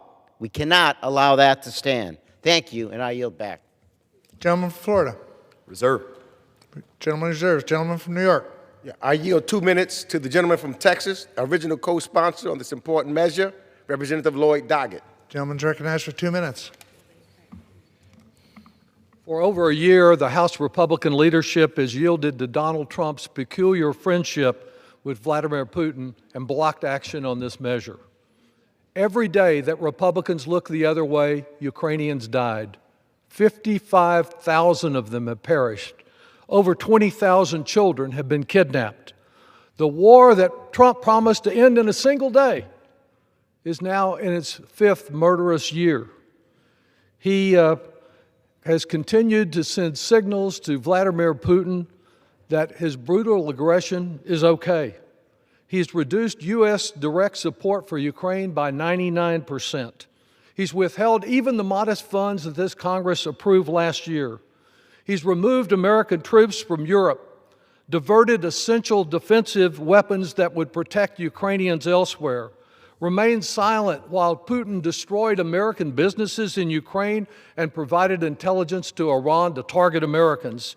And most recently, he's indicated to NATO that when Putin creates a further crisis, the U.S. will offer less, if any, help. As Putin tests the resolve of the civilized world, Trump has shown that he has no resolve. He is too weak to lead and too reckless to be followed. With my own name on some of the first sanctions legislation this Congress approved against Russia, and with 2 of the measures that I've authored since then incorporated this measure, I'm glad to see it. We finally get some action. Since March, thanks to Trump's incredible lifting of sanctions, Vladimir Putin is getting about $200 million a day, including today, in revenue to oil his war machine. Tonight, let's unite to resist the appeasers and seek a victory for everyone in this world who values self-determination, democracy, and freedom. I yield back. Gentleman from Florida. The chair would advise the managers that the gentleman from Florida has 11 3/4 remaining. The gentleman from New York has 1 minute remaining. And I yield that 1 minute to the gentleman from Tennessee, Representative Steve Cohen. Gentleman from Tennessee is recognized for 1 minute. Thank you, Mr. Speaker and Mr. Chairman. Much has been said, which I agree with on the Democratic side. This is a fight for supporting a country that is standing up to aggression from Russia, lies from Russia that they weren't going to invade Ukraine when they did it, people who have killed innocent children, women, and civilians on a regular basis with missile attacks and drone attacks. We need to stand with democracy and with freedom and with courage and against authoritarianism and against Putin. I support this resolution and proud to do it and thank the Ukrainian people for their sacrifices and their valor. I yield back the balance. Gentleman from New York has 30 seconds remaining. Gentleman from Florida? Reserve. Gentleman reserves. Gentleman from New York? Let me just say, let me just say this real quick in my 30 seconds. The camera of history is rolling, and history will show where each member stands at this time as Ukraine war rages on. It will show who stood with Ukraine and with democracy and who stood with Vladimir Putin and his evil regime. Putin believes he can outlast American resolve. I don't believe he can. And today we have the chance to prove him wrong. I urge all of my colleagues, Democrats and Republicans alike, to stand with the people of Ukraine and pass this bill. I yield back. Gentleman's time has expired. Gentleman from Florida. Thank you, Mr. Speaker. I'm going to just begin with the final comments of the ranking member. It said, it's a chance to prove you stand with Ukraine. We could do absolutely nothing in this chamber today, and all of us would still be standing with Ukraine. We've been standing with Ukraine since the onset of this war, which began under President Joe Biden. We have been standing with Ukraine. A vote for this bill doesn't prove that you're pro-Ukraine. I believe that analysis of this bill proves that you didn't take a look very well about how it does affect citizens of the United States of America. As Secretary Rubio said, and as I mentioned already, we are not a neutral arbiter in the war between Russia and Ukraine. We've sent tens of billions in security assistance to Ukraine since the start of the war. We continue to share intelligence to this very moment. We continue to send arms. We've levied countless sanctions against Russia that are still in place today. I can tell you that I personally cheer every single time Ukraine hits a Russian target. This bill, it's not about helping Ukraine defeat Russia. This bill is about trying to stop President Trump, trying to tie his hands, limit his ability to negotiate. President Trump has successfully ended long-standing conflicts around the globe. In just the last 18 months, he's ended the October 7 war between Israel and Hamas, the war between Armenia and Azerbaijan, which had been a 30-year-long conflict, between Egypt and Ethiopia, a long-standing diplomatic crisis that risked all-out war, between Pakistan and India, who were on the verge of all-out war, which could have turned nuclear if not stopped. Worked between the DRC and Rwanda, between Kosovo and Serbia, Cambodia and Thailand. President Trump has been working on conflicts successfully across the globe.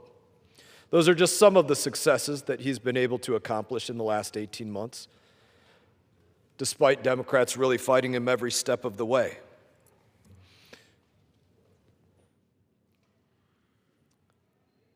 I think the reality is that in order to end this war, we have to bring Russia to the table. I think we all know that. I personally would much rather that our coalition, and it is a strong coalition that includes the United States of America, I would prefer that coalition bring Vladimir Putin to his knees. But as long as Vladimir Putin has nukes, the coalition is not going to do that. Why? Let's explain it very clearly. The only reason that there is not more being done militarily in response to Russia's illegal invasion of Ukraine is because they have nuclear weapons. The only reason that there is not a United States of America bunker buster through the ceiling of the Kremlin is because Russia has nukes. It's the only reason that Poland, Latvia, Lithuania, Estonia, take your pick, don't have heavy armor rolling all the way to Siberia, because Russia has nukes. In fact, this is why Iran absolutely should not have a nuclear weapon. This is something that has been apparently forgot by my colleagues. We do not want to have to negotiate with a terrorist state that proves to be an imminent threat to the United States of America every single day and have them be armed with a nuclear weapon. That's why I find it so interesting that Democrats want to pull out all the stops against Russia while doing absolutely nothing to stop Iran, who in the 30 months prior to Epic Fury beginning attacked the United States of America over 350 times. That to me is amazing. What this bill would do is tie the president's hands. I've mentioned that already. It would prevent him from negotiating an end to the war. The president has tried his best to get my colleagues to read between the lines about how they would be affecting the United States of America domestically by pushing this policy. He laid it out yesterday in his statement of policy, which speaks very specifically about the far-reaching provisions like the sanctions on SWIFT and the imposition of mandatory sanctions without the appropriate waivers for their limits. To bring this back domestically, and what that memo was about, in part, is this. Sanctions on this bill would be a kill switch on American nuclear power. Under President Trump, we are finally weaning off nuclear fuel, but that does take time. The truth is, Russia has a stronghold on global enriched uranium supplies, and Russian suppliers are intertwined in our nuclear energy supply chain as well as that of Europe's. Recently, Russia accounted for nearly 30% of enriched uranium purchased by United States reactor operators, underscoring both the continued dependence on foreign-controlled enrichment, that capacity, and the need for an orderly transition to secure domestic supply chains. That number is now lower than it was, thank you to President Trump. But the sanctions in this bill would strain an already vulnerable U.S. nuclear supply chain overnight. These sanctions don't just impact us here at home, as I mentioned already. They would have devastating consequences to European energy, which, as Europe realized through oil and gas, they are highly dependent on Russia. They have been working to wean themselves off, which President Trump warned them about in his 45 administration, saying, why is the United States of America paying all this time, troops, and treasure to protect Europe through NATO when they're so intertwined with Russia? But they are highly dependent in Europe on Russian-enriched uranium. In addition, this has been mentioned numerous times. The bill is filled with outdated measures and basic errors. To give a few of those examples that have already been mentioned, the bill includes funding for Ukraine's security assistance that was already passed as a part of this year's NDAA. In fact, the bill would provide $100 million less per year than what was passed in the NDAA. It's a pretty important oversight. It's been mentioned that the bill calls for 2% of GDP military spending from NATO. It was already congratulated by some of my colleagues that the president has worked to make sure that NATO spend 5% of their GDP in terms of military spending. And he has been wildly successful in making sure that that takes place. This bill, in my opinion, is an unserious bill to attack President Trump that was crafted basically a year and a half ago while he was actively engaged in the highest stakes negotiation to end this war since it has begun. I do believe that people on both sides of this bill want to help Ukraine, but that supporting this bill does not somehow say you are stepping away from Ukraine or that you all of a sudden stand beside them. Again, we could do nothing here today, and the status quo that we have been supporting Ukraine since the onset of this war would continue. I believe that this is about a cudgel to fight against President Trump and tie his hands, as I've said already. In that, Mr. Speaker, I yield the balance of my time. Gentleman yields back the balance of his time. All time for debate has expired. Pursuant to House Resolution 518, the previous question is ordered on the bill. The question is on engrossment and third reading of the bill. Those in favor say aye. Those opposed, no. The ayes have it. Third reading. A bill to authorize support for Ukraine and for other purposes. Question is on passage of the bill. All those in favor say aye. Those opposed, no. Opinion of the chair, the noes have it. Now, I ask for the What purpose, yeas and gentleman from New nays. York? I ask for the yeas and nays. Yeas and nays are requested. Those favoring a vote by the yeas and nays will rise. Sufficient number having arisen, the yeas and nays are ordered. Members will record their votes by electronic device.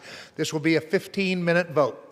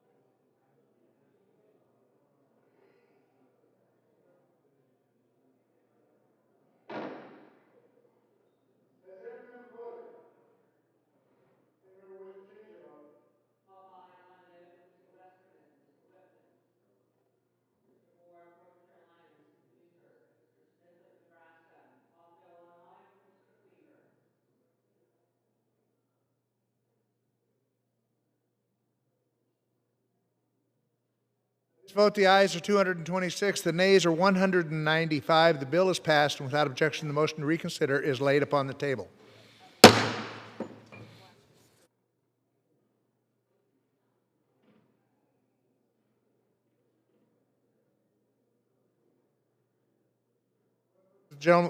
For what purpose does the gentlewoman from Washington seek recognition? Mr. Chair, I ask unanimous consent to address the House out of order. Without objection, gentleman is recognized. I rise in grief for the 11 men who lost their lives and in hope for those still recovering from injuries suffered at the DuPont Dynawave paper mill in Longview, Washington, and the worst industrial tragedy in Washington state history. As we confront the loss of lives and horrific injuries, God, forbid that we shirk from accountability for the current state of affairs or for the responsibility you've placed on us to improve them. Let us honor the skill and humanity of these men who were each created in your image. Forgive our willful ignorance to the hardship and danger that greed, self-interest, and neglect has brought on our brothers and sisters across the nation.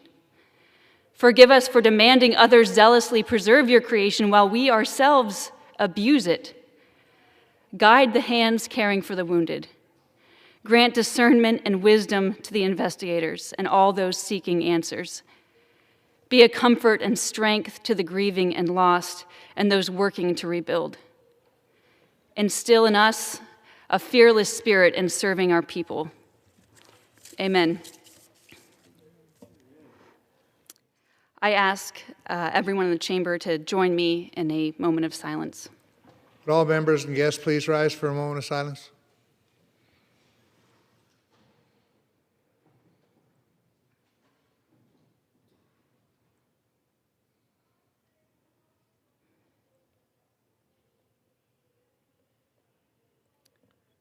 Thank you. I yield back. Gentlelady yields back.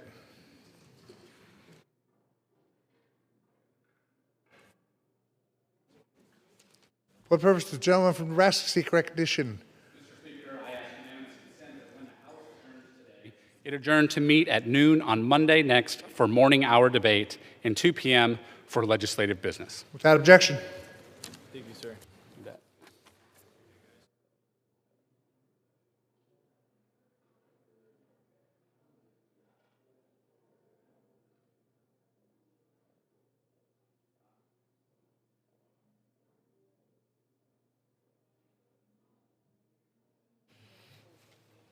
The chair will now entertain requests for 1-minute speeches. For what purpose does the gentleman from New York seek recognition? I ask unanimous consent to address the House for 1 minute and to revise and extend my remarks. Without objection, the gentleman is recognized for 1 minute. Mr. Speaker, I rise today to honor the life of Pearl River resident Kevin Howe, a retired FDNY EMS captain who bravely battled ALS and passed away last Friday. Kevin dedicated 38 years to FDNY EMS, retiring as captain after a lifetime of service to the state of New York.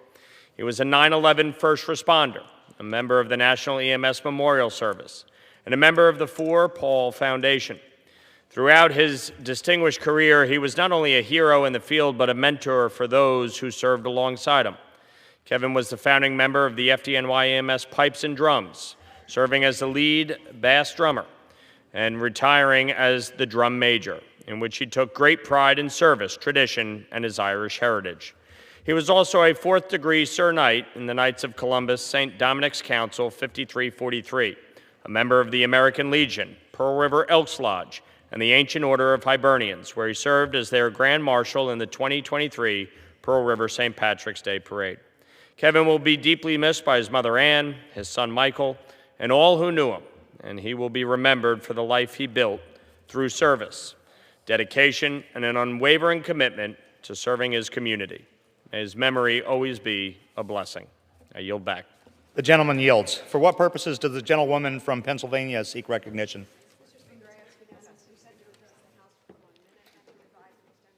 Without objection, the gentlewoman is recognized for 1 minute. Thank you, Mr. Speaker. Agriculture is the largest industry in my Commonwealth of Pennsylvania. Farmers are stewards of our land. For some, they carry generations of family work. For all, they fulfill our most basic need. Their crops feed us. When an extreme, unexpected cold front hit at the end of April, it was devastating for many of our crops, especially like fruits, apples, peaches, pears. Our Commonwealth specialty crop industry could face staggering losses between $150 and $200 million.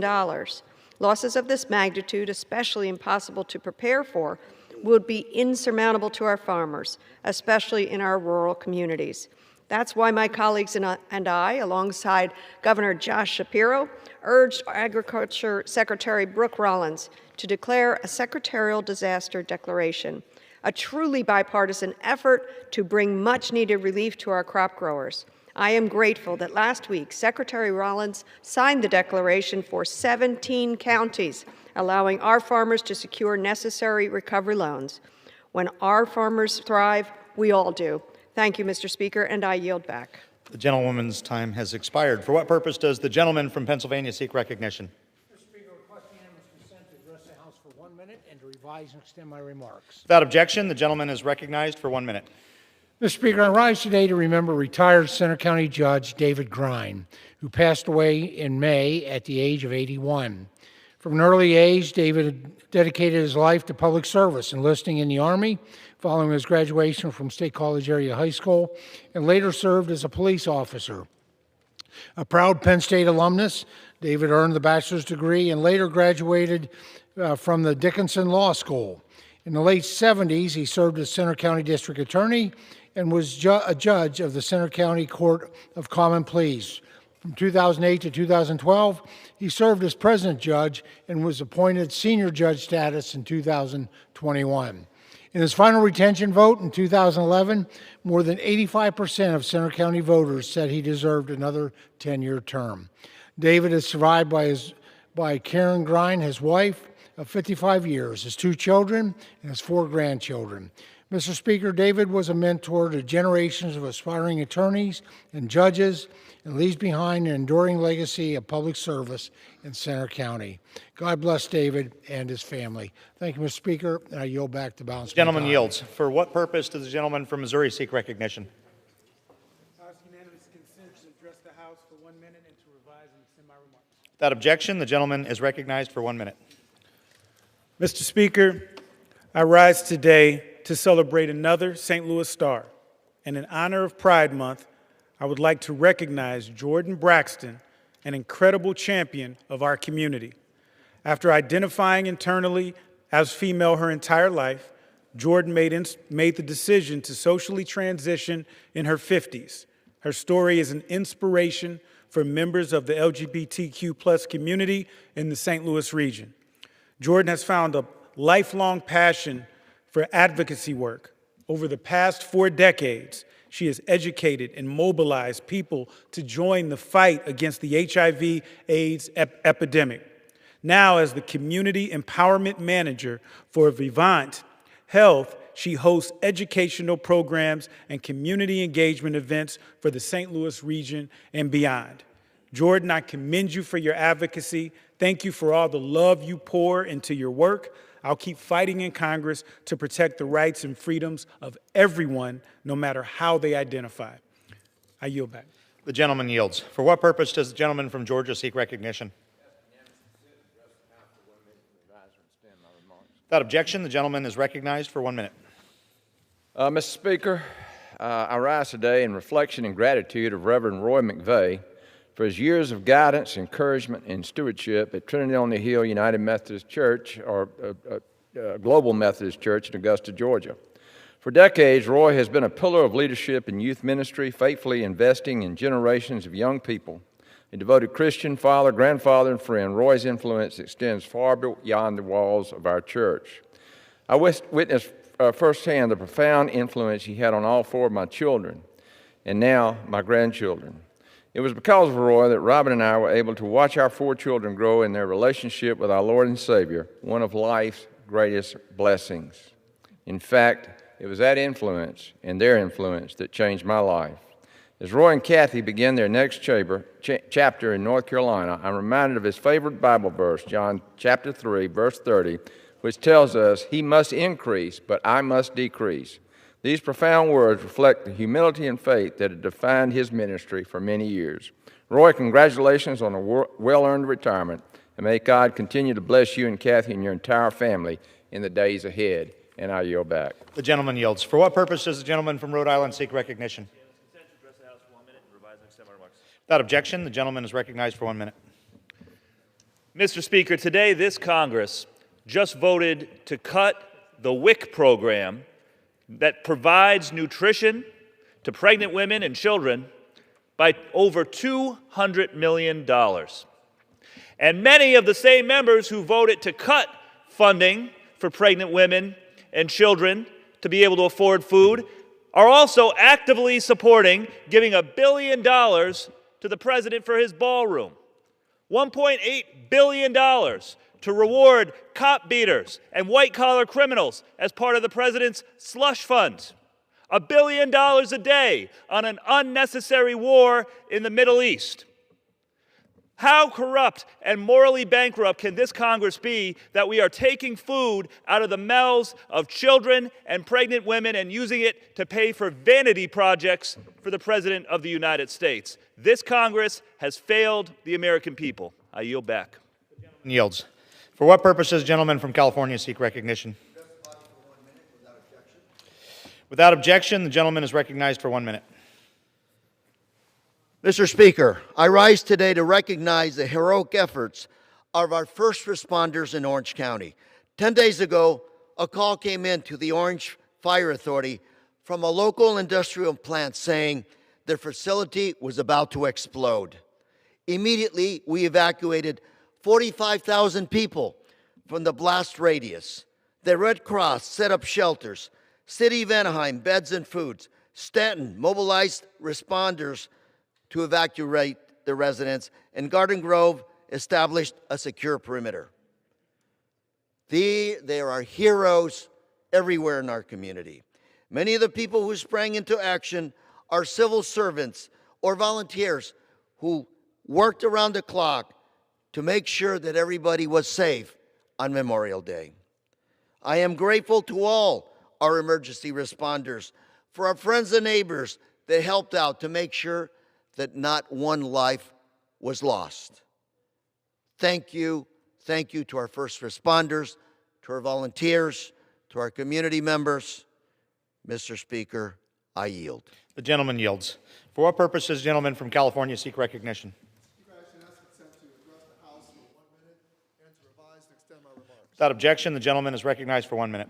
Mr. Speaker, yesterday I proudly voted to pass an Iran war powers resolution to rein in this unraveling president.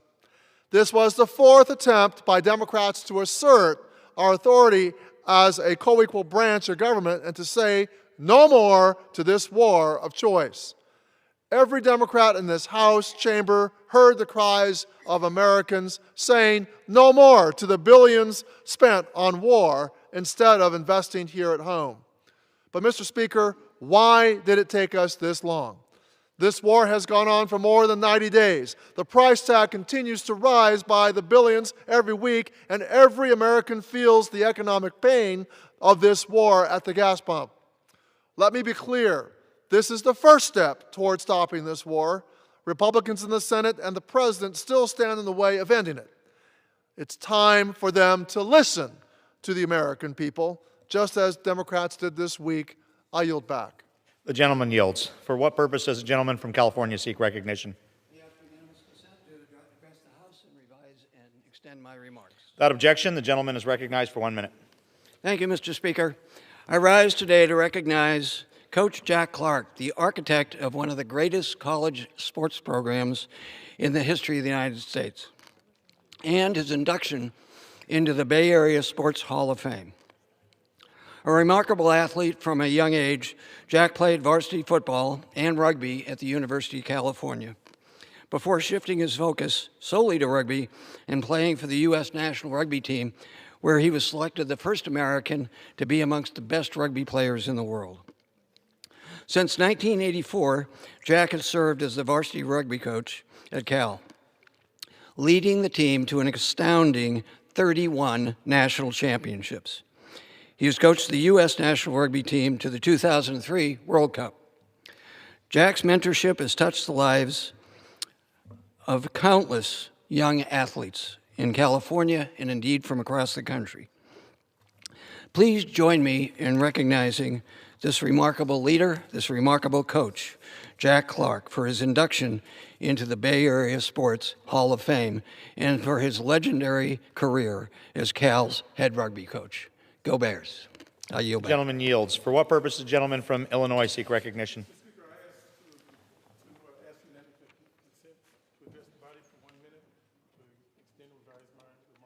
Without objection, the gentleman is recognized for 1 minute. Mr. Speaker, today we pause to honor the life of Spencer Leak Jr., a son of Chicago, a steward of a sacred family legacy, and a servant of countless families in their moments of deepest sorrow. The story of the Leak family is in many ways the story of Black perseverance in America. In 1933, Reverend Andrew Leak established a funeral home so that Black families denied dignity in life by segregation could at least be afforded dignity in death. Spencer Leak Jr. carried that mission forward with devotion, compassion, and grace. From answering phones at age 12 to becoming a licensed funeral director and vice president of Leak & Sons, he understood that his work was not merely a business, it was a ministry. He comforted the grieving, uplifted the forgotten, and ensured that every family, regardless of means, was treated with respect and humanity. For generations, Leak & Sons has stood as a trusted institution in Chicago and across this nation, in Chicago and America's Black communities.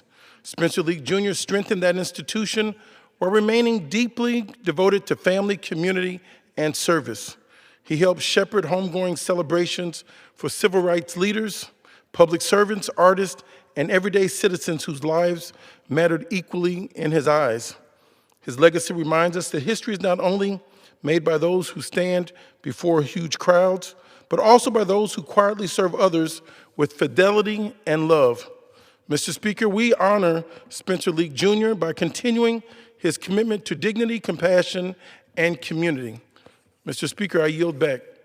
The gentleman yields. Under the Speaker's announced policy of January 3rd, 2025, the gentleman from Illinois, Mr. Jackson, is recognized for 60 minutes as the designee of the minority leader.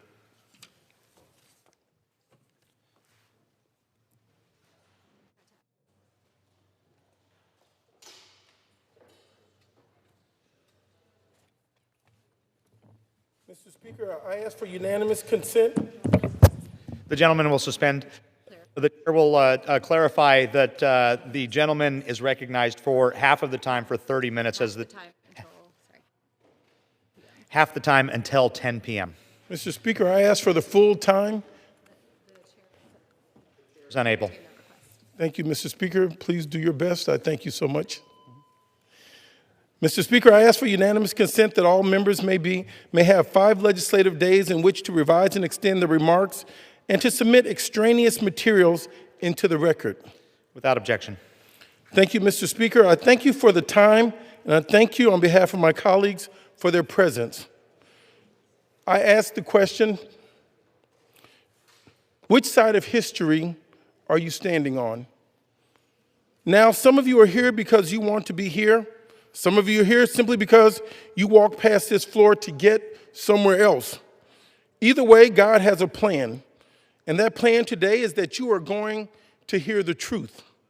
Because this is a special order hour, and the order I have been given, not by the Speaker of this House, but by God who made us all equal in his eyes, through this republic, has never fully agreed and understood by all members of this body that we have to stand this right, we have the right to stand in this well on the floor of the People's House and ask every member of this body a question that cannot be avoided.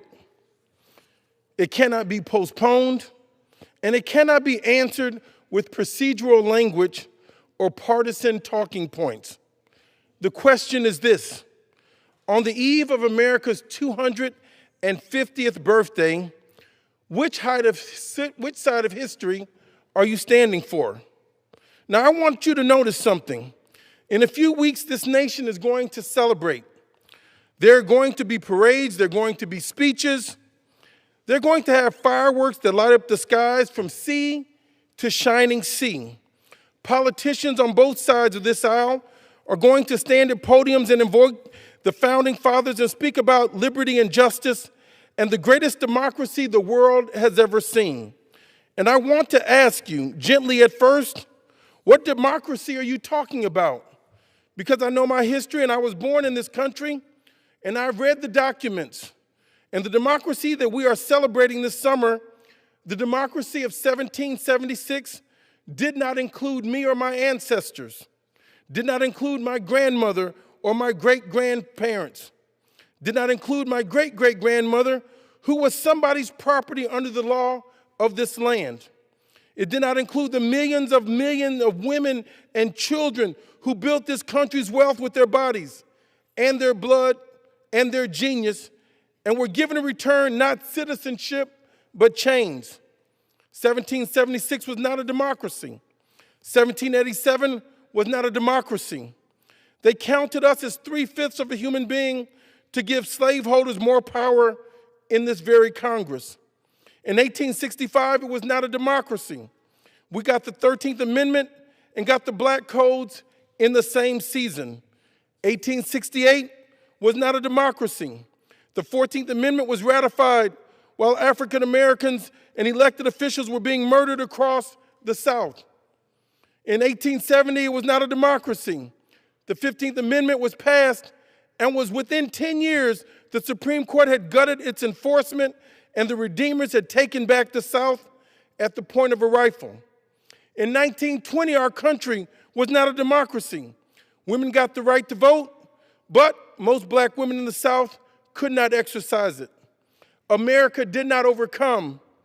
By any honest definition, it was not a democracy in this country until August 6th of 1965, the day that President Lyndon Baines Johnson signed the Voting Rights Act, the day that this nation finally, after 189 years of claiming to believe in democracy, extended a meaningful, enforceable, protected right to vote to all of its citizens, regardless of race. 189 years in the long making. Let that sink in your spirit. 189 years of fireworks, 189 years of founding myths. We the people, it was said, and not one day of actual democracy for the people who look like me. I am 60 years of age. I was born in 1966. In 1965, the Voting Rights Act was passed. I am the first generation of Americans ever born with equal rights under the law of this land. The first in 255 years, my generation, we are the first age 60 years of age. Now, if that doesn't disturb you, if that doesn't shake something in your soul, if you can hear that and feel nothing, then I want to suggest respectfully that something has gone wrong. Something has gone morally numb. And now, the Supreme Court in a 6-3 decision in Louisiana versus Calais has gutted Section 2 of the Voting Rights Act, has taken the spine out of the only serious legal protection that blacks and Mexicans and women and others have had since 1965, has done with legal language and constitutional reasoning what the White Citizens Council, the Ku Klux Klan used to do with economic pressure and shotguns. They have changed the method. They have not changed the mission. Mr. Speaker, it is now my privilege and now my pleasure to introduce to you one of the leading outstanding voices for human rights, democracy in the United States of America, my colleague and friend, the Honorable Congressman from the great state of Illinois. Mr. Speaker, I'm honored to be joined by my colleague, the first Mexican-American to serve in the United States House of Representatives from the entire Midwest. He has fought for the rights and well-being of his constituents and all Americans for decades. And I'm honored to now yield to the gentleman, the first person of Mexican-American ancestry to serve in the House of Representatives from the state of Illinois, the Honorable Congressman, Mr. Chuy Garcia, for as much time as he desires. Thank you, Representative Jackson, for leading this special order hour for the Congressional Progressive Caucus, shining a spotlight on the Voting Rights Act, progress that's been made, and most importantly, efforts to dismantle it and disenfranchise millions of people across the land and undermine our democracy. Let me share a personal story. I arrived in the United States in 1965, the same year the Voting Rights Act was passed. I was a little boy from Durango, Mexico. I didn't speak a word of English, let alone know about the Constitution or the Founding Fathers. But I understood one thing.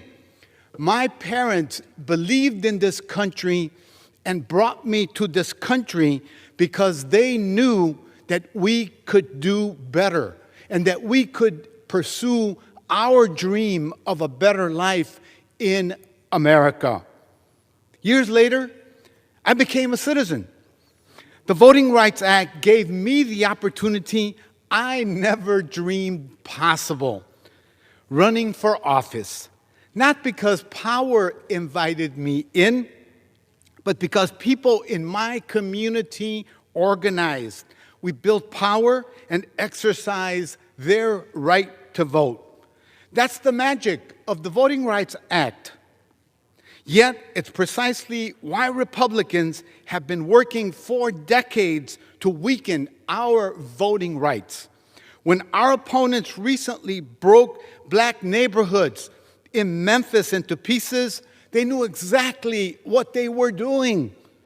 In Tennessee, in Alabama, and Louisiana, getting rid of majority black districts isn't accidental either.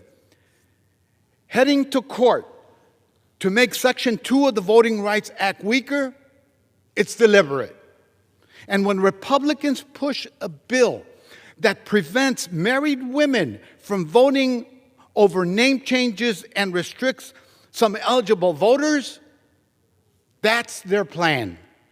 This is not election integrity, it's Klan tactics in a business suit. The Jim Crow School of Law. They do not say literacy test anymore. They say, bring us new paperwork. They don't say whites only anymore. They say race neutral. To them, fair means our communities can contribute to society by working and paying taxes, but we're not worthy enough to elect our own representatives. It also means that you can pack, slice, and scatter black and Latino voters as long as those calling the shots label it smart politics. Chicago's Latino community waited decades for real representation in Congress. The 4th Congressional District of Illinois became the first Latino majority congressional district in the Midwest because the Voting Rights Act had teeth and because our communities refused to disappear and the only thing that they wanted was a level playing field to be represented. We organized and won the 4th Congressional Districts. 30 years later, there's still just one other Latino in Congress from the whole Midwest region. She is a Latina and proud to serve with her.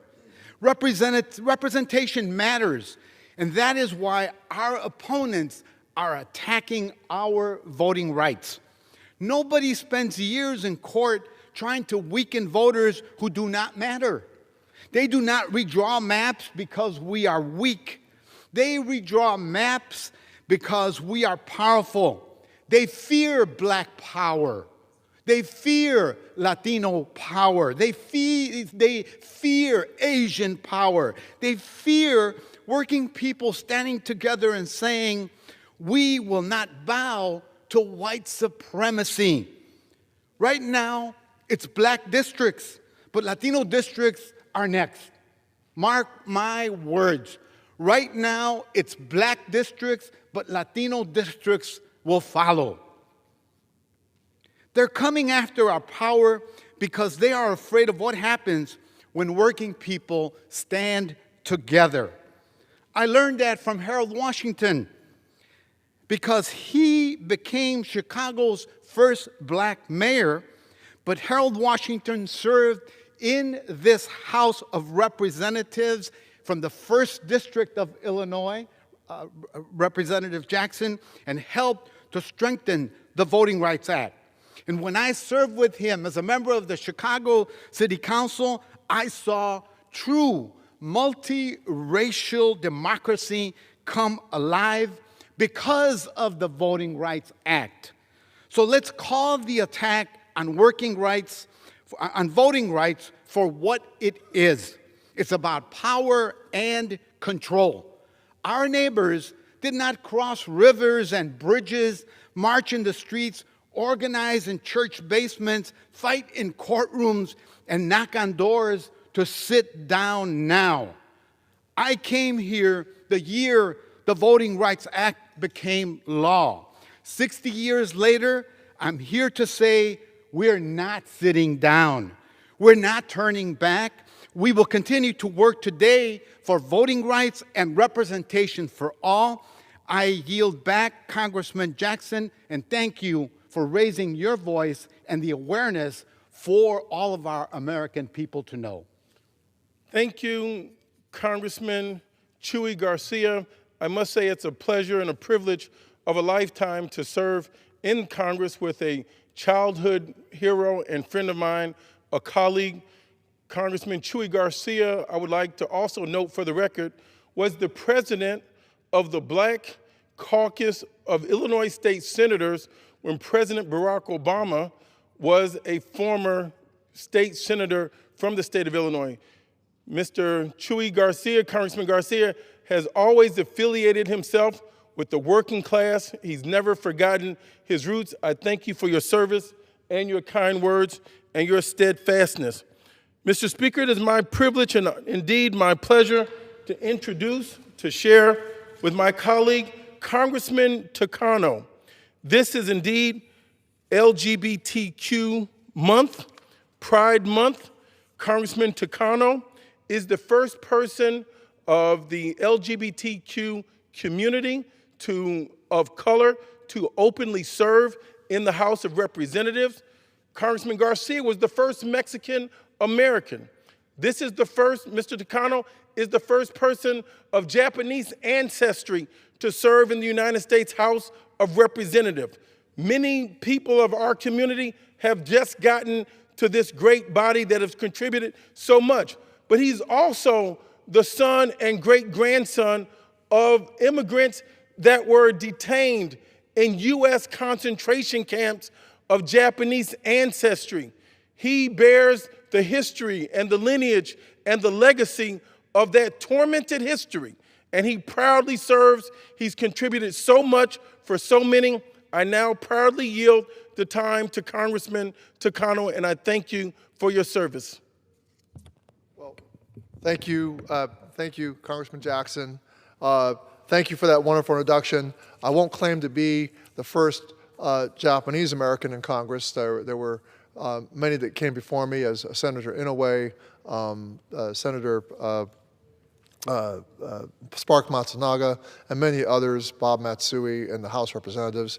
But all of what you said about my family having been interned or incarcerated during World War II, that is the burden of history that I do carry, and it's something that I think is very important and relevant to today. But I want to focus on the Voting Rights Act, which is what our topic of the Congressional Progressive Caucus is the Voting Rights Act. You know, in 1965, in which I was probably 4 years old, during President Lyndon B. Johnson's historic address to the Congress in the wake of Bloody Sunday. Bloody Sunday, you will recall, is that moment when in Selma, John Lewis, among others, crossed the Edmund Pettus Bridge and were met with state troopers and the local police, and were bludgeoned and whipped and were charged with officers on horseback because they were marching to Montgomery to demand voting rights. And what America saw shocked the conscience, shocked their conscience. And what they saw was what shocked the conscience of America. And it led President Johnson to address Congress, and he said these words before in this very chamber to a joint session. He said, "The most basic right of all is the right to choose your own leaders." A few months after that speech, the Voting Rights Act was the law of the land. And that is our topic today. The Voting Rights Act's protections were historic and gave rise to what historians consider the second Reconstruction era, because for the first time in history, the government ensured that minority Americans of color, could elect their own preferred candidate. The practice of gerrymandering to dilute the ability for communities of interest, communities of color, to be able to elect a preferred candidate was the norm.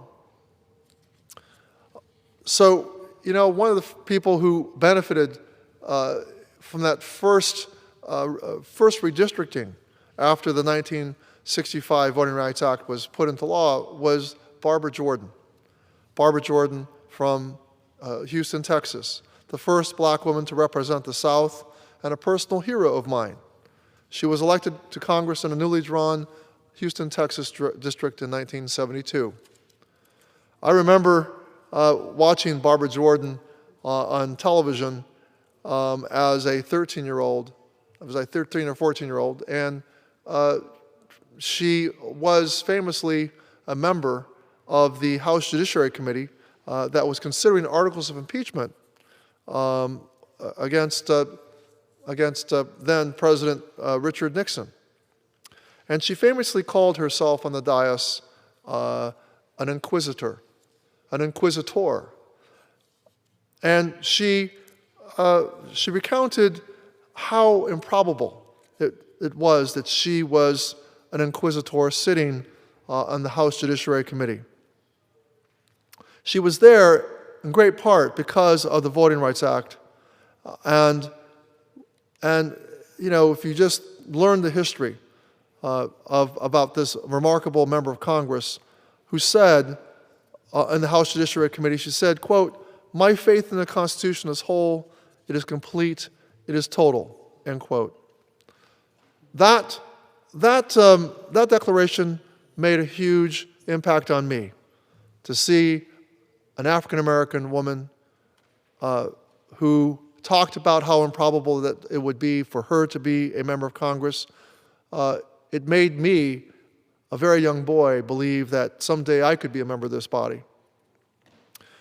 And thanks to the Voting Rights Act, this Congress is the most diverse Congress in history, with 26% of its members being people of color. Our legislative body is the most reflective of the country's population than it ever has been. The Supreme Court, though, has taken a wrecking ball to that progress in its decision in Louisiana v. Calais. Now, Republican governors and state legislatures have canceled primaries to ram through maps, oftentimes in a matter of days, that suppress the voting power of black and Hispanic Americans. Mr. Speaker, instead of the Republican Party passing bills to lower the cost of living, they have seen fit to rig maps to try and keep the Republicans in power.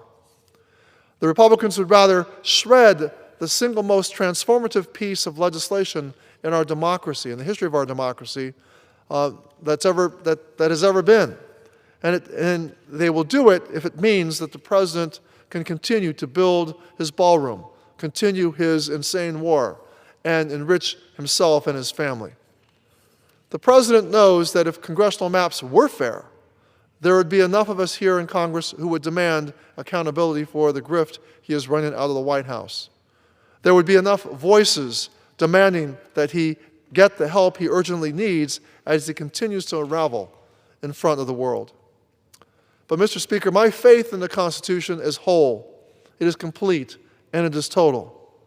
I know that while the Supreme Court may have dismantled the Voting Rights Act, Congress is not powerless, and the American people, in spite of the efforts to rig the maps and to draw districts to keep Republicans in power, we can and will prevail in the coming months.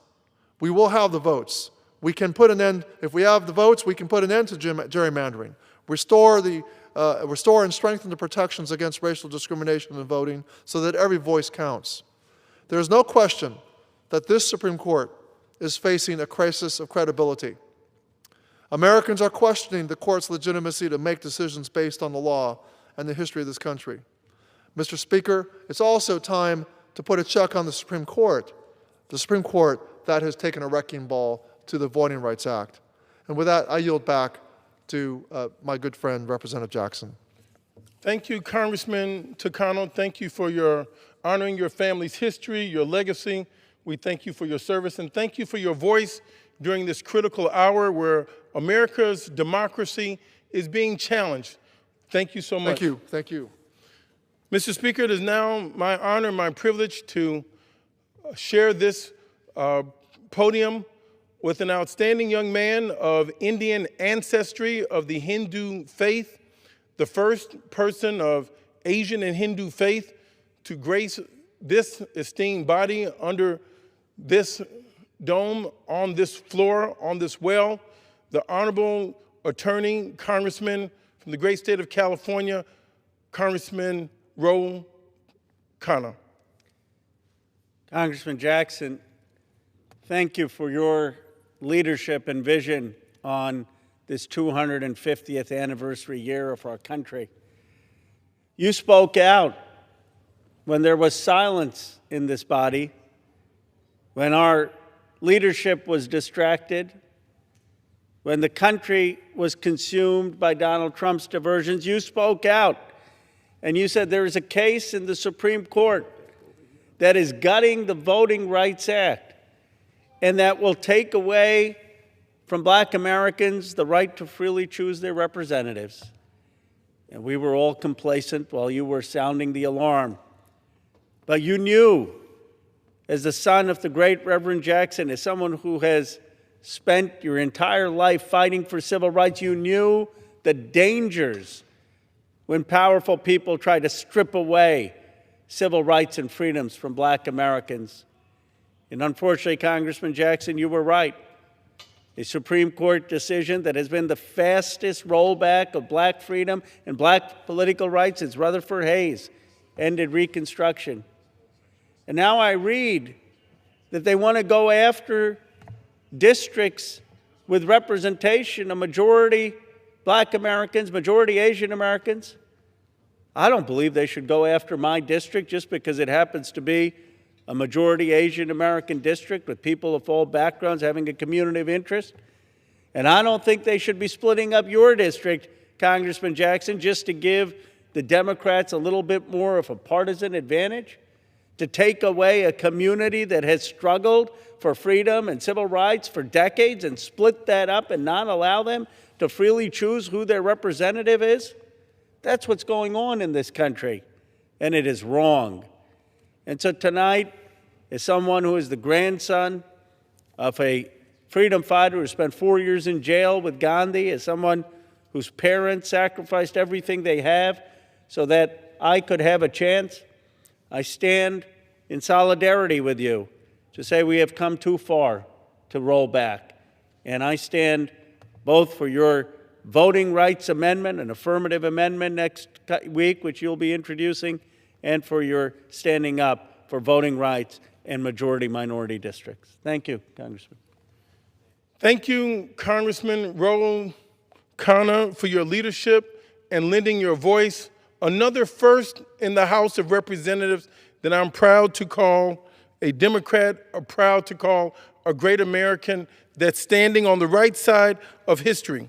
Mr. Speaker, it's my pleasure to introduce the next speaker, who is the first in her family to graduate from college and went on to become a critical care physician and steadfast public servant who's answered the call to public service, that understands the urgent need to help ensure and help provide care for all Americans.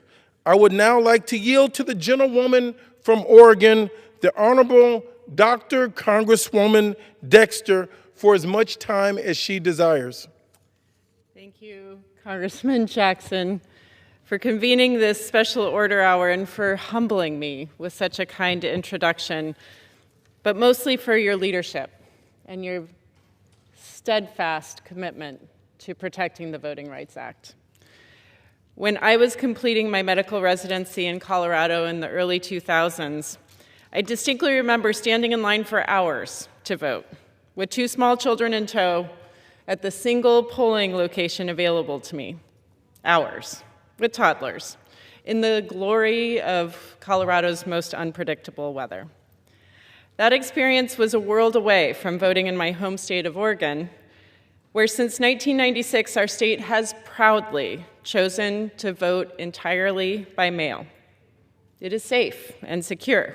You can't hack paper. It's harder to intimidate a voter in their own home. And turnout is higher. In fact, in 2023, Oregon had the single highest voter turnout in the nation. That is how representative democracy is supposed to work. People should be able to easily exercise their voices and to use their power. For generations, the Voting Rights Act helped move us closer to that promise. It stood as one of the most successful civil rights laws in our nation's history, born from those who marched, bled, and died for the right to have a say in their government. Today, that promise is under assault.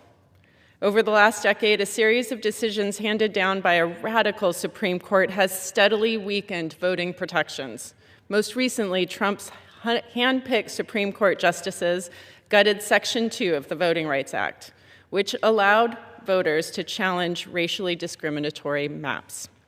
This has unleashed a wave of racist gerrymandering across the South designed to dilute Black voting power, erase hard-won gains of the civil rights movement, and rig the political system for Republicans to stay in power.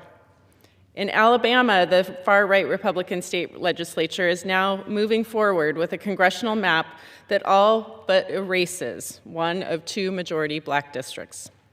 This is a map that judges in Alabama rejected, but that Trump's hand-picked radical Supreme Court is letting move forward. It is a betrayal.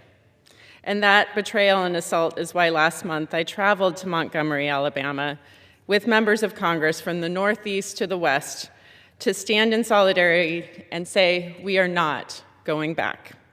Standing there, I felt the weight of history, the people, including your father, who courageously led this nation in the fight against segregation and Jim Crow. They will not stand alone now. We will fight back, and we have the playbook in front of us. This fight is won in courtrooms and at kitchen tables, at the ballot box, and marching in the streets. Our role here in Congress is clear: to serve as a check on a judiciary that is straying from its constitutional role and weakening the protections that ensure free and fair elections for all Americans.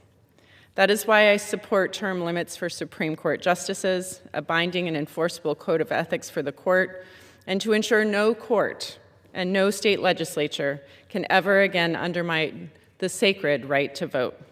Congress must pass the John Lewis Voting Rights Advancement Act to restore federal protections against racial discrimination in voting. The right to vote is the foundation of our democracy. Oregonians sent me here to protect it, and I will keep fighting to do just that. Thank you, and I yield back to Congressman Jackson. Thank you. I am so appreciative of your words and your steadfast leadership, Congresswoman Dr. Dexter. Mr. Speaker, I am honored to introduce our next speaker, whose district was effectively disenfranchised last year during the longest delay in inducting a member to the House of Representatives. She is also the first Latina ever elected to Congress in the entire history in the state of Arizona. A woman who comes from a proud, progressive, staunchly American legacy in the ancestry of her father, Raul Guerrero, who stood with us, who led us, who taught us, who stood by his values. He has instilled those, he's poured those into his outstanding daughter, who is now, I am proud to say, the Congresswoman from the great state of Arizona. I now yield my time to the great Congresswoman Guerrero from the great state of Arizona for as much time as she likes. Thank you, Representative Jackson, for your steadfast leadership in this fight to protect our democracy. And thank you to CPC for bringing us together for this important special order hour. We often talk about the right to vote as if it's just another issue before Congress. It's not just another issue. It is foundational. The right to vote is how people make their voices heard. It is how communities hold their government accountable. And it is the foundation upon which every other right rests. This is why the Supreme Court's decision in Louisiana versus Calais is so alarming. For generations, we have marched, organized, and sacrificed to secure protections enshrined in the Voting Rights Act.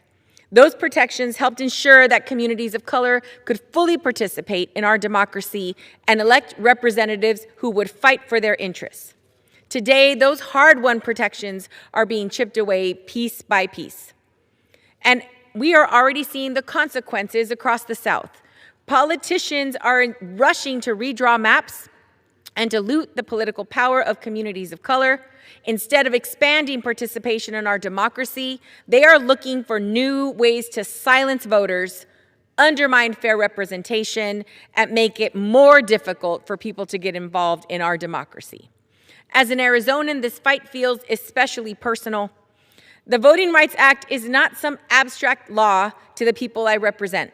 Southern Arizona is home to communities whose political representation has been protected by the Voting Rights Act for generations. Those protections helped ensure that Latino voters and other communities of color had meaningful opportunity to elect leaders who understood their experiences and would fight for them. The truth is, without the Voting Rights Act, Arizona's political landscape would look very different. The Voting Rights Act helped make it possible for leaders like my dad, Congressman Raul Grijalva, to serve Southern Arizona. It helped make it possible for me to stand here today as the first Latina ever elected from the state of Arizona to Congress. That representation did not happen by accident. It happened because generations fought to ensure that every community, regardless of race, language, or zip code, could have an equal voice in our democracy. That's why what's happening today is so dangerous. When courts weaken the Voting Rights Act and politicians engage in racial gerrymandering, they're not just changing lines on a map. They are weakening the voices of entire communities, undermining the promise of equal representation, and silencing people, period. Congress must act. We must restore the full protections of the Voting Rights Act. We must defend fair representation, and we must strengthen our democracy so that every community has equal voice and equal opportunity to be heard. Thank you, and I yield back to Representative Jackson. I thank the Honorable and the great Congresswoman Rivera. Now I yield myself the remaining balance of time. The arch segregationists have changed their method. They have not changed their mission. The mission has always been the same: control who votes, control who counts, control who can challenge the powerful, control the map, control the district, control the outcome, control the future. Crack the black community across 3 districts, pack it into one so overwhelmingly it elects 1 congressman where it should elect 2.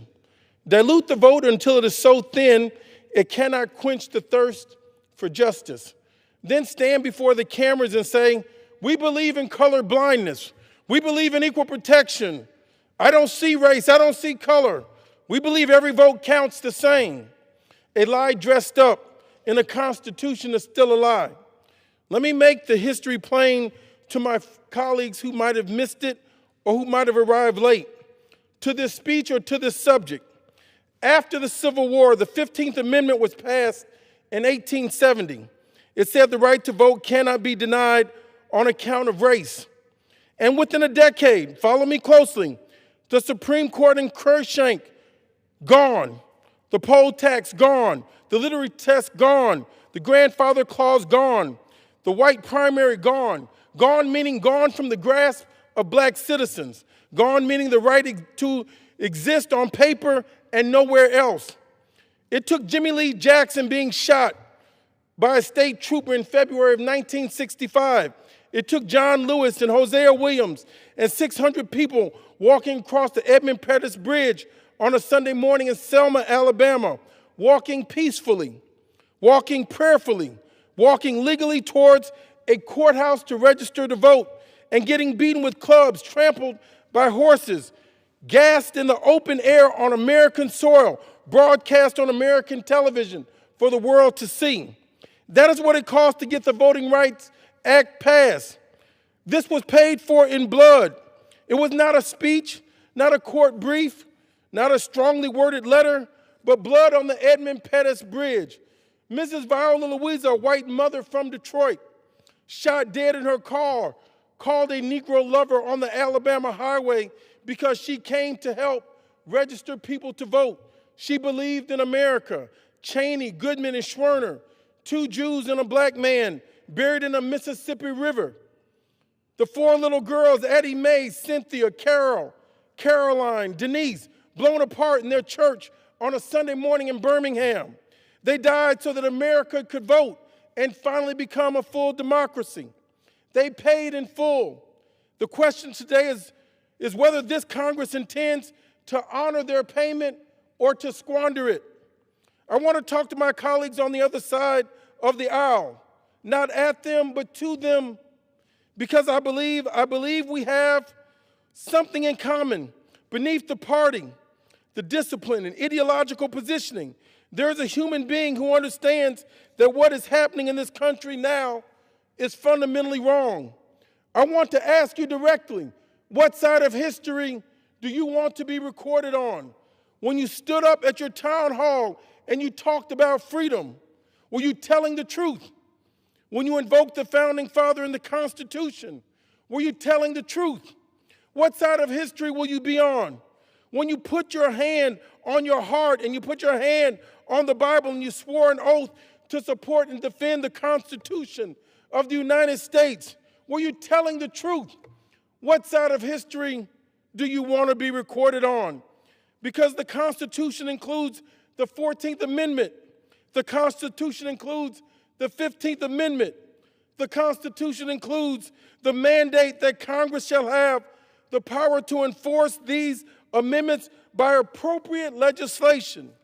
That legislation is the Voting Rights Act. To let it die, to stand here and do nothing while it is dismantled from across the street is not constitutional conservatism. It is constitutional abandonment. Let me say something about this word that keeps being propped up: color blindness. They say the Constitution requires color blindness. They say that we must treat all citizens the same regardless of race. They say that equal protection clause demands it. And I want to say, yes, I agree. I have always agreed Every sensible person agrees. But here's what they're leaving out. Color blindness applied to the remedy while the disease is still active is not justice. It's called malpractice. You cannot break a man's legs for 200 years and then hand him a pair of crutches and say, now we treat you equally before the law, no special treatment. The legs are still broken. Our democracy is still in its infancy. The crutches are the remedy, and the remedy is not the problem, it is the solution. That's why we need the Voting Rights Act and Section 2 for protection. Notice how the legislator in Tennessee, right after this law was passed, inaccurately went to the grave site, went to the balcony of the Lorraine Motel where Reverend Martin Luther King was assassinated, and attacked that one district, that African-American district. Look, when Louisiana drew 2 majority black congressional districts to have equal representation, it was not creating racial inequality. The racial inequality was already there. This was the cure, written into 200 years of American history in slavery, a century of Jim Crow, separate but unequal laws, decades of deliberate underfunding and exclusion and redlining and deliberate disenfranchisement. The district was the answer to the inequality, not the cause of it. And to call the remedy unconstitutional while the disease runs free, that is not law, Mr. Speaker.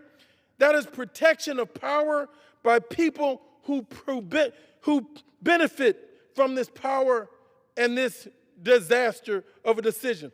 I will recognize my colleagues who have spoken up, but the silence is deafening.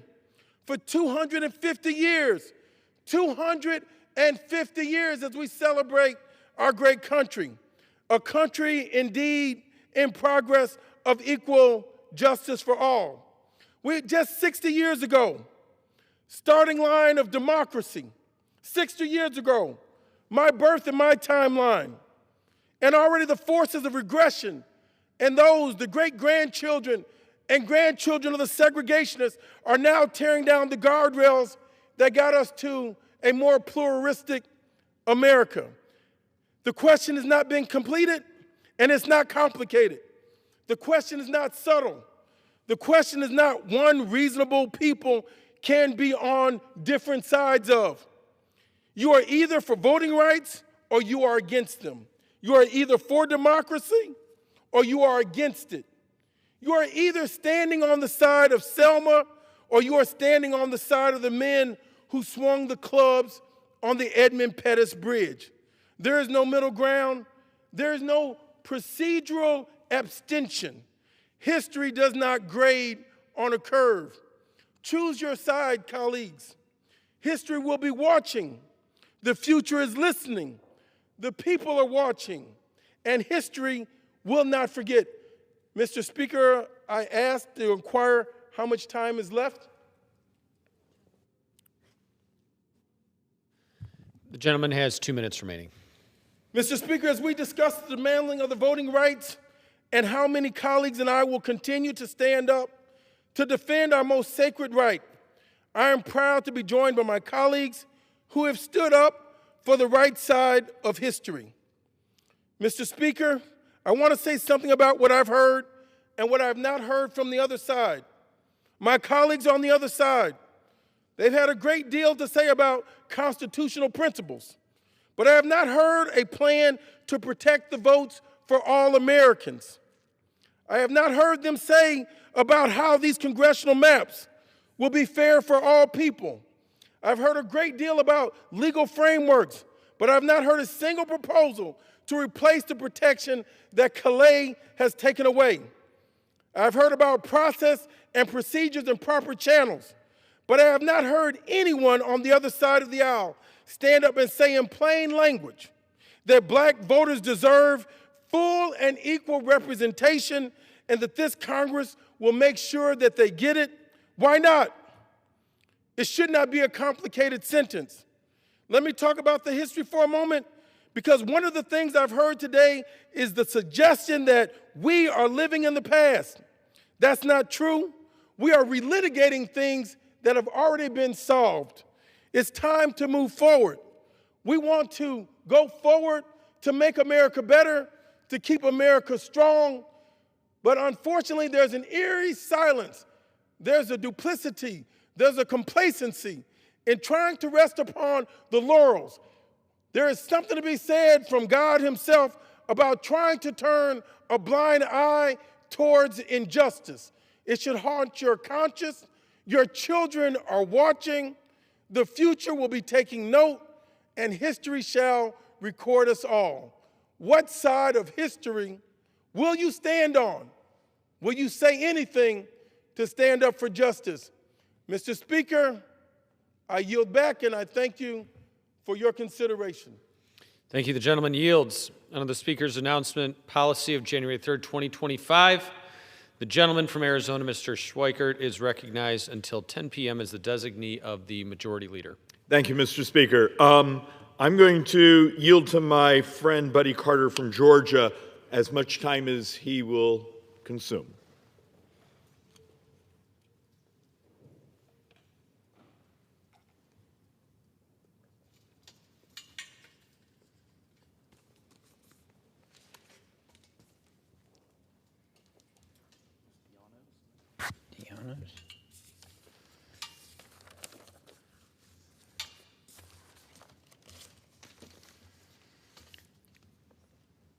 Mr. Speaker, I rise today to congratulate Diano's Italian on being named the best Italian restaurant in the state of Georgia. Diano's is a beloved family-owned and operated Italian restaurant in Dublin, Georgia. This great honor highlights how a small-town eatery with a deep compassion for its community can compete with restaurants in larger cities across the state. The restaurant was evaluated on multiple criteria such as food quality, consistency, atmosphere, and its overall dining experience.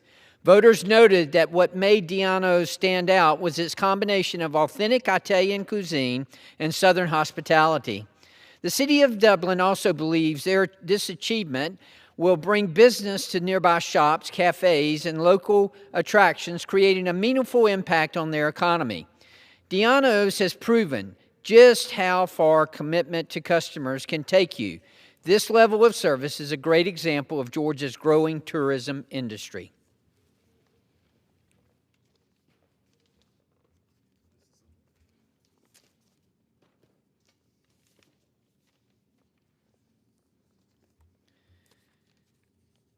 Mr. Speaker, I rise today to celebrate Augusta Gussie Gammon's 100th birthday. Gussie has dedicated much of her life to public service and an unwavering commitment to the Republican Party. Born on June 25, 1926 in Philadelphia, Gussie moved to Georgia in 1983, becoming a strong force within Republican politics by founding 4 women's Republican clubs and serving as a delegate to 3 Republican presidential conventions. She also served as Glenn County campaign manager for President George H.W. Bush and Congressman Jack Kingston. Aside from her work in politics, she founded Johnson's Insurance Agency in 1969 in the Florida Keys with her late husband. Together, they raised 4 daughters and were blessed with 8 grandchildren and 8 great-grandchildren. Gussie later married Don Gammon, with whom she continues her remarkable journey. It is my great honor to wish Miss Gammon a happy 100th birthday.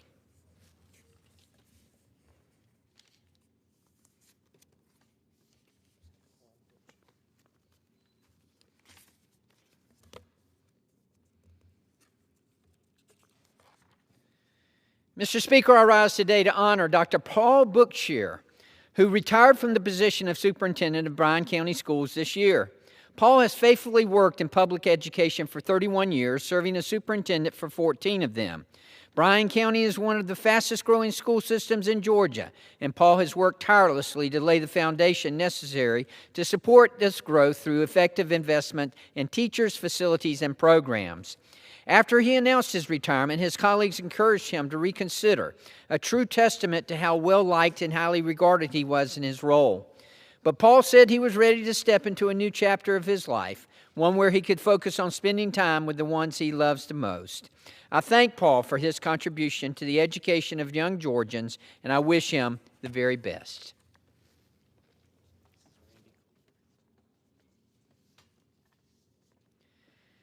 Mr. Speaker, I rise today to recognize Dr. Randy Kluger for his more than 40 years of experience and service in the field of dentistry.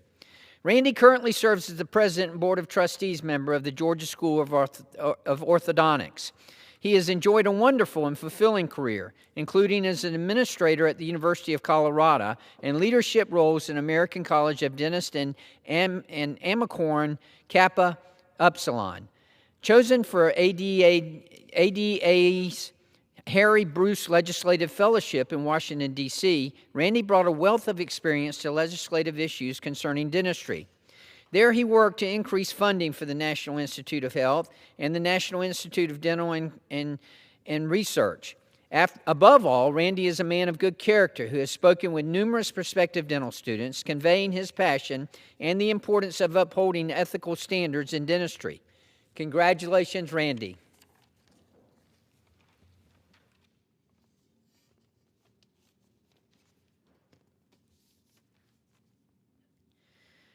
Mr. Speaker, I rise today to honor Frederick Muller, who passed away on May 19, 2026.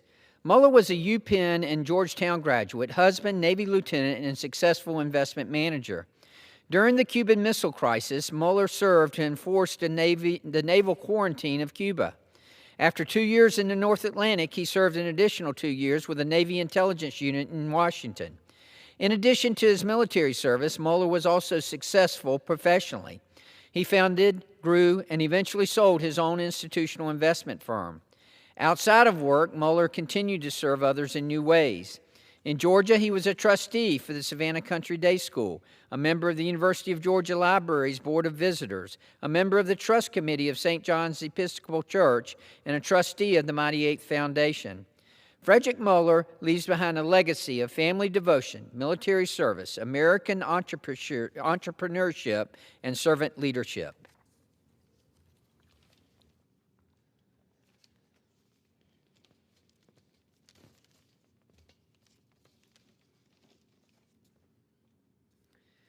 Mr. Speaker, I rise today to congratulate Jerry's Antiques in Savannah on their 50th anniversary.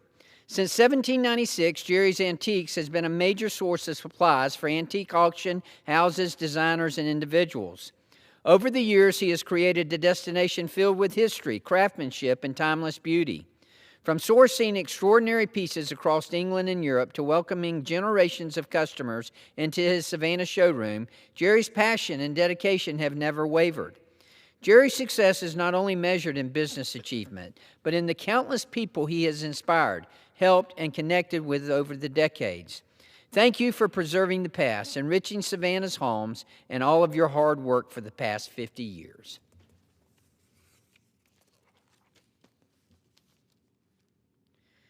Mr. Speaker, I rise today to honor the life and the legacy of James G. Jim Minter, Jr. of Inman, Georgia, who passed away on May 27, 2026, at the age of 95. Minter was a proud graduate of Fayette County High School and the University of Georgia, where he earned a degree in journalism. Following his education, he served his country as an infantry training officer during the Korean War before beginning a distinguished journalism career with the Atlanta Journal and the Atlanta Constitution. Over the course of decades, Minter became the executive editor of the combined Atlanta Journal-Constitution, helping shape one of Georgia's leading newspapers. Beyond his professional accomplishments, he was a devoted husband, father, grandfather, great-grandfather, and lifelong member of the Methodist Church. I extend my deepest condolences to his wife of 70 years, Anne, his family, and all who knew and loved him. We honor his service, his leadership, and his enduring impact on his community.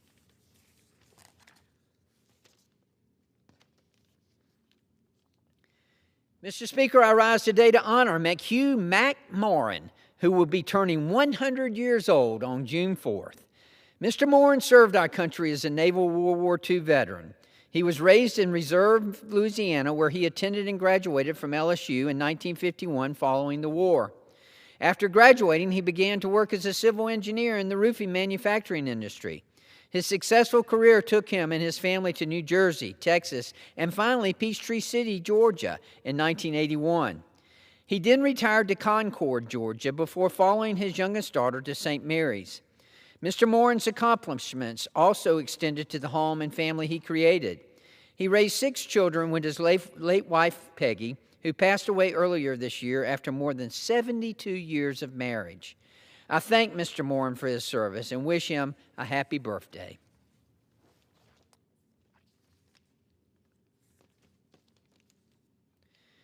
Mr. Speaker, I rise today to recognize Commander Nathaniel L. Robinson for his dedication to protecting the American people. Commander Robinson is the commanding officer of Coast Guard Marine Safety Unit, where he serves as captain of the port, officer in charge of marine inspections, federal maritime security, and on-scene operations throughout coastal Georgia. He is a graduate of the University of West Florida, Southern New Hampshire University, and the U.S. Air Force Command and Staff College. For his esteemed work, Commander Robinson receives a certificate in executive leadership from the University of Notre Dame. Prior to the Coast Guard, he was the Director of Marketing for the Naval Aviation Museum Foundation. He was granted his commission from the United States Coast Guard's Officer Candidate School in 2006.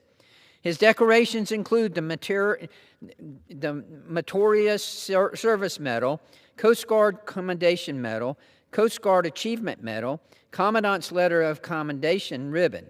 Commander Robinson, thank you for your outstanding service.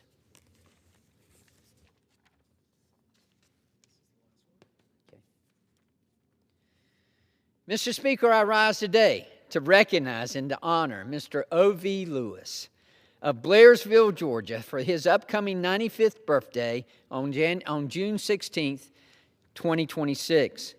O.V. joined the Young Harris College faculty in 1952 after teaching high school for 2 years in Wayne and Appling counties in South Georgia. During his time at Young Harris, he served as an accounting instructor for 48 years and as a registrar for 31 years. He retired in 2011 with the longest tenure of any previous college employee, but his service to advancing Young Harris College's mission did not end there. Through generous philanthropy and planned giving, he established the O.V. Lewis Endowed Scholarship to advance the education of future generations. In 2022, O.V. was honored with the Nancy Louise Haynes Stevens Sanderson Robinson Outstanding Friend Award. O.V. will tell you his fondest memories center around his time with Young Harris College faculty and students. The feeling is reciprocal, as many former students, such as myself, still maintain close relationships with him and credit him with having a significant influence on their success in life and careers, all because of O.V.'s unparalleled commitment to his students in the classroom and beyond their graduations. Thank you, O.V., for your outstanding commitment to furthering the education of so many students, and I hope you have a very happy 95th birthday. Thank you, Mr. Speaker, and thank the gentleman for yielding. Thank you to my friend from Georgia. Mr. Speaker, we're going to actually try to do something. It's a little complex, so I apologize. I apologize for those trying to keep track. If I start speaking like a machine gun, once again, I have a stunning amount of coffee. Just wave at me, I'll slow down. I'm going to try to actually explain and walk through what we talk about constantly, and that is waste and fraud. And I got 3 silos here, and I'm going to try to fight for some understanding. What's real in its fiscal impact, what is sort of commercial fraud. Hey, we screwed up in the way we wrote a piece of legislation. The administration, the bureaucrats actually have allowed leakage, some of the leakage being hundreds of billions of dollars. And over here is bad actors. You know, the group from Nigeria that's been actually conning unemployment fraud like we went through during COVID. I also need to actually try to explain when debt and deficits, when our borrowing is stunning. So I was going to just start with this article. It's something simple, but I'm going to use it as a benchmark. This convicted felon gets $1 million a year to sell obsolete internet services. You pay for it. Okay, so we have a con artist that set up an internet company, got a government contract. He gets $1 million a year. It's outrageous.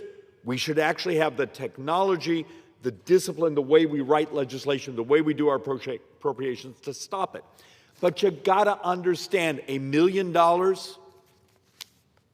is what we borrow about every 12 to 15 seconds. I need to put this in perspective because so often here we get our brothers and sisters, members of Congress, come behind these microphones and we talk about what we're going to save on something. And they don't seem to understand the burn rate.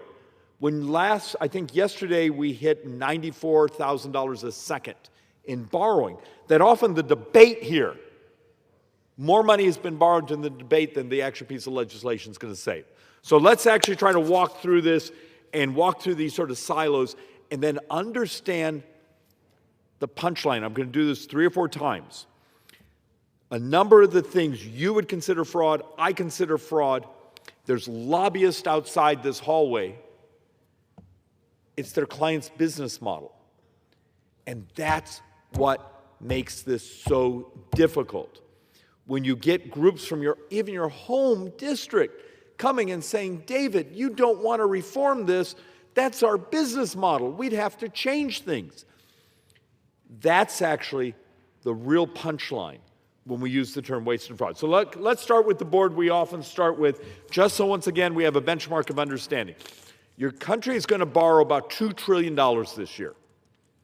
And there's some noise in that number. It's actually, in some ways, we would score it as more in the Joint Economic Committee because, we actually are crediting ourselves back some of the student loan money, but let's just stick with $2 trillion. Do you see here in the blue?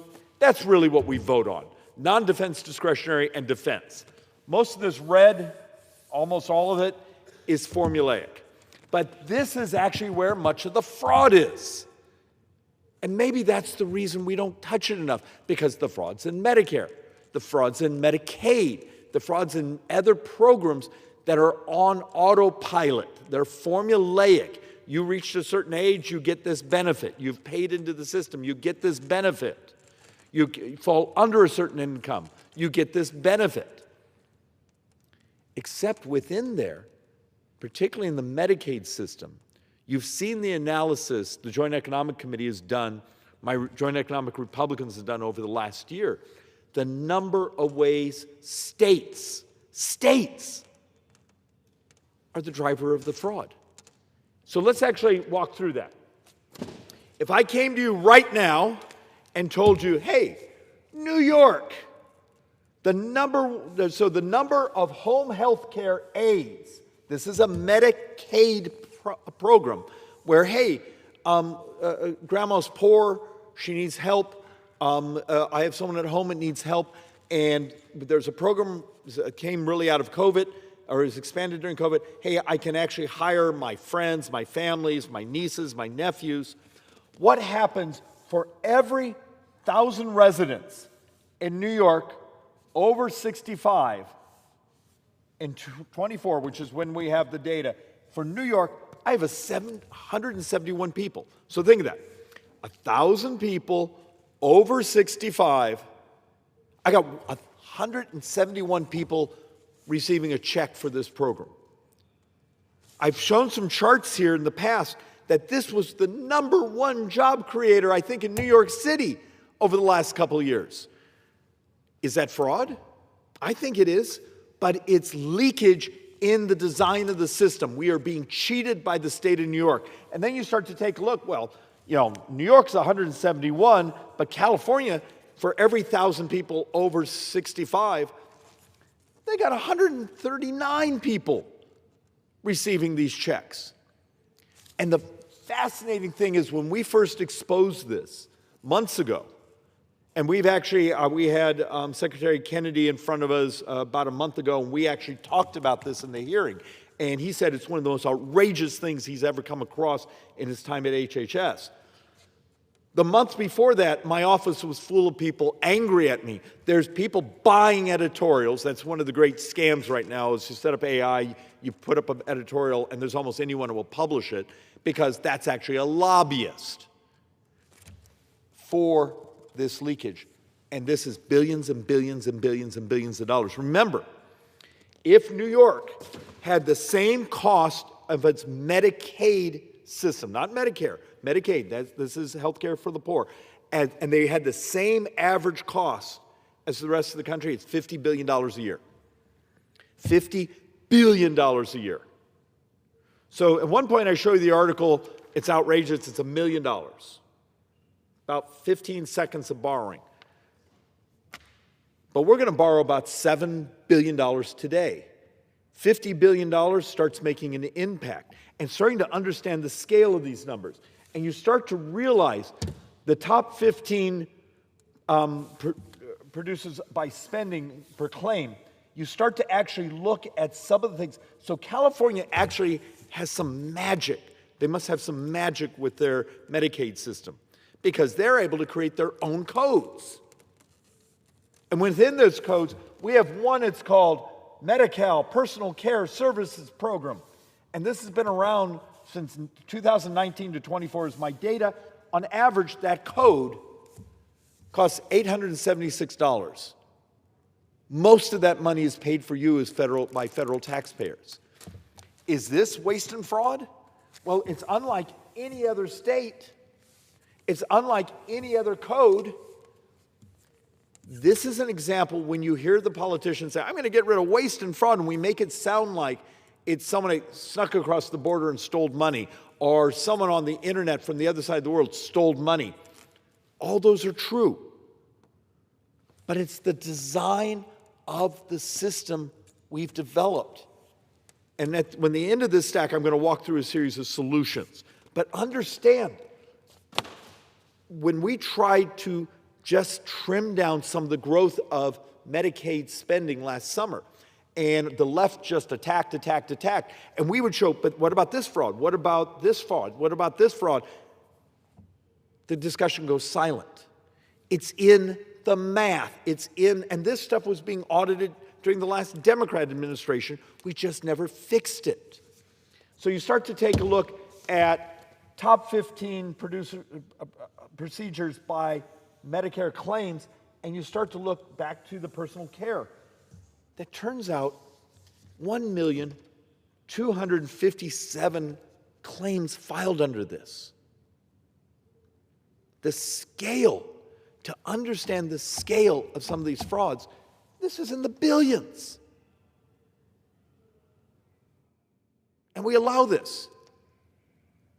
Does this meet your definition of waste and fraud? Because HHS, we're going to walk through a series of things that MedPAC has tried to identify for years that we can't seem to get enough votes here to even run a piece of legislation to try to fix it. So look, a couple more of these boards and then we're going to have some fun with headlines, which is something I almost never do, but I'm trying to find a way to explain most of the leakage in this government isn't some dodgy person in a dark room. It's actually how we're administering our programs and how poorly we're doing our job. So, all right, 15 procedures by Medicaid spending. Personal care services. Think of this. $139 billion from 2019 to 24.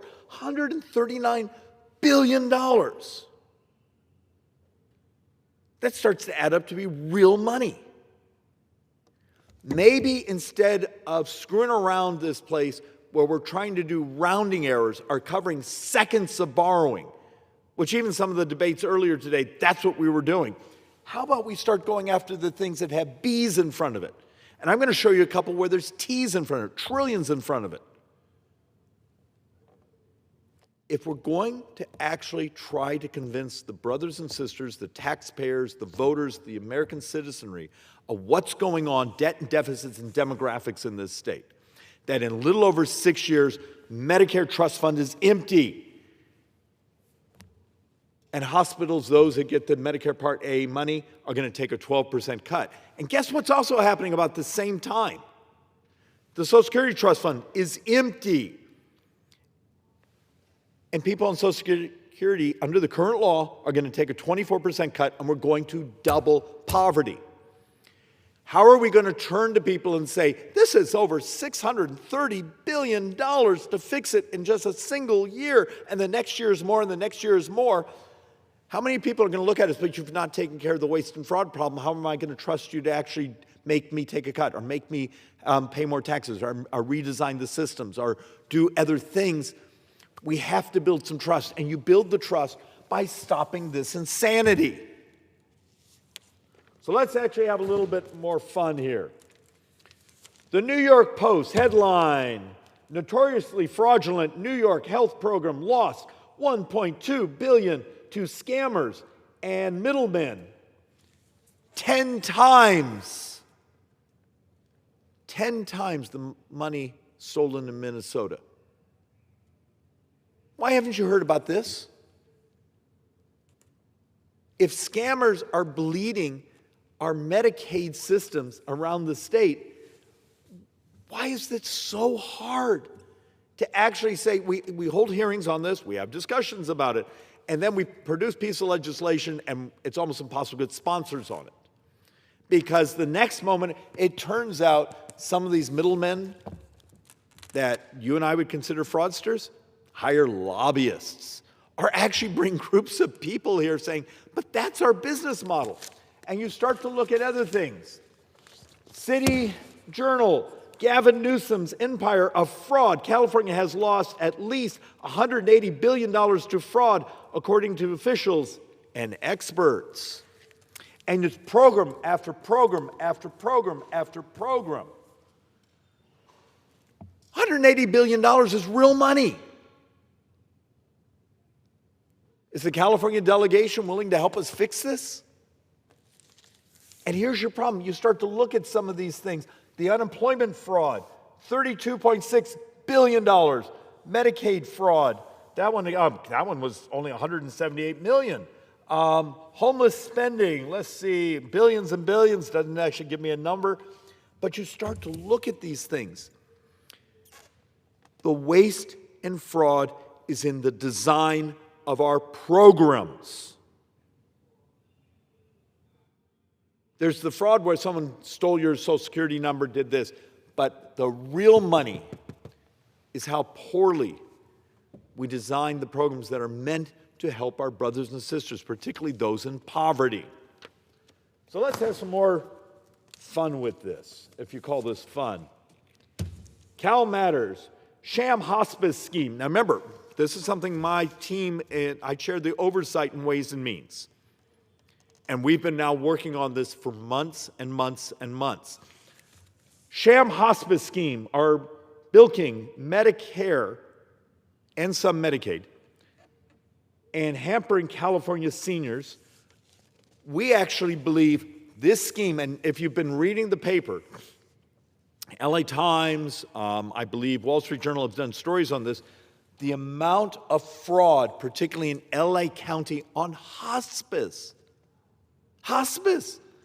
These are some of the most frail in our society. These are supposed to be the brothers and sisters we're loving as they're near ending life, except there's an entire fraud network. I'm going to actually show you, well, let's just talk about it before I try to show you. When someone just finally did a little bit of data and found, why are there hospices where there's a half a dozen, 2 dozen at the same P.O. box? And it went on for years.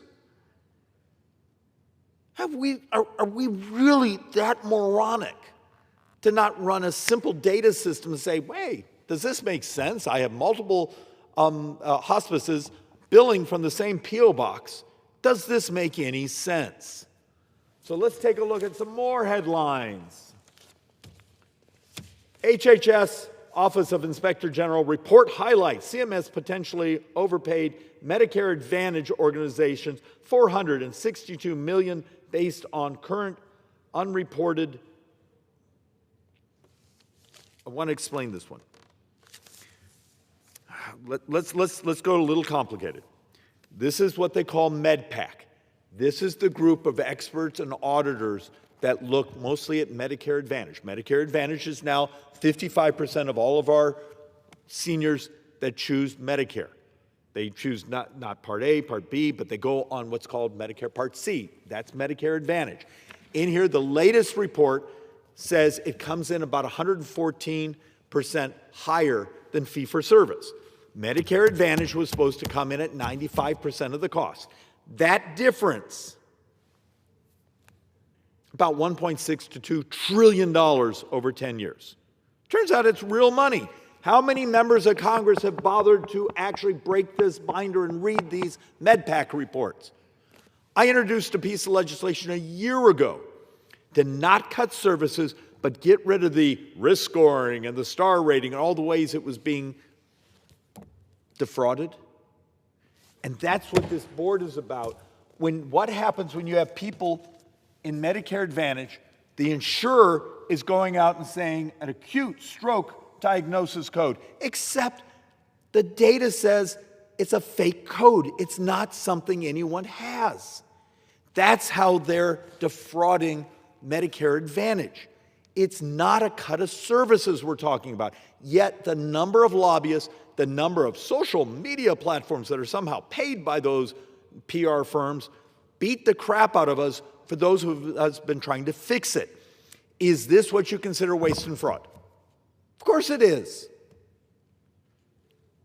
The difference is those of us trying to fix it have to take on an army of people that make their money from it.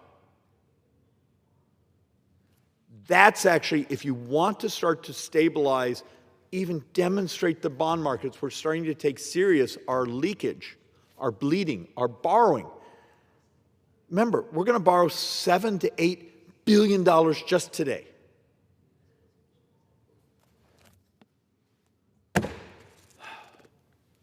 Where are my brothers and sisters here that will tell you how conservative they are, how tough they are, how truth-teller they are?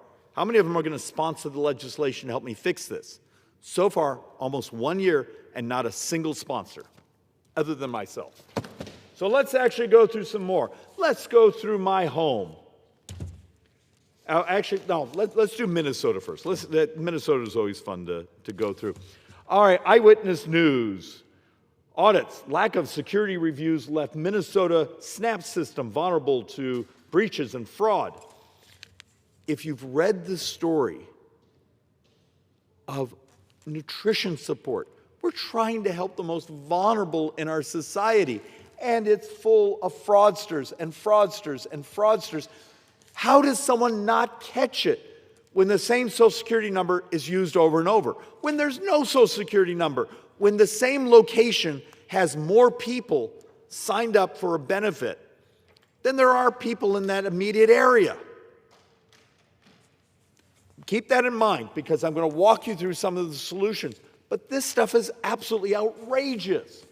And then you start to take a look. Channel 7, Eyewitness News, ghost students can steal your identity, enroll you in school, and take your loans. So we had people getting student loans who don't exist.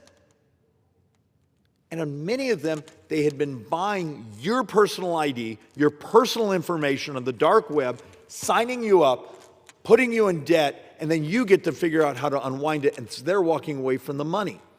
This is another sense of the incompetent design in these programs.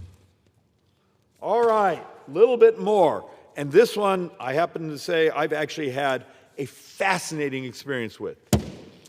Arizona sober living crisis, 140 indicted in billion-dollar, we think it's $2.8 billion, Medicaid scheme. So let me walk you through this. We call this the sober living home scam in Arizona. 2 Christmases ago, this last Christmas, we have a sort of a family tradition. We go up to the Navajo Nation. We'll call it the Nation. My parents used to do some work up there more as part of the church group. We've actually been up there and installed Starlink satellite dishes, so some what we call chapter houses actually could have broadband so they could have telehealth. My little girl has actually helped doing sheep herding. It's a fascinating place. It's monstrous. I've had friends on the Navajo Nation come up to me and say, David, you realize my uncle disappeared 7 years ago. A van showed up here in Cayenta. They were recruiting people that might have had a drinking problem. They put them in the van and they disappear. Turns out they were being driven down to Phoenix, being stuck in a sober living home, being billed to the Medicaid system, which we call ACCESS, Arizona Healthcare Cost Containment System. And then when the benefit was over, they were thrown out and then rolled to another sober living home. I had multiple acquaintances, friends from the Navajo Nation say they have family members they can't find. They've disappeared. So this is beyond the fraud of stealing $2.8 billion. And most of it actually isn't state money, it's also federal money because of the way the match works. There's people who've died. People have lost their lives because of how criminal this was. And it went on for a decade. And then our model is we're going to indict a bunch of people, we're going to never get the money back, and almost none of these people will ever really go to jail or prison. Have we lost our minds? Yes, we have. DOJ announces a record-breaking takedown of healthcare fraud schemes. Okay, let's actually walk through a couple. Justice Department has cracked down on a Pakistani national who allegedly orchestrated a $650 million fraud scheme in Arizona's Medicaid system. How does this happen? How many times have you actually heard the Attorney General, the